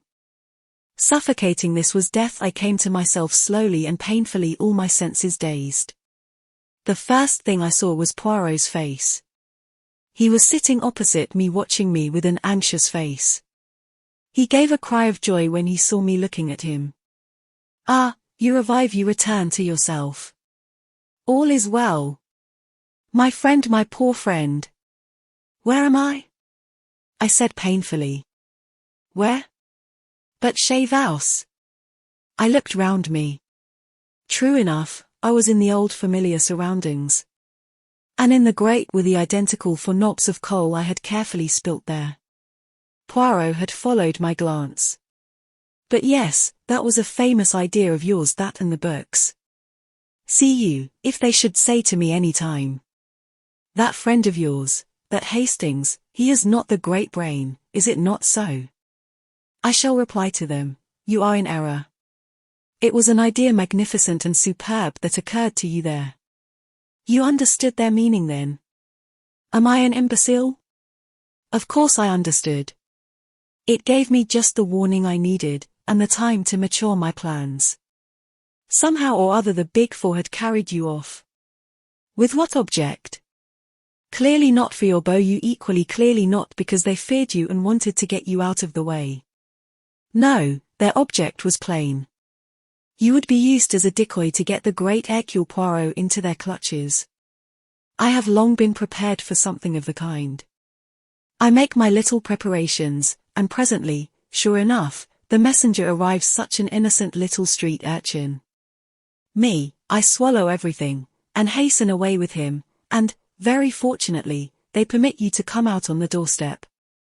That was my one fear, that I should have to dispose of them before I had reached the place where you were concealed, and that I should have to search for you perhaps in vain afterwards. Dispose of them, did you say? I asked feebly. Single-handed. Oh, there is nothing very clever about that. If one is prepared in advance, all is simple, the motto of the Boy Scout, is it not? And a very fine one. I was prepared. Not so long ago, I rendered a service to a very famous chemist, who did a lot of work in connection with poison gas during the war. He devised for me a little bomb, simple and easy to carry about. One has but to throw it and poof, the smoke and then the unconsciousness. Immediately I blow a little whistle and straightway some of Jap's clever fellows who were watching the house here long before the boy arrived, and who managed to follow us all the way to Limehouse, came flying up and took charge of the situation. But how was it you weren't unconscious too? Another piece of luck. Our friend number 4, who certainly composed that ingenious letter, permitted himself a little jest at my moustaches, which rendered it extremely easy for me to adjust my respirator under the guise of a yellow muffler. I remember, I cried eagerly, and then with the word remember all the ghastly horror that I had temporarily forgotten came back to me. Cinderella, I fell back with a groan. I must have lost consciousness again for a minute or two. I awoke to find Poirot forcing some brandy between my lips. What is it, mon ami? But what is it then? Tell me. Word by word, I got the thing told, shuddering as I did so. Poirot uttered a cry. My friend! My friend! But what you must have suffered! And I who knew nothing of all this. But reassure yourself. All is well. You will find her, you mean? But she is in South America. And by the time we get there, long before, she will be dead, and God knows how and in what horrible way she will have died. No, you do not understand. She is safe and well. She has never been in their hands for one instant. But I got a cable from Bronson. No, you did not. You may have got a cable from South America signed Bronson. That is a very different matter. Tell me, has it never occurred to you that an organization of this kind, with ramifications all over the world, might easily strike at us through that little girl, Cinderella, whom you love so well? No, never, I replied. Well, it did to me. I said nothing to you because I did not want to upset you unnecessarily, but I took measures of my own. Your wife's letters all seem to have been written from the ranch, but in reality she has been in a place of safety devised by me for over 3 months. I looked at him for a long time. You are sure of that? Parbleu. I know it. They tortured you with a lie. I turned my head aside. Poirot put his hand on my shoulder. There was something in his voice that I had never heard there before. You like not that I should embrace you or display the emotion, I know well. I will be very British. I will say nothing but nothing at all. Only this, that in this last adventure of ours, the honors are all with you, and happy is the man who has such a friend as I have. Chapter 14. The Peroxide Blonde. I was very disappointed with the results of Poirot's bomb attack on the premises in Chinatown. To begin with, the leader of the gang had escaped. When Jap's men rushed up in response to Poirot's whistle, they found 4 Chinamen unconscious in the hall, but the man who had threatened me with death was not among them. I remembered afterwards that when I was forced out onto the doorstep, to decoy Poirot into the house, this man had kept well in the background. Presumably he was out of the danger zone of the gas bomb, and made good his escape by one of the many exits which we afterwards discovered. From the 4 who remained in our hands we learnt nothing. The fullest investigation by the police failed to bring to light anything to connect them with the Big Four. They were ordinary low-class residents of the district, and they professed bland ignorance of the name Li Changyan. A Chinese gentleman had hired them for service in the house by the waterside, and they knew nothing whatever of his private affairs. By the next day I had, except for a slight headache, completely recovered from the effects of Poirot's gas bomb. We went down together to Chinatown and searched the house from which I had been rescued. The premises consisted of 2 ramshackle houses joined together by an underground passage. The ground floors and the upper stories of each were unfurnished and deserted, the broken windows covered by decaying shutters. Jap had already been prying about in the cellars, and had discovered the secret of the entrance to the subterranean chamber where I had spent such an unpleasant half-hour. Closer investigation confirmed the impression that it had made on me the night before. The silks on the walls and divan and the carpets on the floors were of exquisite workmanship. Although I know very little about Chinese art, I could appreciate that every article in the room was perfect of its kind. With the aid of Jap and some of his men we conducted a most thorough search of the apartment. I had cherished high hopes that we would find documents of importance. A list, perhaps, of some of the more important agents of the Big Four, or cipher notes of some of their plans, but we discovered nothing of the kind. The only papers we found in the whole place were the notes which the Chinaman had consulted whilst he was dictating the letter to Poirot. These consisted of a very complete record of each of our careers, an estimate of our characters, and suggestions about the weaknesses through which we might best be attacked. Poirot was most childishly delighted with this discovery. Personally, I could not see that it was of any value whatever, especially as whoever compiled the notes was ludicrously mistaken in some of his opinions. I pointed this out to my friend when we were back in our rooms. "My dear Poirot," I said, "you know now what the enemy thinks of us. He appears to have a grossly exaggerated idea of your brain power, and to have absurdly underrated mine, but I do not see how we are better off for knowing this." Poirot chuckled in rather an offensive way. "You do not see, Hastings, no. But surely now we can prepare ourselves for some of their methods of attack now that we are warned of some of our faults.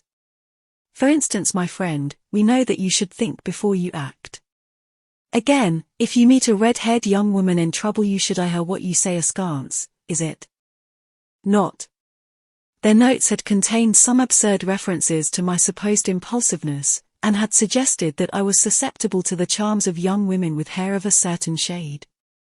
I thought Poirot's reference to be in the worst of taste, but fortunately I was able to counter him. "And what about you?"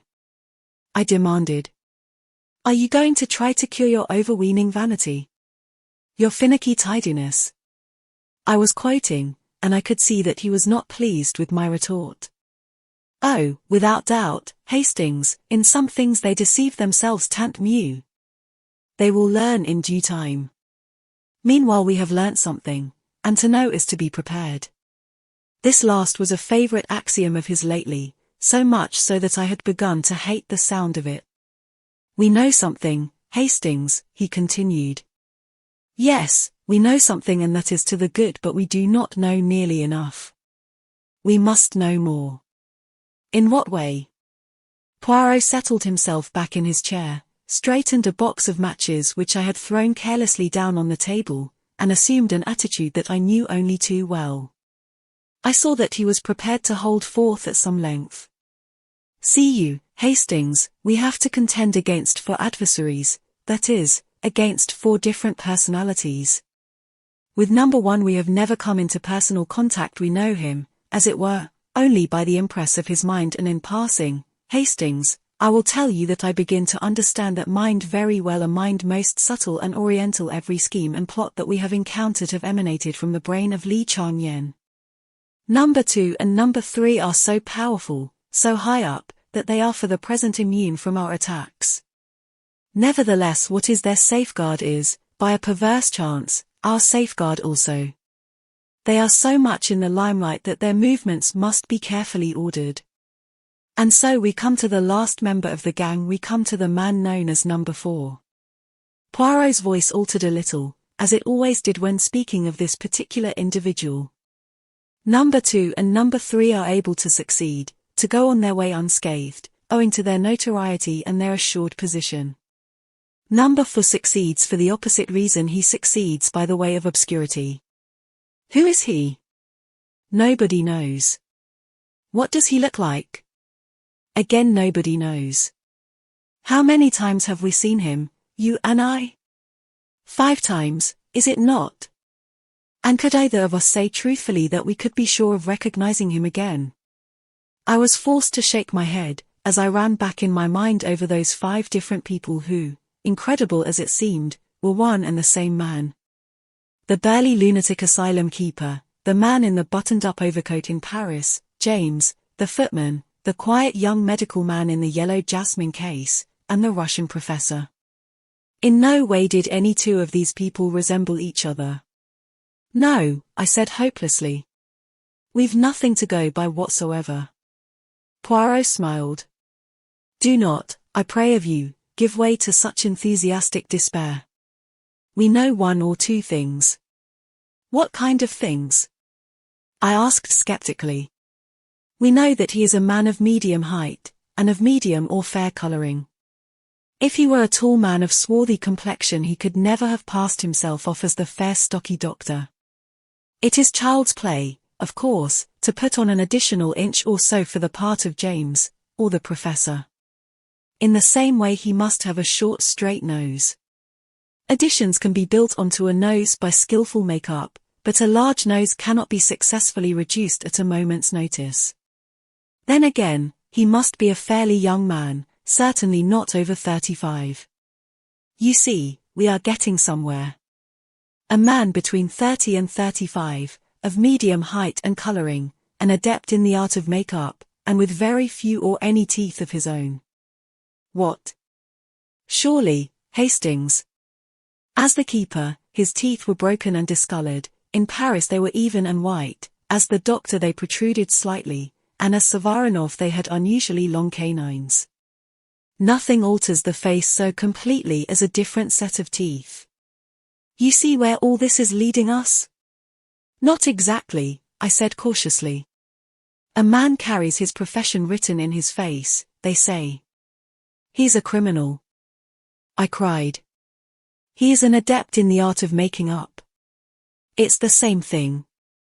Rather a sweeping statement, Hastings, and one which would hardly be appreciated by the theatrical world. Do you not see that the man is, or has been, at one time or another, an actor? An actor? But certainly. He has the whole technique at his fingertips. Now there are 2 classes of actors, the one who sinks himself in his part, and the one who manages to impress his personality upon it.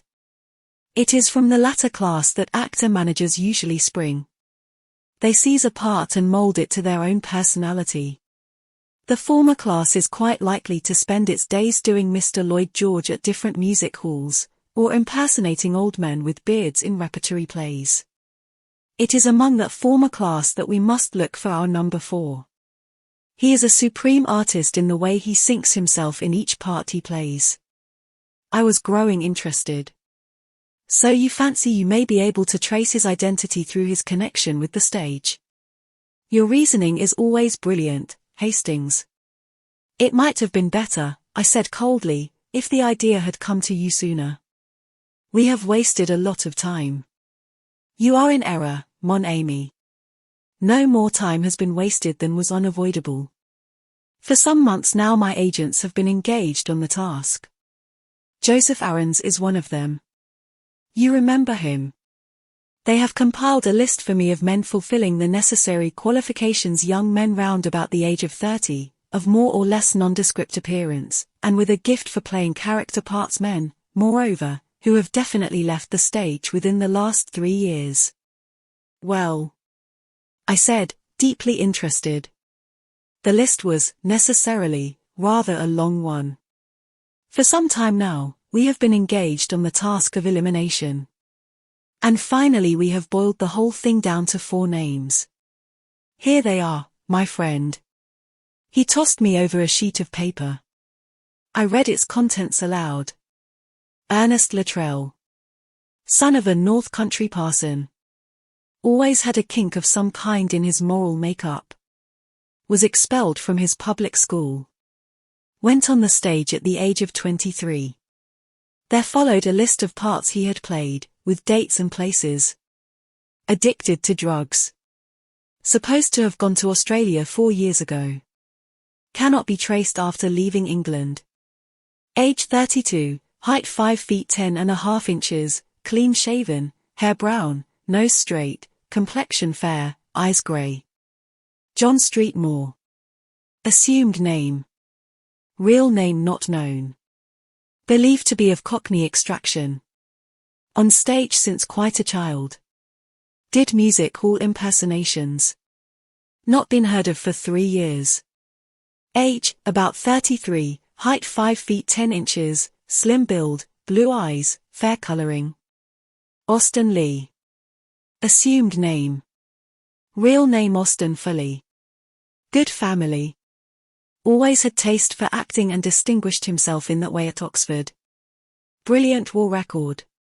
Acted in, the usual list followed. It included many repertory plays. An enthusiast on criminology. Had bad nervous breakdown as the result of a motor accident 3.5 years ago, and has not appeared on the stage since. No clue to his present whereabouts. Age 35, height 5 feet 9.5 inches, complexion fair, eyes blue, hair brown. Claude Darrell. Supposed to be real name. Some mystery about his origin. Played at music halls, and also in repertory plays. Seems to have had no intimate friends. Was in China in 1919. Returned by way of America. Played a few parts in New York. Did not appear on the stage one night, and has never been heard of since. New York police say most mysterious disappearance. Age about 33, hair brown, fair complexion, grey eyes. Height 5 feet 10.5 inches. Most interesting, I said, as I laid down the paper. And so this is the result of the investigation of months. These 4 names. Which of them are you inclined to suspect? Poirot made an eloquent gesture. Mon ami, for the moment it is an open question. I would just point out to you that Claude Darrell has been in China and America, a fact not without significance, perhaps, but we must not allow ourselves to be unduly biased by that point. It may be a mere coincidence. And the next step? I asked eagerly. Affairs are already in train. Every day cautiously worded advertisements will appear. Friends and relatives of one or the other will be asked to communicate with my solicitor at his office. Even today we might the telephone. Probably it is, as usual, the wrong number, and they will regret to have troubled us, but it may be yes, it may be that something has arisen. I crossed the room and picked up the receiver. Yes, yes. M. Poirot's rooms. Yes, Captain Hastings speaking. Oh, it's you, Mr. McNeill. McNeill and Hodgson were Poirot's solicitors. I'll tell him. Yes, we'll come round at once. I replaced the receiver and turned to Poirot, my eyes dancing with excitement. I say, Poirot, there's a woman there. Friend of Claude Darrell's. Miss Flossie Monroe. McNeill wants you to come round. At the instant, cried Poirot, disappearing into his bedroom, and reappearing with a hat. A taxi soon took us to our destination, and we were ushered into Mr. McNeill's private office. Sitting in the armchair facing the solicitor was a somewhat lurid-looking lady no longer in her first youth. Her hair was of an impossible yellow, and was prolific in curls over each ear, her eyelids were heavily blackened, and she had by no means forgotten the rouge and the lip salve. Ah, here is M. Poirot, said Mr. McNeill. M. Poirot, this is Miss Monroe, who has very kindly called to give us some information. Ah, but that is most kind, cried Poirot. He came forward with great empressement, and shook the lady warmly by the hand. Mademoiselle blooms like a flower in this dry as dust old office, he added, careless of the feelings of Mr. McNeil. This outrageous flattery was not without effect. Miss Monroe blushed and simpered. "Oh, go on now, Mr. Poirot," she exclaimed. "I know what you Frenchmen are like. Mademoiselle, we are not mute like Englishmen before beauty. Not that I am a Frenchman, I am a Belgian, you see." "I've been to Ostend myself," said Miss Monroe.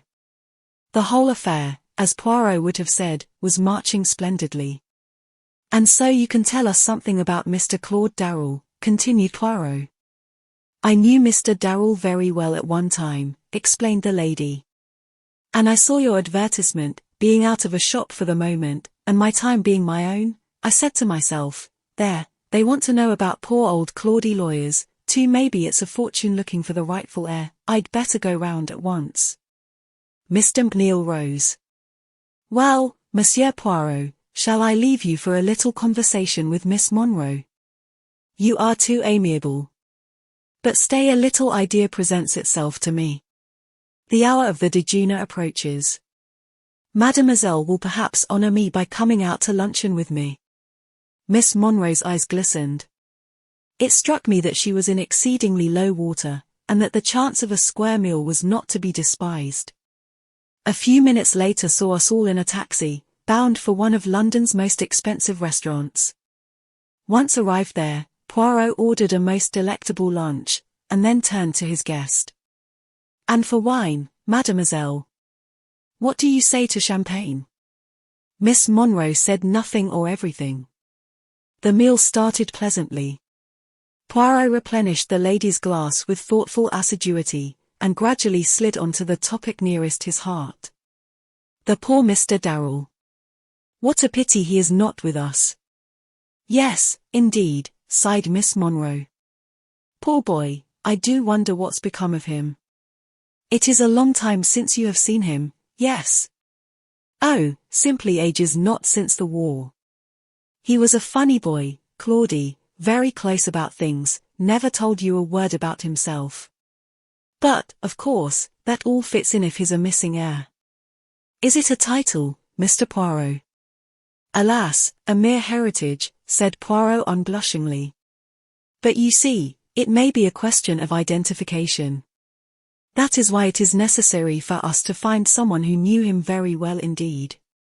"You knew him very well, did you not, mademoiselle?" "I don't mind telling you, Mr. Poirot. You're a gentleman. You know how to order a lunch for a lady, which is more than some of these young whippersnappers do nowadays. Downright mean, I call it. As I was saying, you being a Frenchman won't be shocked." "Ah, you Frenchmen. Naughty, naughty." She wagged her finger at him in an excess of archness. "Well, there it was, me and Claudie, two young things, what else could you expect?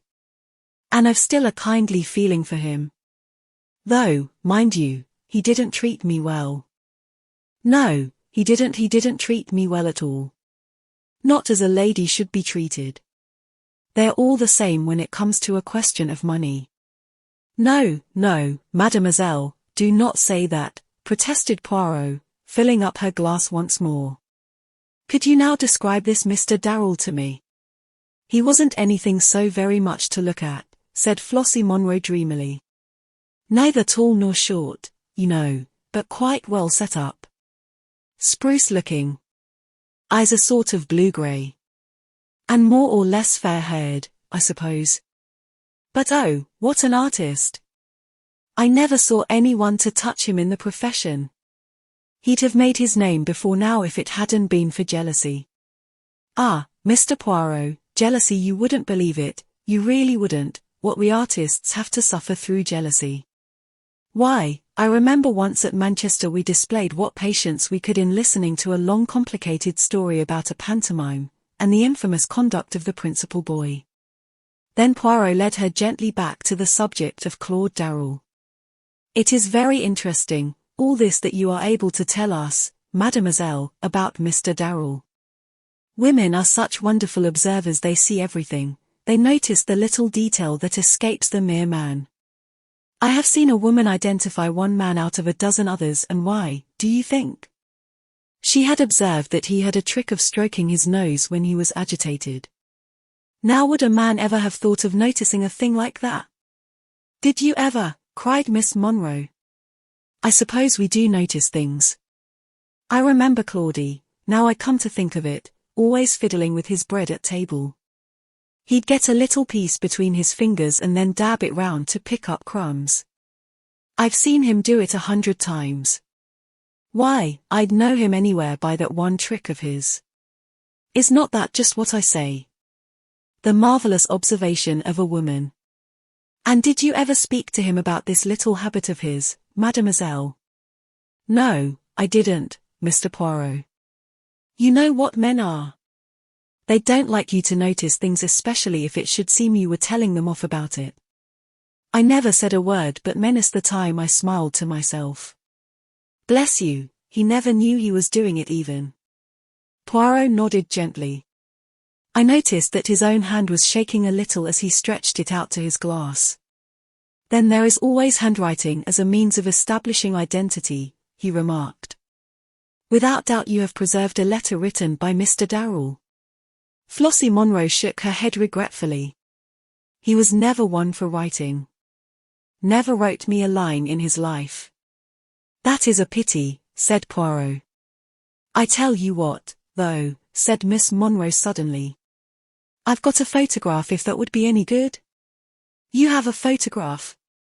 Poirot almost sprang from his seat with excitement. It's quite an old one, 8 years old at least. Cane fate reen. No matter how old and faded. Ah, ma foi, but what stupendous luck. You will permit me to inspect that photograph, mademoiselle? Why, of course. Perhaps you will even permit me to have a copy made? It would not take long. Certainly, if you like. Miss Monroe rose. Well, I must run away, she declared archly.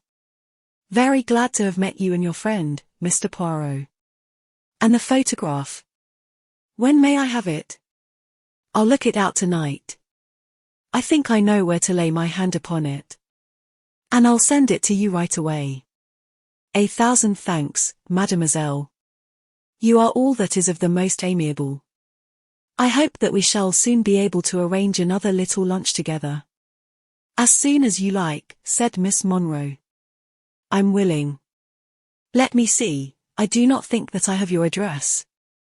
With a grand air, Miss Monroe drew a card from her handbag, and handed it to him. It was a somewhat dirty card, and the original address had been scratched out and another substituted in pencil. Then, with a good many bows and gesticulations on Poirot's part, we bade farewell to the lady and got away. Do you really think this photograph so important? I asked Poirot. Yes, mon ami. The camera does not lie. One can magnify a photograph, see salient points that otherwise would remain unnoticed. And then there are 1,000 details such as the structure of the ears, which no one could ever describe to you in words. Oh, yes, it is a great chance, this which has come our way. That is why I propose to take precautions. He went across to the telephone as he finished speaking, and gave a number which I knew to be that of a private detective agency which he sometimes employed. His instructions were clear and definite. 2 men were to go to the address he gave, and, in general terms, were to watch over the safety of Miss Monroe.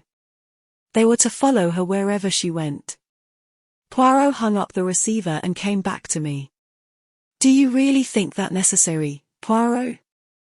I asked. It may be. There is no doubt that we are watched, you and I, and since that is so, they will soon know with whom we were lunching today. And it is possible that number 4 will scent danger. About 20 minutes later the telephone bell rang. I answered it. A curt voice spoke into the phone. Is that Mr. Poirot?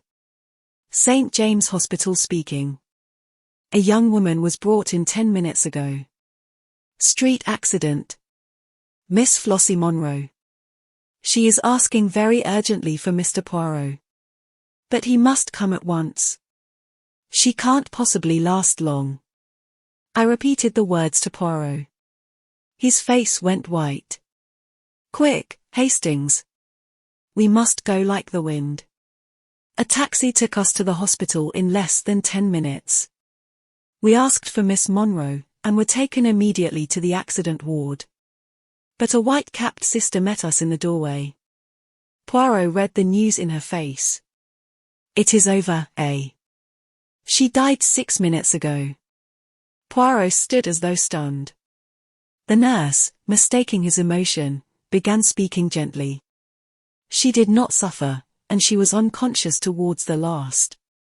She was run over by a motor, you know, and the driver of the car did not even stop. Wicked, isn't it? I hope someone took the number. The stars fight against us, said Poirot in a low voice.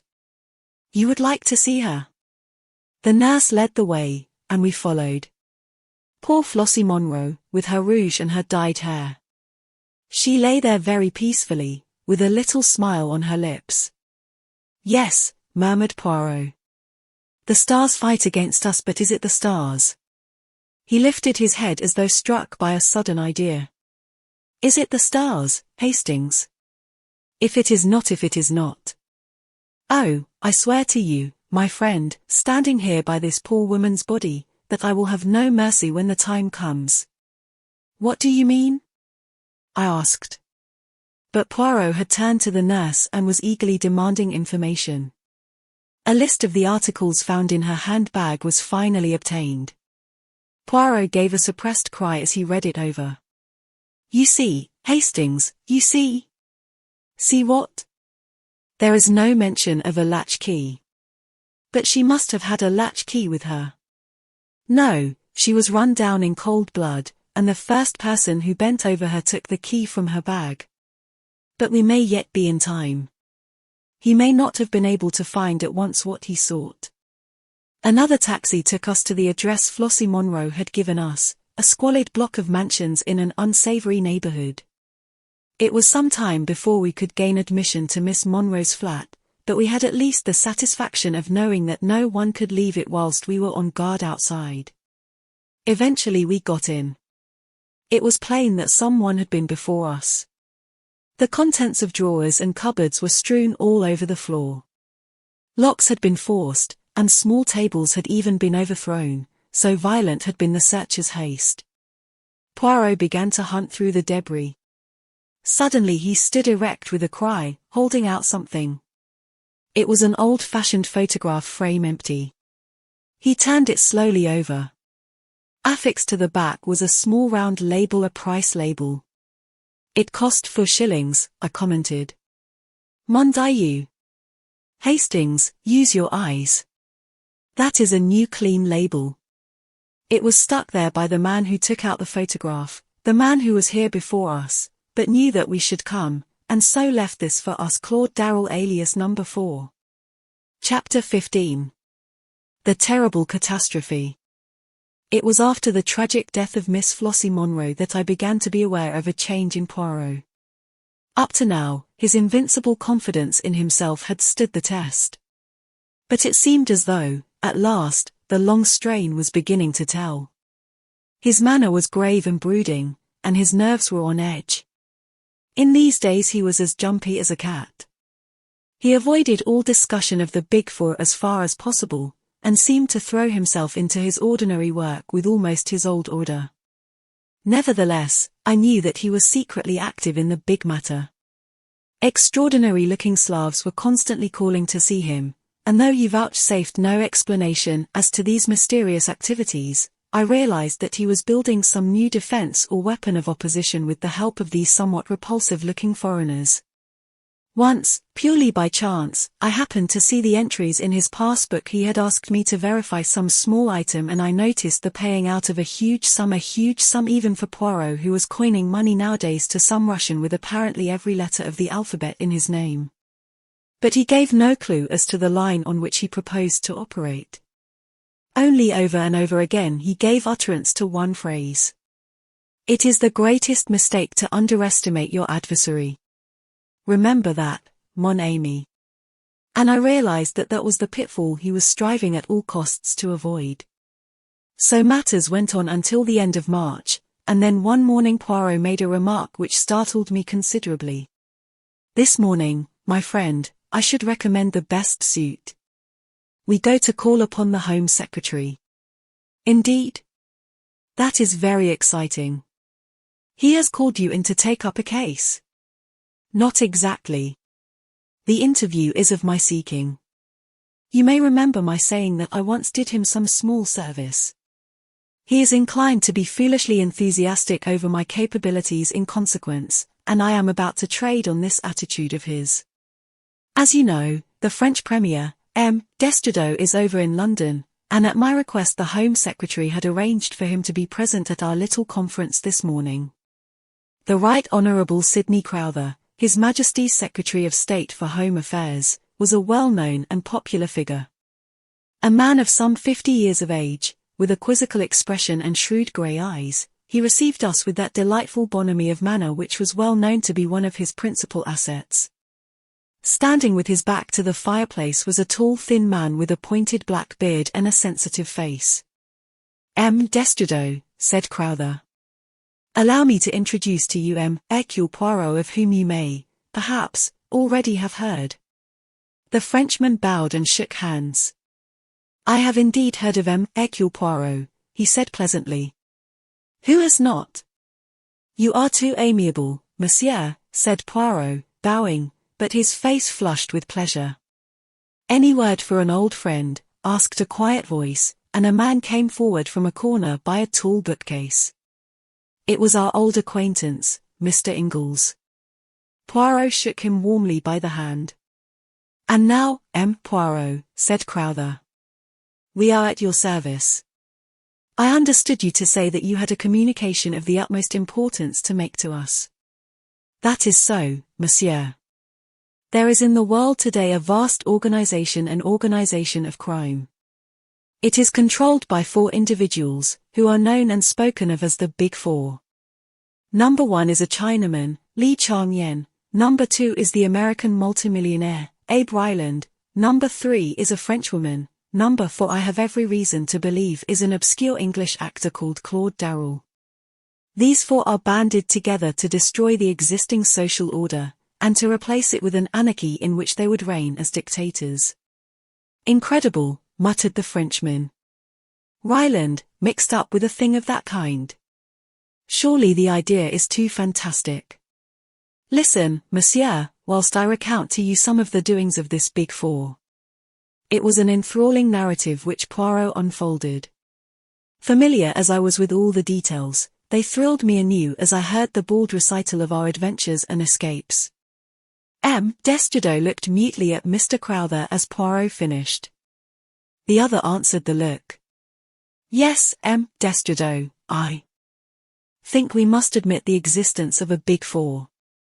Scotland Yard was inclined to jeer at first, but they have been forced to admit that Poirot was right in many of his claims. The only question is the extent of its aims. I cannot but feel that Poirot exaggerates a little. For answer Poirot set forth 10 salient points. I have been asked not to give them to the public even now, and so I refrain from doing so, but they included the extraordinary disasters to submarines which occurred in a certain month, and also a series of aeroplane accidents and forced landings. According to Poirot, these were all the work of the Big Four, and bore witness to the fact that they were in possession of various scientific secrets unknown to the world at large. This brought us straight to the question which I had been waiting for the French Premier to ask. You say that the 3rd member of this organization is a Frenchwoman. Have you any idea of her name? It is a well-known name, monsieur. An honored name.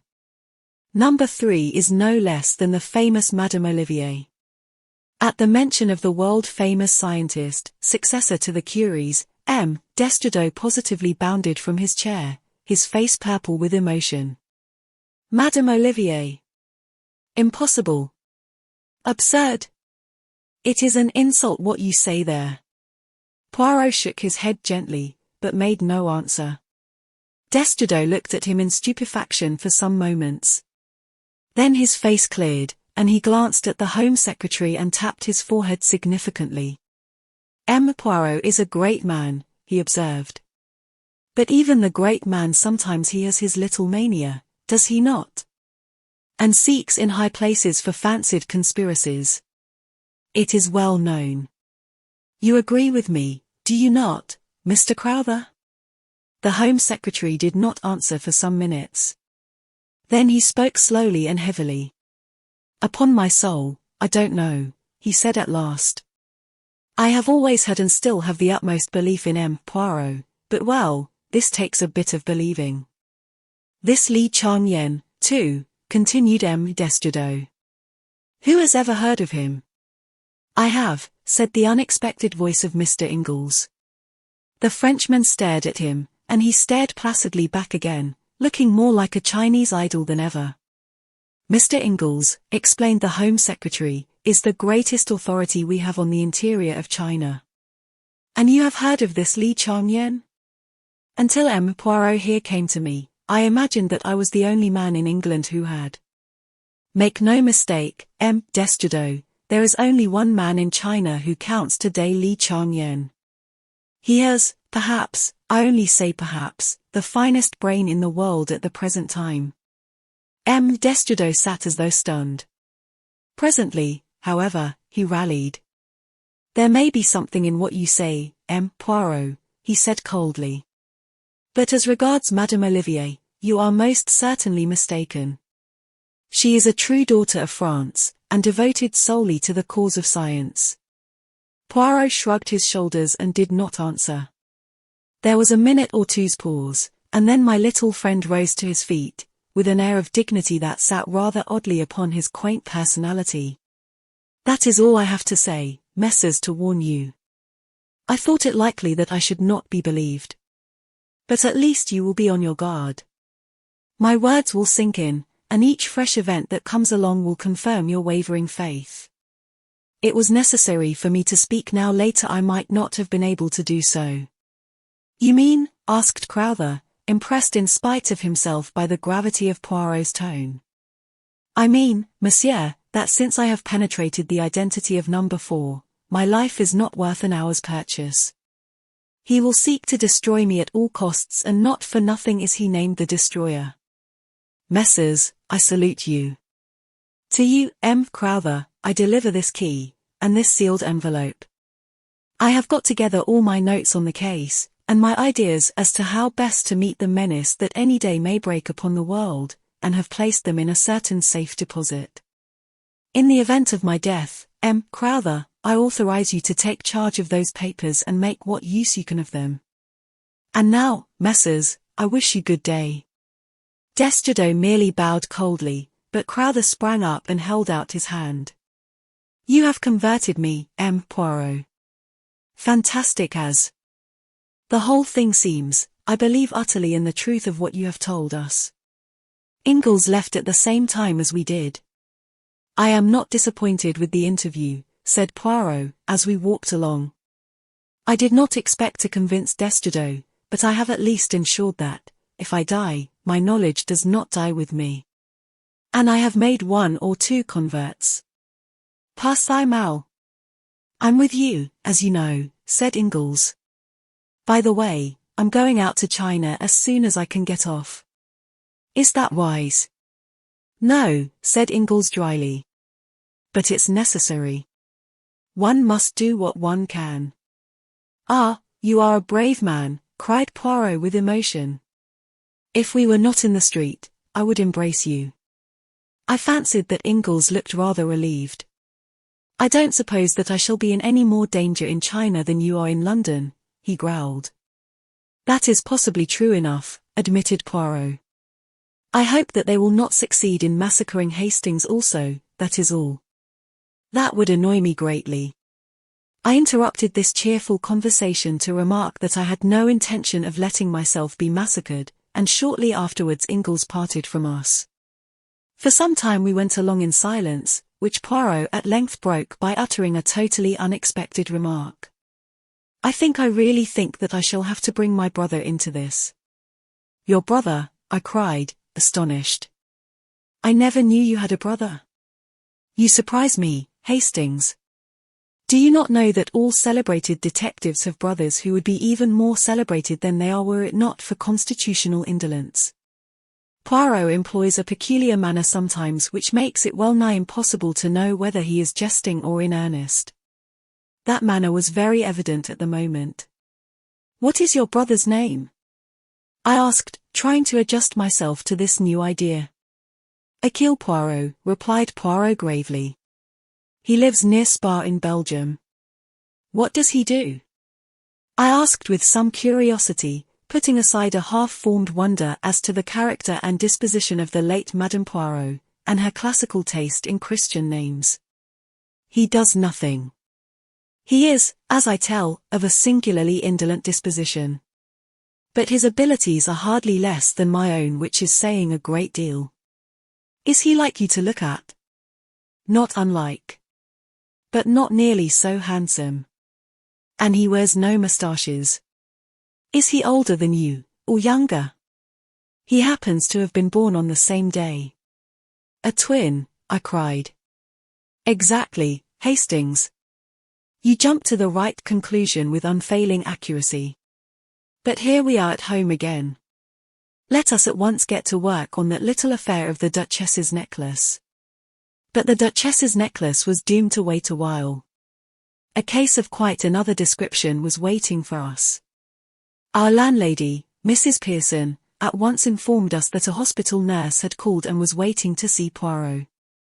We found her sitting in the big armchair facing the window, a pleasant-faced woman of middle age, in a dark blue uniform. She was a little reluctant to come to the point, but Poirot soon put her at her ease, and she embarked upon her story. "You see, Poirot, I've never come across anything of the kind before. I was sent for, from the Lark Sisterhood, to go down to a case in Hertfordshire. An old gentleman, it is, Mr. Templeton. Quite a pleasant house, and quite pleasant people. The wife, Mrs. Templeton, is much younger than her husband, and he has a son by his first marriage who lives there. I don't know that the young man and the stepmother always get on together. He's not quite what you'd call normal, not wanting exactly, but decidedly dull in the intellect. Well, this illness of Mr. Templeton seemed to me from the first to be very mysterious. At times there seemed really nothing the matter with him, and then he suddenly has one of these gastric attacks with pain and vomiting.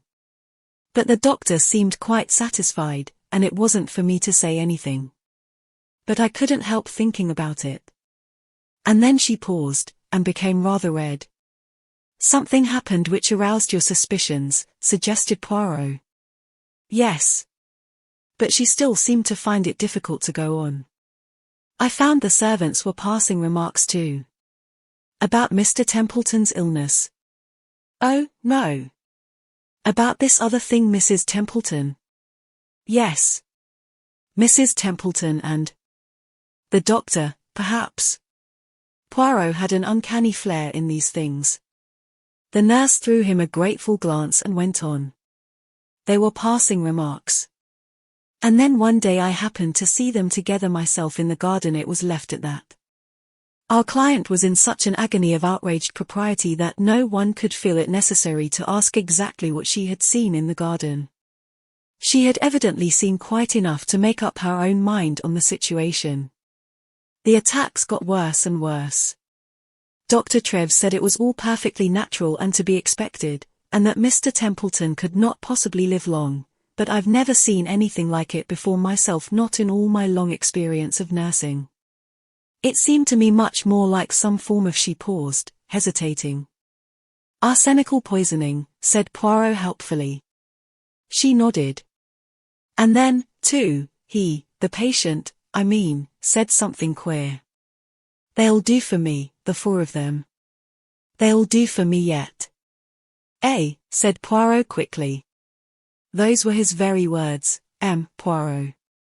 He was in great pain at the time, of course, and hardly knew what he was saying.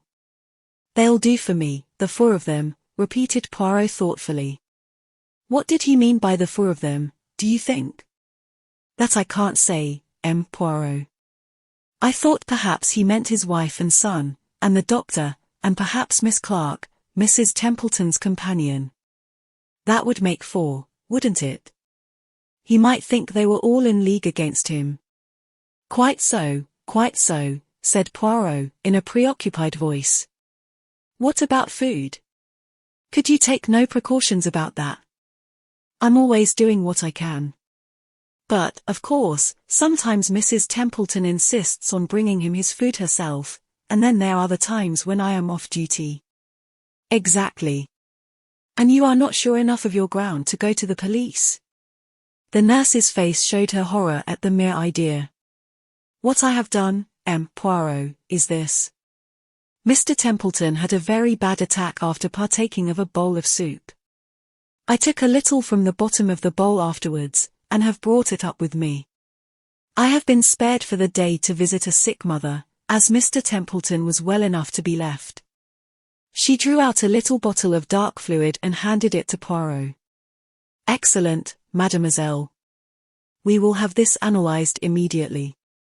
If you will return here in, say, an hour's time, I think that we shall be able to dispose of your suspicions one way or another. First extracting from our visitor her name and qualifications, he ushered her out. Then he wrote a note and sent it off together with the bottle of soup. Whilst we waited to hear the result, Poirot amused himself by verifying the nurse's credentials, somewhat to my surprise. No, my friend, he declared. I do well to be careful. Do not forget the big four are on our track. However, he soon elicited the information that a nurse of the name of Mabel Palmer was a member of the Lark Institute and had been sent to the case in question. So far, so good, he said, with a twinkle. And now here comes Nurse Palmer back again, and here also is our analyst's report. Both the nurse and I waited anxiously whilst Poirot read the analyst's report. Is there arsenic in it? She asked breathlessly. Poirot shook his head, refolding the paper. No. We were both immeasurably surprised. There is no arsenic in it, continued Poirot. But there is antimony. And that being the case, we will start immediately for Hertfordshire. Pray heaven that we are not too late. It was decided that the simplest plan was for Poirot to represent himself truly as a detective, but that the ostensible reason of his visit should be to question Mrs. Templeton about a servant formerly in her employment whose name he obtained from Nurse Palmer, and who he could represent as being concerned in a jewel robbery. It was late when we arrived at Elmstead, as the house was called.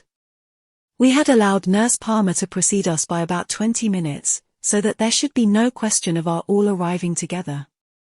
Mrs. Templeton, a tall dark woman, with sinuous movements and uneasy eyes, received us. I noticed that as Poirot announced his profession, she drew in her breath with a sudden hiss, as though badly startled, but she answered his question about the maid servant readily enough. And then, to test her, Poirot embarked upon a long history of a poisoning case in which a guilty wife had figured. His eyes never left her face as he talked, and try as she would, she could hardly conceal her rising agitation. Suddenly, with an incoherent word of excuse, she hurried from the room. We were not long left alone. A squarely built man with a small red moustache and pince-nez came in. Dr. Treves, he introduced himself. Mrs. Templeton asked me to make her excuses to you. She's in a very bad state, you know. Nervous strain. Worry over her husband and all that. I've prescribed bed and bromide. But she hopes you'll stay and take potluck, and I'm to do host. We've heard of you down here, Poirot, and we mean to make the most of you. Ah, here's Mickey. A shambling young man entered the room. He had a very round face, and foolish-looking eyebrows raised as though in perpetual surprise. He grinned awkwardly as he shook hands. This was clearly the wanting son. Presently we all went in to dinner. Dr. Treves left the room to open some wine, I think, and suddenly the boy's physiognomy underwent a startling change. He leant forward, staring at Poirot. "You've come about father," he said, nodding his head. "I know. I know lots of things, but nobody thinks I do. Mother will be glad when father's dead and she can marry Dr. Treves. She isn't my own mother, you know. I don't like her. She wants father to die." It was all rather horrible. Luckily, before Poirot had time to reply, the doctor came back, and we had to carry on a forced conversation. And then suddenly Poirot lay back in his chair with a hollow groan. His face was contorted with pain. "My dear sir, what's the matter?" cried the doctor. "A sudden spasm. I am used to them. No, I require no assistance from you, doctor. If I might lie down upstairs." His request was instantly acceded to, and I accompanied him upstairs, where he collapsed on the bed, groaning heavily. For the first minute or two I had been taken in, but I had quickly realized that Poirot was, as he would have put it, playing the comedy, and that his object was to be left alone upstairs near the patient's room. Hence I was quite prepared when, the instant we were alone, he sprang up. "Quick, Hastings, the window. There is ivy outside. We can climb down before they begin to suspect." "Climb down?" "Yes, we must get out of this house at once." "You saw him at dinner?" "The doctor?" "No, young Templeton. His trick with his bread. Do you remember what Flossie Monroe told us before she died? That Claude Darrell had a habit of dabbing his bread on the table to pick up crumbs. Hastings, this is a vast plot, and that vacant-looking young man is our archenemy number 4. Hurry." I did not wait to argue. Incredible as the whole thing seemed, it was wiser not to delay. We scrambled down the ivy as quietly as we could and made a beeline for the small town and the railway station. We were just able to catch the last train, the 8.34, which would land us in town about 11 o'clock. "A plot," said Poirot thoughtfully. "How many of them were in it, I wonder? I suspect that the whole Templeton family are just so many agents of the Big Four. Did they simply want to decoy us down there? Or was it more subtle than that? Did they intend to play the comedy down there and keep me interested until they had had time to do what? I wonder now." He remained very thoughtful. Arrived at our lodgings, he restrained me at the door of the sitting room. "Attention, Hastings. I have my suspicions. Let me enter first." He did so, and, to my slight amusement, took the precaution to press on the electric switch with an old galoche. Then he went round the room like a strange cat, cautiously, delicately, on the alert for danger. I watched him for some time, remaining obediently where I had been put by the wall. "It's all right, Poirot," I said impatiently. "It seems so, mon ami, it seems so. But let us make sure." "Rot," I said. "I shall light the fire, anyway, and have a pipe. I've caught you out for once. You had the matches last and you didn't put them back in the holder as usual, the very thing you're always cursing me for doing." I stretched out my hand. I heard Poirot's warning cry. Saw him leaping towards me. My hand touched the matchbox. Then a flash of blue flame, an ear-rending crash, and darkness. I came to myself to find the familiar face of our old friend Dr. Ridgway bending over me. An expression of relief passed over his features. "Keep still," he said soothingly. "You're all right. There's been an accident, you know." "Poirot?" I murmured.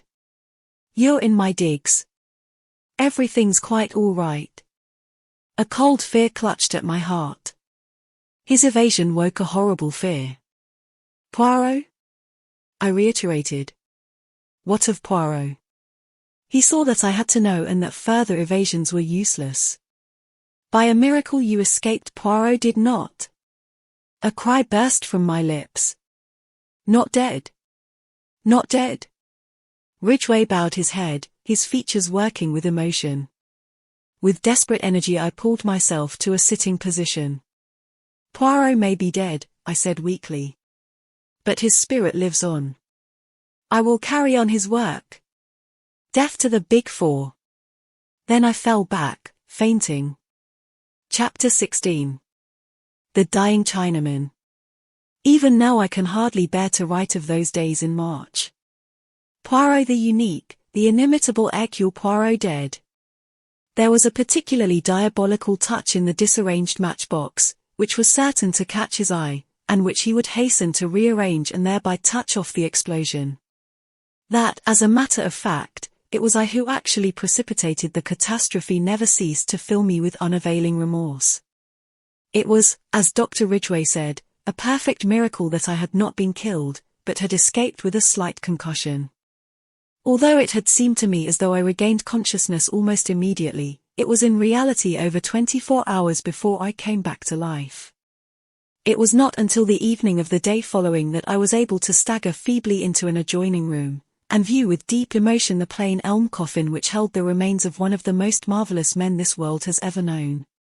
From the very first moment of regaining consciousness I had only one purpose in mind: to avenge Poirot's death, and to hunt down the Big Four remorselessly. I had thought that Ridgway would have been of one mind with me about this, but to my surprise the good doctor seemed unaccountably lukewarm. Get back to South America was his advice, tendered on every occasion. Why attempt the impossible? Put as delicately as possible, his opinion amounted to this: if Poirot, the unique Poirot, had failed, was it likely that I should succeed? But I was obstinate. Putting aside any question as to whether I had the necessary qualifications for the task, and I may say in passing that I did not entirely agree with his views on this point, I had worked so long with Poirot that I knew his methods by heart, and felt fully capable of taking up the work where he had laid it down. It was, with me, a question of feeling.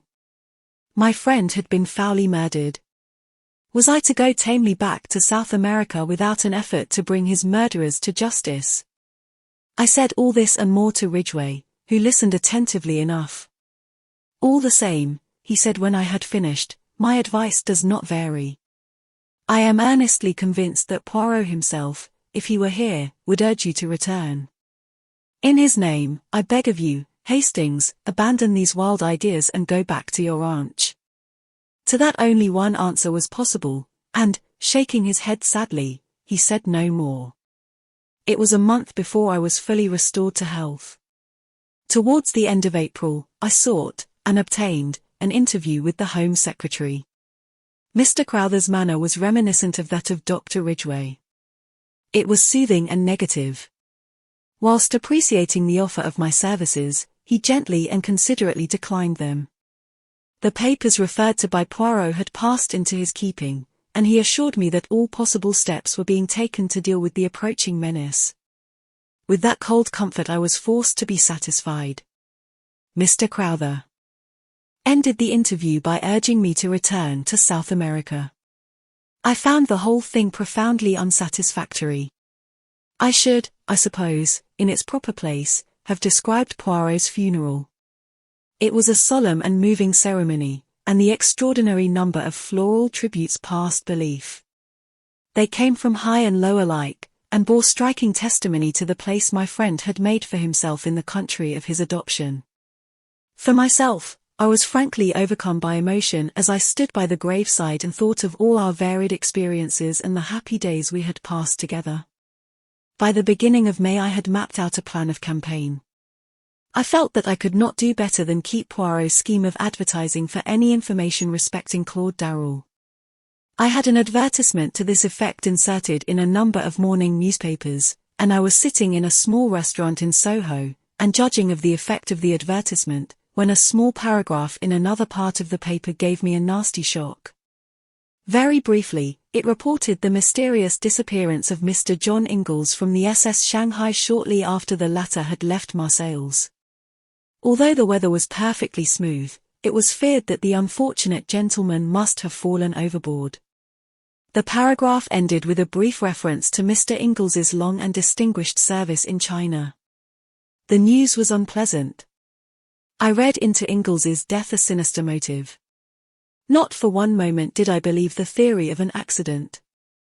Ingalls had been murdered, and his death was only too clearly the handiwork of that accursed Big Four. As I sat there, stunned by the blow, and turning the whole matter over in my mind, I was startled by the remarkable behavior of the man sitting opposite me. So far I had not paid much attention to him. He was a thin, dark man of middle age, sallow of complexion, with a small pointed beard. He had sat down opposite me so quietly that I had hardly noticed his arrival. But his actions now were decidedly peculiar, to say the least of them.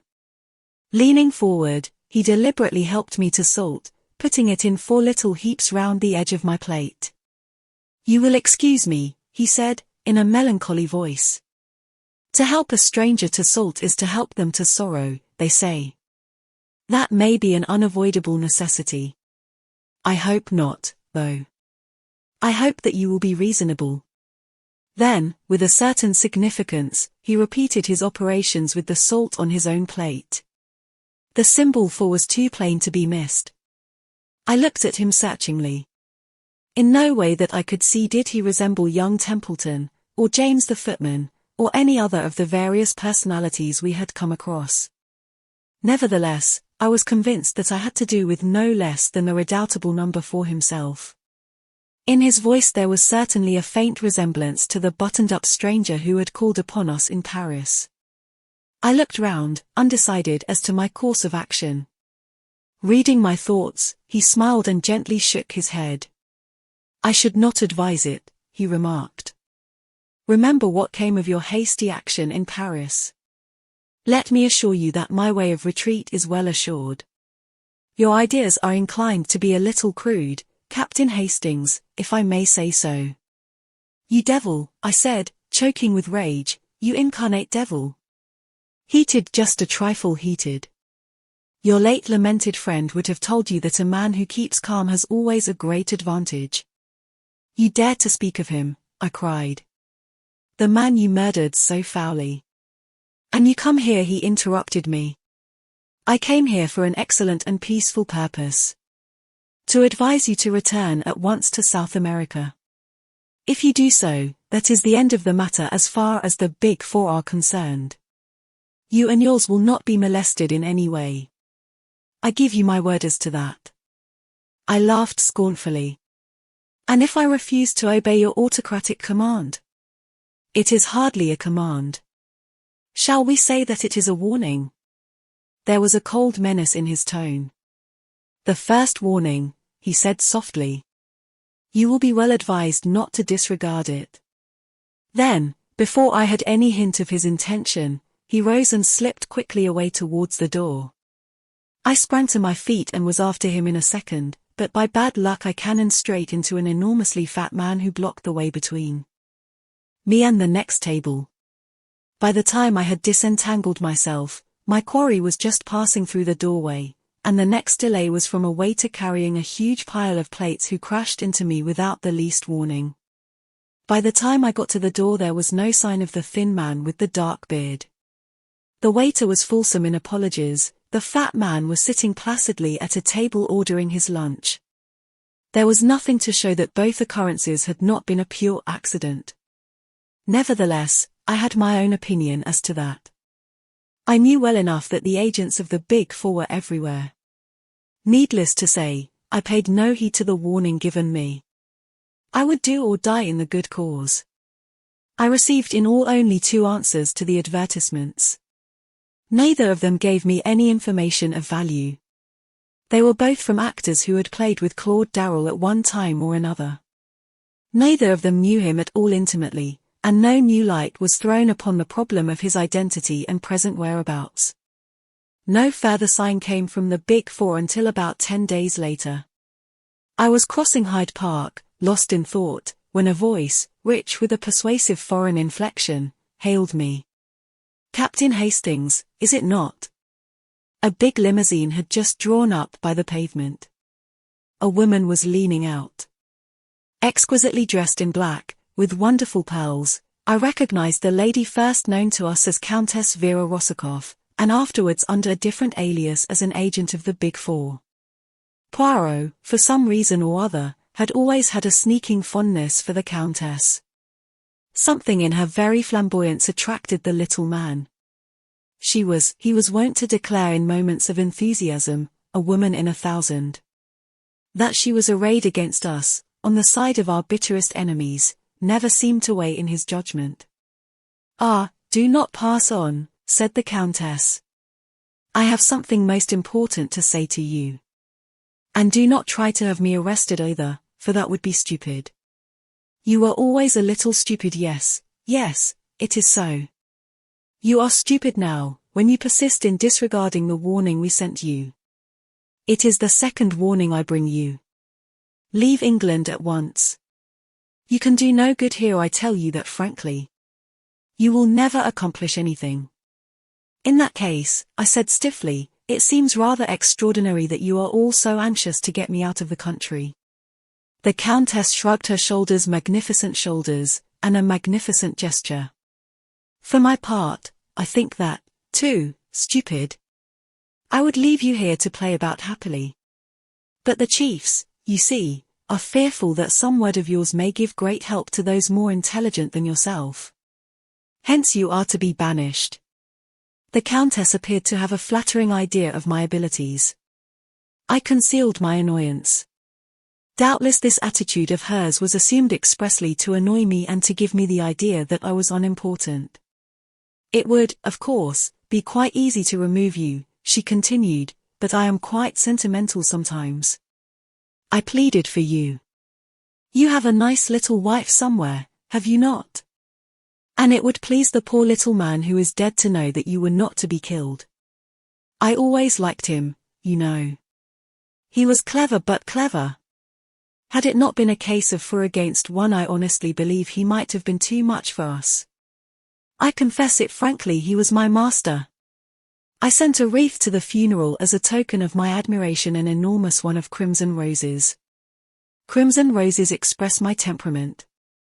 I listened in silence and a growing distaste. "You have the look of a mule when it puts its ears back and kicks. Well, I have delivered my warning. Remember this, the third warning will come by the hand of the destroyer." She made a sign, and the car whirled away rapidly. I noted the number mechanically, but without the hope that it would lead to anything. The Big Four were not apt to be careless in details. I went home a little sobered. One fact had emerged from the Countess's flood of volubility. I was in real danger of my life. Though I had no intention of abandoning the struggle, I saw that it behaved me to walk warily and adopt every possible precaution. Whilst I was reviewing all these facts and seeking for the best line of action, the telephone bell rang. I crossed the room and picked up the receiver. "Yes. Hello. Who's speaking?" A crisp voice answered me. "This is Street Giles Hospital. We have a Chinaman here, knifed in the street and brought in. He can't last long.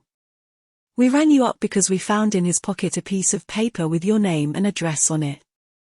I was very much astonished. Nevertheless, after a moment's reflection, I said that I would come down at once.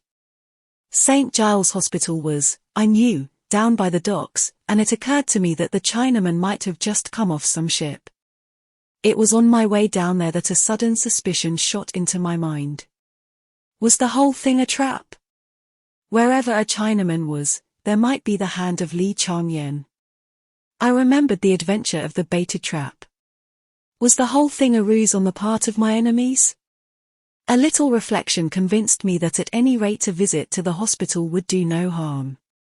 It was probable that the thing was not so much a plot as what is vulgarly known as a plant. The dying Chinaman would make some revelation to me upon which I should act, and which would have the result of leading me into the hands of the Big Four. The thing to do was to preserve an open mind, and whilst feigning credulity be secretly on my guard. On arriving at St. Giles Hospital, and making my business known, I was taken at once to the accident ward, to the bedside of the man in question. He lay absolutely still, his eyelids closed, and only a very faint movement of the chest showed that he still breathed. A doctor stood by the bed, his fingers on the Chinaman's pulse. "He's almost gone," he whispered to me. "You know him, eh?" I shook my head. I've never seen him before. Then what was he doing with your name and address in his pocket? You are Captain Hastings, aren't you? Yes, but I can't explain it any more than you can. Curious thing. From his papers he seems to have been the servant of a man called Ingalls, a retired civil servant. Ah, you know him, do you? He added quickly, as I started at the name. Ingalls' servant. Then I had seen him before. Not that I had ever succeeded in being able to distinguish one Chinaman from another. He must have been with Ingalls on his way to China, and after the catastrophe he had returned to England with a message, possibly, for me. It was vital, imperative that I should hear that message. Is he conscious? I asked. Can he speak? Mr. Ingalls was an old friend of mine, and I think it possible that this poor fellow has brought me a message from him. Mr. Ingalls is believed to have gone overboard about 10 days ago. He's just conscious, but I doubt if he has the force to speak. He lost a terrible lot of blood, you know. I can administer a stimulant, of course, but we've already done all that is possible in that direction. Nevertheless, he administered a hypodermic injection, and I stayed by the bed, hoping against hope for a word, a sign that might be of the utmost value to me in my work. But the minutes sped on and no sign came. And suddenly a baleful idea shot across my mind. Was I not already falling into the trap? Suppose that this Chinaman had merely assumed the part of Ingalls' servant, that he was in reality an agent of the Big Four. Had I not once read that certain Chinese priests were capable of simulating death? Or, to go further still, Li Chang-yen might command a little band of fanatics who would welcome death itself if it came at the command of their master. I must be on my guard. Even as these thoughts flashed across my mind, the man in the bed stirred. His eyes opened. He murmured something incoherently. Then I saw his glance fasten upon me. He made no sign of recognition, but I was at once aware that he was trying to speak to me. Be he friend or foe, I must hear what he had to say. I leaned over the bed, but the broken sounds conveyed no sort of meaning to me. I thought I caught the word hand, but in what connection it was used I could not tell. Then it came again, and this time I heard another word, the word Largo. I stared in amazement, as the possible juxtaposition of the two suggested itself to me. Handel's Largo? I queried. The Chinaman's eyelids flickered rapidly, as though. Belgian coast. There his knowledge and responsibility ended. The whole thing was like a dream. The one idea I held to firmly was that all this must be part of Poirot's plan. I must simply go forward blindly, trusting in my dead friend. I was duly landed at the spot indicated.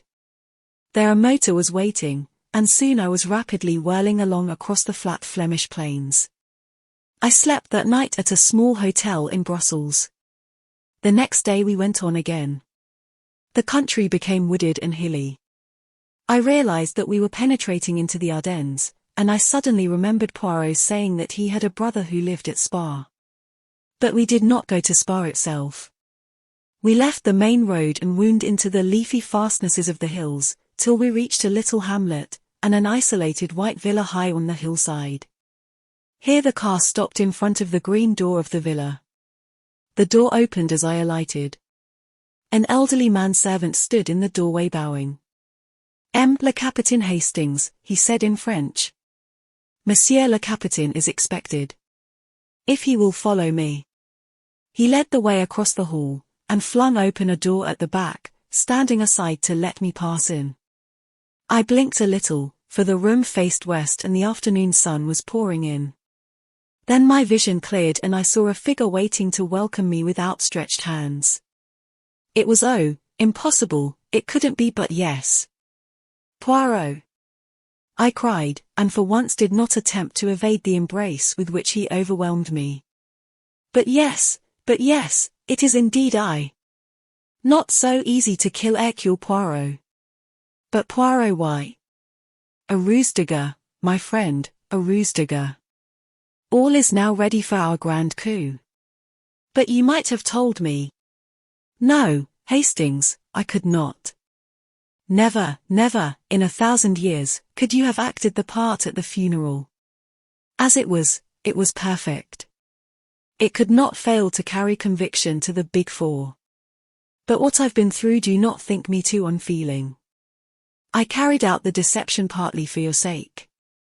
I was willing to risk my own life, but I had qualms about continually risking yours. So, after the explosion, I have an idea of great brilliancy.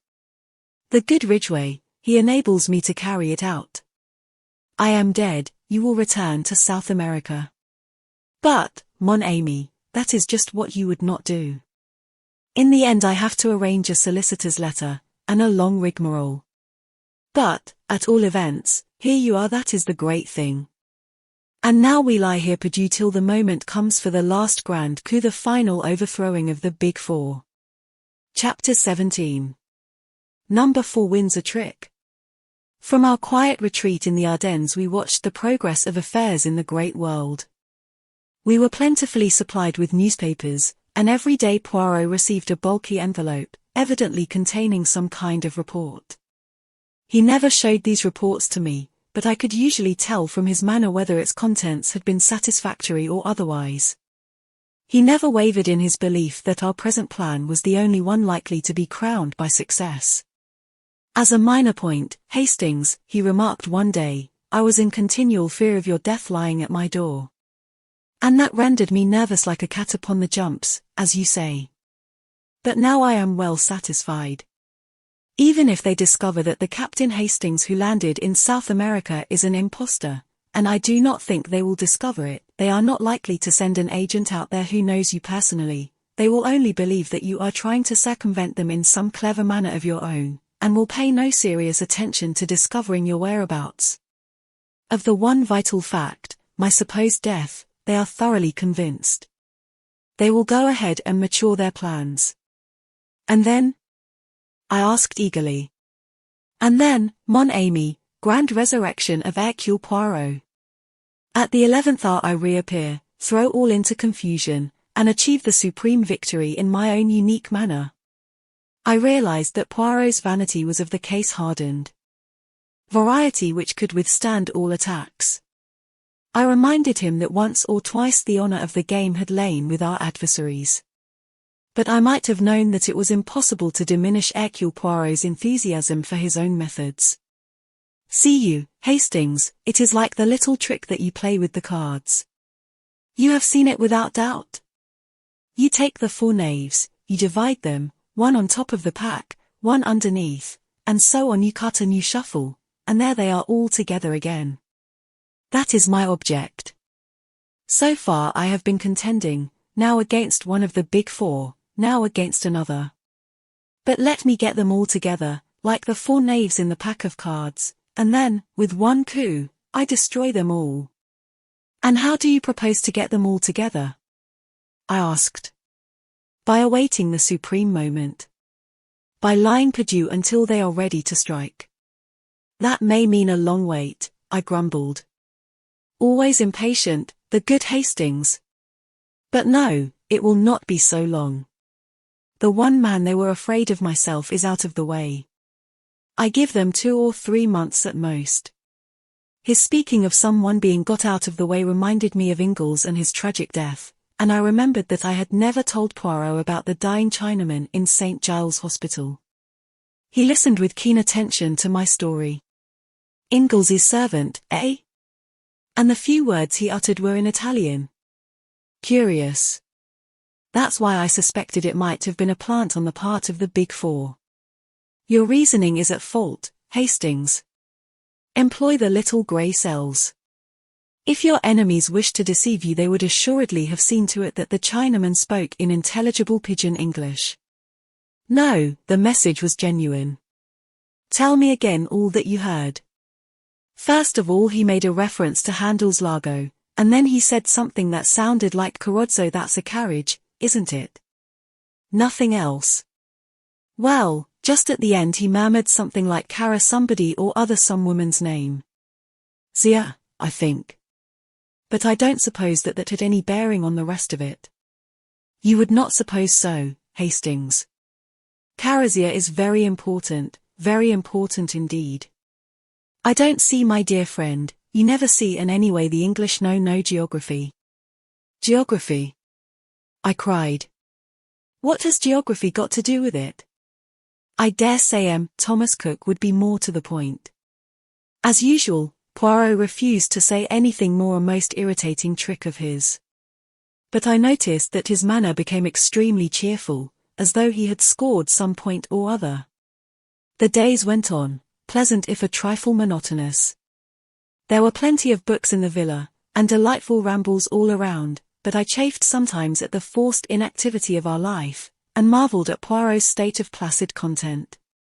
Nothing occurred to ruffle our quiet existence, and it was not until the end of June, well within the limit that Poirot had given them, that we had our news of the Big Four. A car drove up to the villa early one morning, such an unusual event in our peaceful life that I hurried down to satisfy my curiosity. I found Poirot talking to a pleasant-faced young fellow of about my own age. He introduced me. "This is Captain Harvey, Hastings, one of the most famous members of your intelligence service." "Not famous at all, I'm afraid," said the young man, laughing pleasantly. "Not famous except to those in the know, I should have said. Most of Captain Harvey's friends and acquaintances consider him an amiable but brainless young man devoted only to the trot of the fox or whatever the dance is called." We both laughed. Well, to business," said Poirot. "You are of opinion the time has come, then?" "We are sure of it, sir. China was isolated politically yesterday. What is going on out there, nobody knows. No news of any kind, wireless or otherwise, has come through, just a complete break and silence. Li Chang-yen has shown his hand. And the others? Abe Ryland arrived in England a week ago, and left for the continent yesterday. And Madame Olivier? Madame Olivier left Paris last night. For Italy? For Italy, sir. As far as we can judge, they are both making for the resort you indicated, though how you knew that is not the cap with the feather for me. That was the work of Hastings here. He conceals his intelligence, you comprehend, but it is profound for all that."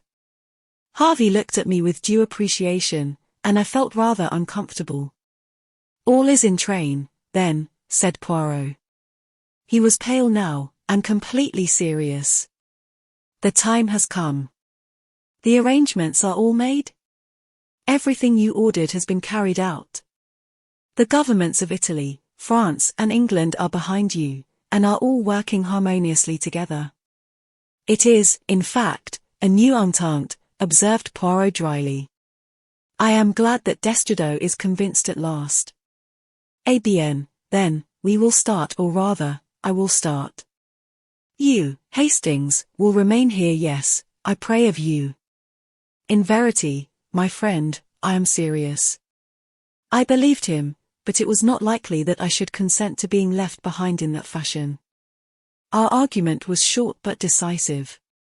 It was not until we were in the train, speeding towards Paris, that he admitted that he was secretly glad of my decision. "For you have a part to play, Hastings.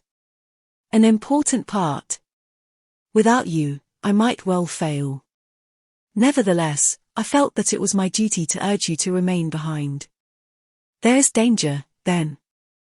"Mon ami, where there is the big for there is always danger." On arrival in Paris, we drove across to the Gare de l'Est, and Poirot at last announced our destination. We were bound for Bolzano and Italian Tyrol. During Harvey's absence from our carriage, I took the opportunity of asking Poirot why he had said that the discovery of the rendezvous was my work. "Because it was, my friend. How Ingalls managed to get hold of the information I do not know, but he did, and he sent it to us by his servant. We are bound, mon ami, for Carisi, the new Italian name for which is Largo di Carezza. You see now where your Carezia comes in, and also your Carozza and Largo. The handle was supplied by your own imagination. Possibly some reference to the information coming from the hand of Ingalls started the train of association." "Carisi?" I queried. I never heard of it. I always tell you that the English know no geography. But as a matter of fact, it is a well-known and very beautiful summer resort, 4,000 feet up, in the heart of the Dolomites. And it is in this out-of-the-way spot that the Big Four have their rendezvous. Say rather their headquarters. The signal has been given and it is their intention to disappear from the world and issue orders from their mountain fastness. I have made the inquiries. A lot of quarrying of stone and mineral deposits is done there, and the company, apparently a small Italian firm, is in reality controlled by Abe Ryland. I am prepared to swear that a vast subterranean dwelling has been hollowed out in the very heart of the mountain, secret and inaccessible. From there the leaders of the organization will issue by wireless their orders to their followers, who are numbered by thousands in every country. And from that crag in the Dolomites the dictators of the world will emerge. That is to say, they would emerge were it not for Hercule Poirot. Do you seriously believe all this, Poirot? What about the armies and general machinery of civilization? What about it in Russia, Hastings? This will be Russia on an infinitely larger scale, and with this additional menace that Madame Olivier's experiments have proceeded further than she has ever given out. I believe that she has, to a certain extent, succeeded in liberating atomic energy and harnessing it to her purpose. Her experiments with the nitrogen of the air have been very remarkable, and she has also experimented in the concentration of wireless energy, so that a beam of great intensity can be focused upon some given spot. Exactly how far she has progressed, nobody knows, but it is certain that it is much farther than has ever been given out. She is a genius. That woman the Curies were as nothing to her. Add to her genius the powers of Ryland's almost unlimited wealth, and, with the brain of Li Chang-yen, the finest criminal brain ever known, to direct and plan ABN, it will not be, as you say, all jam for civilization. His words made me very thoughtful. Although Poirot was given at times to exaggeration of language, he was not really an alarmist. For the first time I realized what a desperate struggle it was upon which we were engaged. Harvey soon rejoined us and the journey went on. We arrived at Bolzano about midday. From there the journey on was by motor. Several big blue motor cars were waiting in the central square of the town, and we three got into one of them. Poirot, notwithstanding the heat of the day, was muffled to the eyes in greatcoat and scarf. His eyes and the tips of his ears were all that could be seen of him. I did not know whether this was due to precaution or merely his exaggerated fear of catching a chill. The motor journey took a couple of hours. It was a really wonderful drive. For the first part of the way we wound in and out of huge cliffs, with a trickling waterfall on one hand. Then we emerged into a fertile valley, which continued for some miles, and then, still winding steadily upwards, the bare rocky peaks began to show with dense clustering pine woods at their base. The whole place was wild and lovely. Finally a series of abrupt curves, with the road running through the pine woods on either side, and we came suddenly upon a big hotel and found that we had arrived. Our rooms had been reserved for us, and under Harvey's guidance we went straight up to them. They looked straight out over the rocky peaks and the long slopes of pine woods leading up to them. Poirot made a gesture towards them. "It is there?" he asked in a low voice. "Yes," replied Harvey. "There is a place called the Felsen Labyrinth, all big boulders piled about in a most fantastic way. A path winds through them. The quarrying is to the right of that, but we think that the entrance is probably in the Felsen Labyrinth." Poirot nodded. "Come, mon ami," he said to me. "Let us go down and sit upon the terrace and enjoy the sunlight." "You think that wise?" I asked. He shrugged his shoulders. The sunlight was marvelous. In fact, the glare was almost too great for me. We had some creamy coffee instead of tea, then went upstairs and unpacked our few belongings. Poirot was in his most unapproachable mood, lost in a kind of reverie. Once or twice he shook his head and sighed. I had been rather intrigued by a man who had got out of our train at Bolzano, and had been met by a private car. He was a small man, and the thing about him that had attracted my attention was that he was almost as much muffled up as Poirot had been. More so, indeed, for in addition to greatcoat and muffler, he was wearing huge blue spectacles. I was convinced that here we had an emissary of the Big Four. Poirot did not seem very impressed by my idea, but when, leaning out of my bedroom window, I reported that the man in question was strolling about in the vicinity of the hotel, he admitted that there might be something in it. I urged my friend not to go down to dinner, but he insisted on doing so. We entered the dining room rather late, and were shown to a table by the window. As we sat down, our attention was attracted by an exclamation and a crash of falling china. A dish of haricots verts had been upset over a man who was sitting at the table next to ours. The head waiter came up and was vociferous in apologies. Presently, when the offending waiter was serving us with soup, Poirot spoke to him. "An unfortunate accident, that. But it was not your fault. Monsieur saw that." "No, indeed it was not my fault." The gentleman half sprung up from his chair. I thought he was going to have an attack of some kind. I could not save the catastrophe. I saw Poirot's eyes shining with the green light I knew so well, and as the waiter departed he said to me in a low voice, "You see, Hastings, the effect of Hercule Poirot alive and in the flesh." You think I had not time to continue. I felt Poirot's hand on my knee, as he whispered excitedly, "Look, Hastings, look.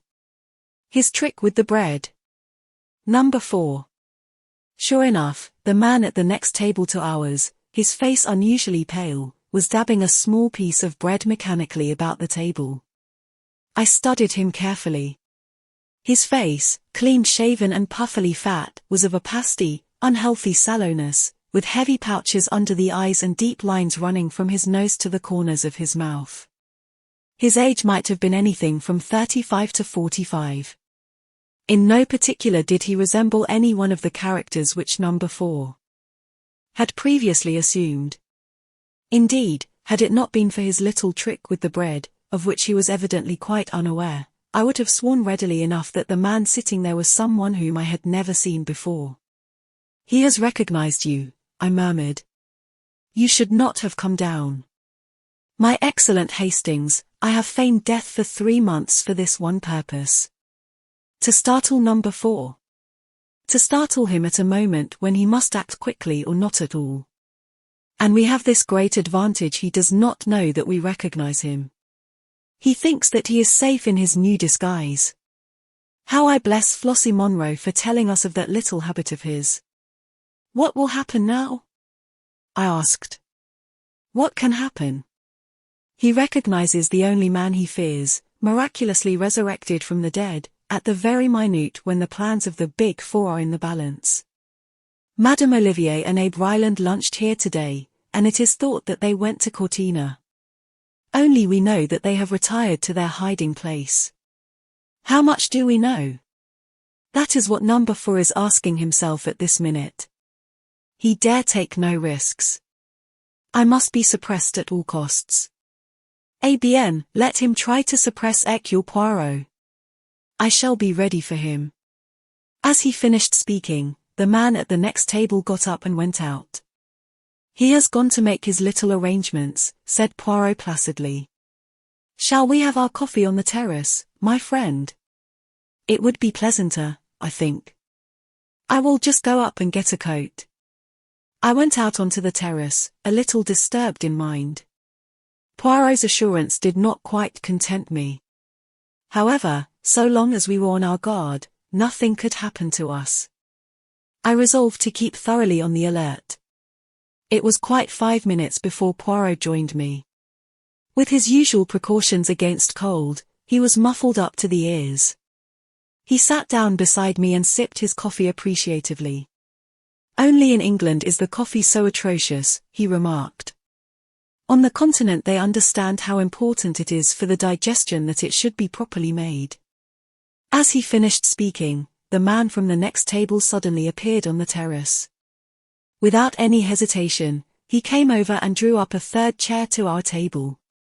"You do not mind my joining you, I hope," he said in English. "Not at all," monsieur," said Poirot. I felt very uneasy. It is true that we were on the terrace of the hotel, with people all round us, but nevertheless I was not satisfied. I sensed the presence of danger. Meanwhile number 4 chatted away in a perfectly natural manner. It seemed impossible to believe that he was anything but a bona fide tourist. He described excursions and motor trips, and posed as quite an authority on the neighborhood. He took a pipe from his pocket and began to light it. Poirot drew out his case of tiny cigarettes. As he placed one between his lips, the stranger leant forward with a match. "Let me give you a light." As he spoke, without the least warning, all the lights went out. There was a chink of glass, and something pungent under my nose, suffocating me. Chapter 18. In the Felsen Labyrinth. I could not have been unconscious more than a minute. I came to myself being hustled along between two men. They had me under each arm, supporting my weight, and there was a gag in my mouth. It was pitch dark, but I gathered that we were not outside, but passing through the hotel. All round I could hear people shouting and demanding in every known language what had happened to the lights. My captors swung me down some stairs. We passed along a basement passage, then through a door and out into the open again through a glass door at the back of the hotel. In another moment we had gained the shelter of the pine trees. I had caught a glimpse of another figure in a similar plight to myself, and realized that Poirot, too, was a victim of this bold coup. By sheer audacity, number 4 had won the day. He had employed, I gathered, an instant aesthetic, probably ethyl chloride, breaking a small bulb of it under our noses. Then, in the confusion of the darkness, his accomplices, who had probably been guests sitting at the next table, had thrust gags in our mouths and hurried us away, taking us through the hotel to baffle pursuit. I cannot describe the hour that followed. We were hurried through the woods at a breakneck pace, going uphill the whole time. At last we emerged in the open, on the mountainside, and I saw just in front of us an extraordinary conglomeration of fantastic rocks and boulders. This must be the Felsen Labyrinth of which Harvey had spoken. Soon we were winding in and out of its recesses. The place was like a maze devised by some evil genie. Suddenly we stopped. An enormous rock barred our path. One of the men stooped and seemed to push on something when, without a sound, the huge mass of rock turned on itself and disclosed a small tunnel-like opening leading into the mountainside. Into this we were hurried. For some time the tunnel was narrow, but presently it widened, and before very long we came out into a wide rocky chamber lighted by electricity. There the gags were removed. At a sign from number 4, who stood facing us with mocking triumph in his face, we were searched and every article was removed from our pockets, including Poirot's little automatic pistol. A pang smote me as it was tossed down on the table. We were defeated, hopelessly defeated and outnumbered. It was the end. "Welcome to the headquarters of the Big Four, Hercule Poirot," said number 4 in a mocking tone. "To meet you again is an unexpected pleasure. But was it worthwhile returning from the grave only for this?" Poirot did not reply. I dared not look at him. "Come this way," continued number 4. "Your arrival will be somewhat of a surprise to my colleagues." He indicated a narrow doorway in the wall. We passed through and found ourselves in another chamber. At the very end of it was a table behind which 4 chairs were placed. The end chair was empty, but was draped with a mandarin's cape. On the second, smoking a cigar, sat Mr. Abe Ryland. Leaning back in the third chair, with her burning eyes and her nun's face, was Madame Olivier. Number 4 took his seat on the 4th chair. We were in the presence of the Big Four. Never before had I felt so fully the reality and the presence of Li Chongyan as I did now when confronting his empty seat. Far away in China, he yet controlled and directed this malign organization. Madame Olivier gave a faint cry on seeing us.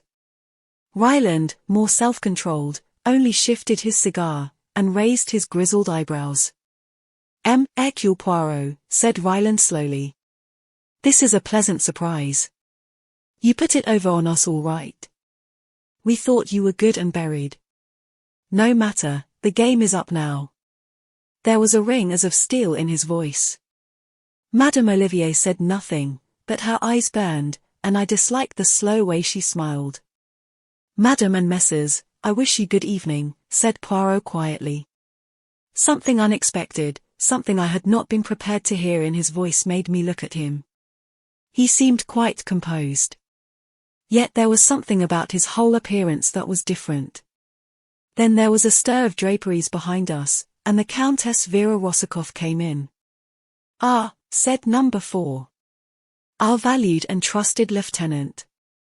An old friend of yours is here, my dear lady.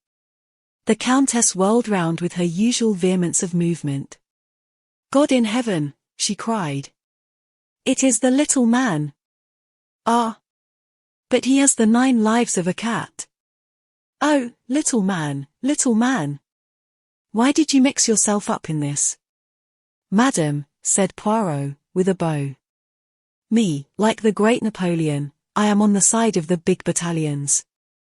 As he spoke I saw a sudden suspicion flash into her eyes, and at the same moment I knew the truth which subconsciously I already sensed. The man beside me was not Hercule Poirot. He was very like him, extraordinarily like him. There was the same egg-shaped head, the same strutting figure, delicately plump. But the voice was different, and the eyes instead of being green were dark, and surely the moustaches, those famous moustaches. My reflections were cut short by the Countess's voice. She stepped forward, her voice ringing with excitement. You have been deceived. That man is not Hercule Poirot. Number 4 uttered an incredulous exclamation, but the Countess leant forward and snatched at Poirot's moustaches. They came off in her hand, and then, indeed, the truth was plain. For this man's upper lip was disfigured by a small scar which completely altered the expression of the face. Not Hercule Poirot, muttered number 4. But who can he be then? I know, I cried suddenly, and then stopped dead, afraid I had ruined everything. But the man I will still refer to as Poirot had turned to me encouragingly. Say it if you will. It makes no matter now. The trick has succeeded. This is Hercule Poirot, I said slowly. Hercule Poirot's twin brother. Impossible, said Ryland sharply, but he was shaken. Hercule's plan has succeeded to a marvel, said Hercule placidly.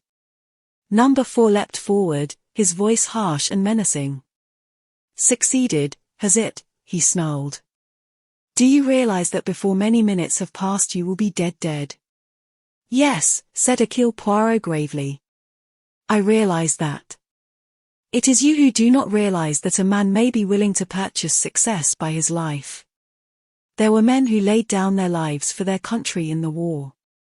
I am prepared to lay down mine in the same way for the world. It struck me just then that although perfectly willing to lay down my life I might have been consulted in the matter. Then I remembered how Poirot had urged me to stay behind, and I felt appeased. And in what way will your laying down your life benefit the world? Asked Ryland sardonically. I see that you do not perceive the true inwardness of Hercule's plan. To begin with, your place of retreat was known some months ago, and practically all the visitors, hotel assistants and others are detectives or secret service men. A cordon has been drawn round the mountain. You may have more than one means of egress, but even so you cannot escape. Poirot himself is directing the operations outside. My boots were smeared with a preparation of aniseed tonight, before I came down to the terrace in my brother's place. Hounds are following the trail. It will lead them infallibly to the rock in the Felsen labyrinth where the entrance is situated. You see, do what you will to us, the net is drawn tightly round you. You cannot escape. Madame Olivier laughed suddenly. You are wrong. There is one way we can escape, and, like Samson of old, destroy our enemies at the same time. What do you say, my friends? Ryland was staring at Hercule Poirot. Suppose he's lying, he said hoarsely. The other shrugged his shoulders. In an hour it will be dawn. Then you can see for yourself the truth of my words. Already they should have traced me to the entrance in the Felsen labyrinth. Even as he spoke, there was a far-off reverberation, and a man ran in shouting incoherently. Ryland sprang up and went out. Madame Olivier moved to the end of the room and opened a door that I had not noticed. Inside I caught a glimpse of a perfectly equipped laboratory which reminded me of the one in Paris. Number 4 also sprang up and went out. He returned with Poirot's revolver which he gave to the Countess. "There is no danger of their escaping," he said grimly. "But still you had better have this." Then he went out again. The Countess came over to us and surveyed my companion attentively for some time. Suddenly she laughed. "You are very clever, Hercule Poirot," she said mockingly. "Madam, let us talk business. It is fortunate that they have left us alone together. What is your price?" "I do not understand." "What price?" "Madam, you can aid us to escape. You know the secret ways out of this retreat. I ask you, what is your price?" She laughed again. "More than you could pay, little man. Why, all the money in the world would not buy me." "Madam, I did not speak of money. I am a man of intelligence. Nevertheless, this is a true fact: everyone has his price. In exchange for life and liberty, I offer you your heart's desire." "So you are a magician?" "You can call me so if you like." The Countess suddenly dropped her jesting manner. She spoke with passionate bitterness. "Fool! My heart's desire. Can you give me revenge upon my enemies? Can you give me back youth and beauty and a gay heart? Can you bring the dead to life again?" Hercule Poirot was watching her very curiously. "Which of the three, madam? Make your choice." She laughed sardonically. "You will sell me the elixir of life, perhaps. Come, I will make a bargain with you. Once, I had a child. Find my child for me and you shall go free." "Madam, I agree. It is a bargain. Your child shall be restored to you. On the faith of Hercule Poirot himself." Again that strange woman laughed, this time long and unrestrainedly. "My dear M. Poirot, I am afraid I laid a little trap for you. It is very kind of you to promise to find my child for me, but, you see, I happen to know that you would not succeed, and so that would be a very one-sided bargain, would it not? Madam, I swear to you by the holy angels that I will restore your child to you." "I asked you before, M. Poirot, could you restore the dead to life?" "Then the child is dead?" "Yes." He stepped forward and took her wrist. "Madam, I who speak to you, swear once more. I will bring the dead to life." She stared at him as though fascinated. "You do not believe me. I will prove my words. Get my pocketbook which they took from me." She went out of the room, and returned with it in her hand. Throughout all she retained her grip on the revolver. I felt that Hercule Poirot's chances of bluffing her were very slight. The Countess Vera Rosakoff was no fool. "Open it, madam. The flap on the left-hand side. That is right. Now take out that photograph and look at it." Wonderingly, she took out what seemed to be a small snapshot. No sooner had she looked at it than she uttered a cry and swayed as though about to fall. Then she almost flew at my companion. "Where? Where? You shall tell me. Where? Remember your bargain, madam." "Yes, yes, I will trust you. Quick, before they come back." Catching him by the hand, she drew him quickly and silently out of the room. I followed. From the outer room she led us into the tunnel by which we had first entered, but a short way along this forked, and she turned off to the right. Again and again the passage divided, but she led us on, never faltering or seeming to doubt her way, and with increasing speed. "If only we are in time," she panted. We must be out in the open before the explosion occurs. Still we went on. I understood that this tunnel led right through the mountain and that we should finally emerge on the other side, facing a different valley. The sweat streamed down my face, but I raced on. And then, far away, I saw a gleam of daylight. Nearer and nearer. I saw green bushes growing. We forced them aside, pushed our way through. We were in the open again, with the faint light of dawn making everything rosy. Poirot's cordon was a reality. Even as we emerged, 3 men fell upon us, but released us again with a cry of astonishment. "Quick!" cried my companion. "Quick, there is no time to lose," but he was not destined to finish. The earth shook and trembled under our feet, there was a terrific roar and the whole mountain seemed to dissolve. We were flung headlong through the air. I came to myself at last. I was in a strange bed and a strange room. Someone was sitting by the window. He turned and came and stood by me.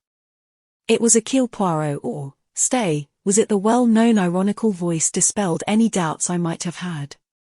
But yes, my friend, it is I. Brother Hercule has gone home again to the land of myths. It was I all the time. It is not only number 4 who can act a part. Belladonna in the eyes, the sacrifice of the moustaches, and a real scar the inflicting of which caused me much pain 2 months ago, but I could not risk a fake beneath the eagle eyes of number 4. And the final touch, your own knowledge and belief that there was such a person as Hercule Poirot. It was invaluable, the assistance you rendered me, half the success of the coup is due to you. The whole crux of the affair was to make them believe that Hercule Poirot was still at large directing operations. Otherwise, everything was true, the aniseed, the cordon, etc. But why not really send a substitute? And let you go into danger without me by your side? You have a pretty idea of me there. Besides, I always had a hope of finding a way out through the Countess. How on earth did you manage to convince her? It was a pretty thin story to make her swallow all that about a dead child. The Countess has a great deal more perspicacity than you have, my dear Hastings. She was taken in at first by my disguise, but she soon saw through it. When she said, "You are very clever, Hercule Poirot," I knew that she had guessed the truth. It was then or never to play my trump card. All that rigmarole about bringing the dead to life? Exactly, but then, you see, I had the child all along. What? But yes. You know my motto, be prepared. As soon as I found that the Countess Rosikoff was mixed up with the Big Four, I had every possible inquiry made as to her antecedents. I learnt that she had had a child who was reported to have been killed, and I also found that there were discrepancies in the story which led me to wonder whether it might not, after all, be alive. In the end, I succeeded in tracing the boy, and by paying out a big sum I obtained possession of the child's person. The poor little fellow was nearly dead of starvation. I placed him in a safe place, with kindly people, and took a snapshot of him in his new surroundings. And so, when the time came, I had my little coup de theatre all ready. You are wonderful, Poirot, absolutely wonderful.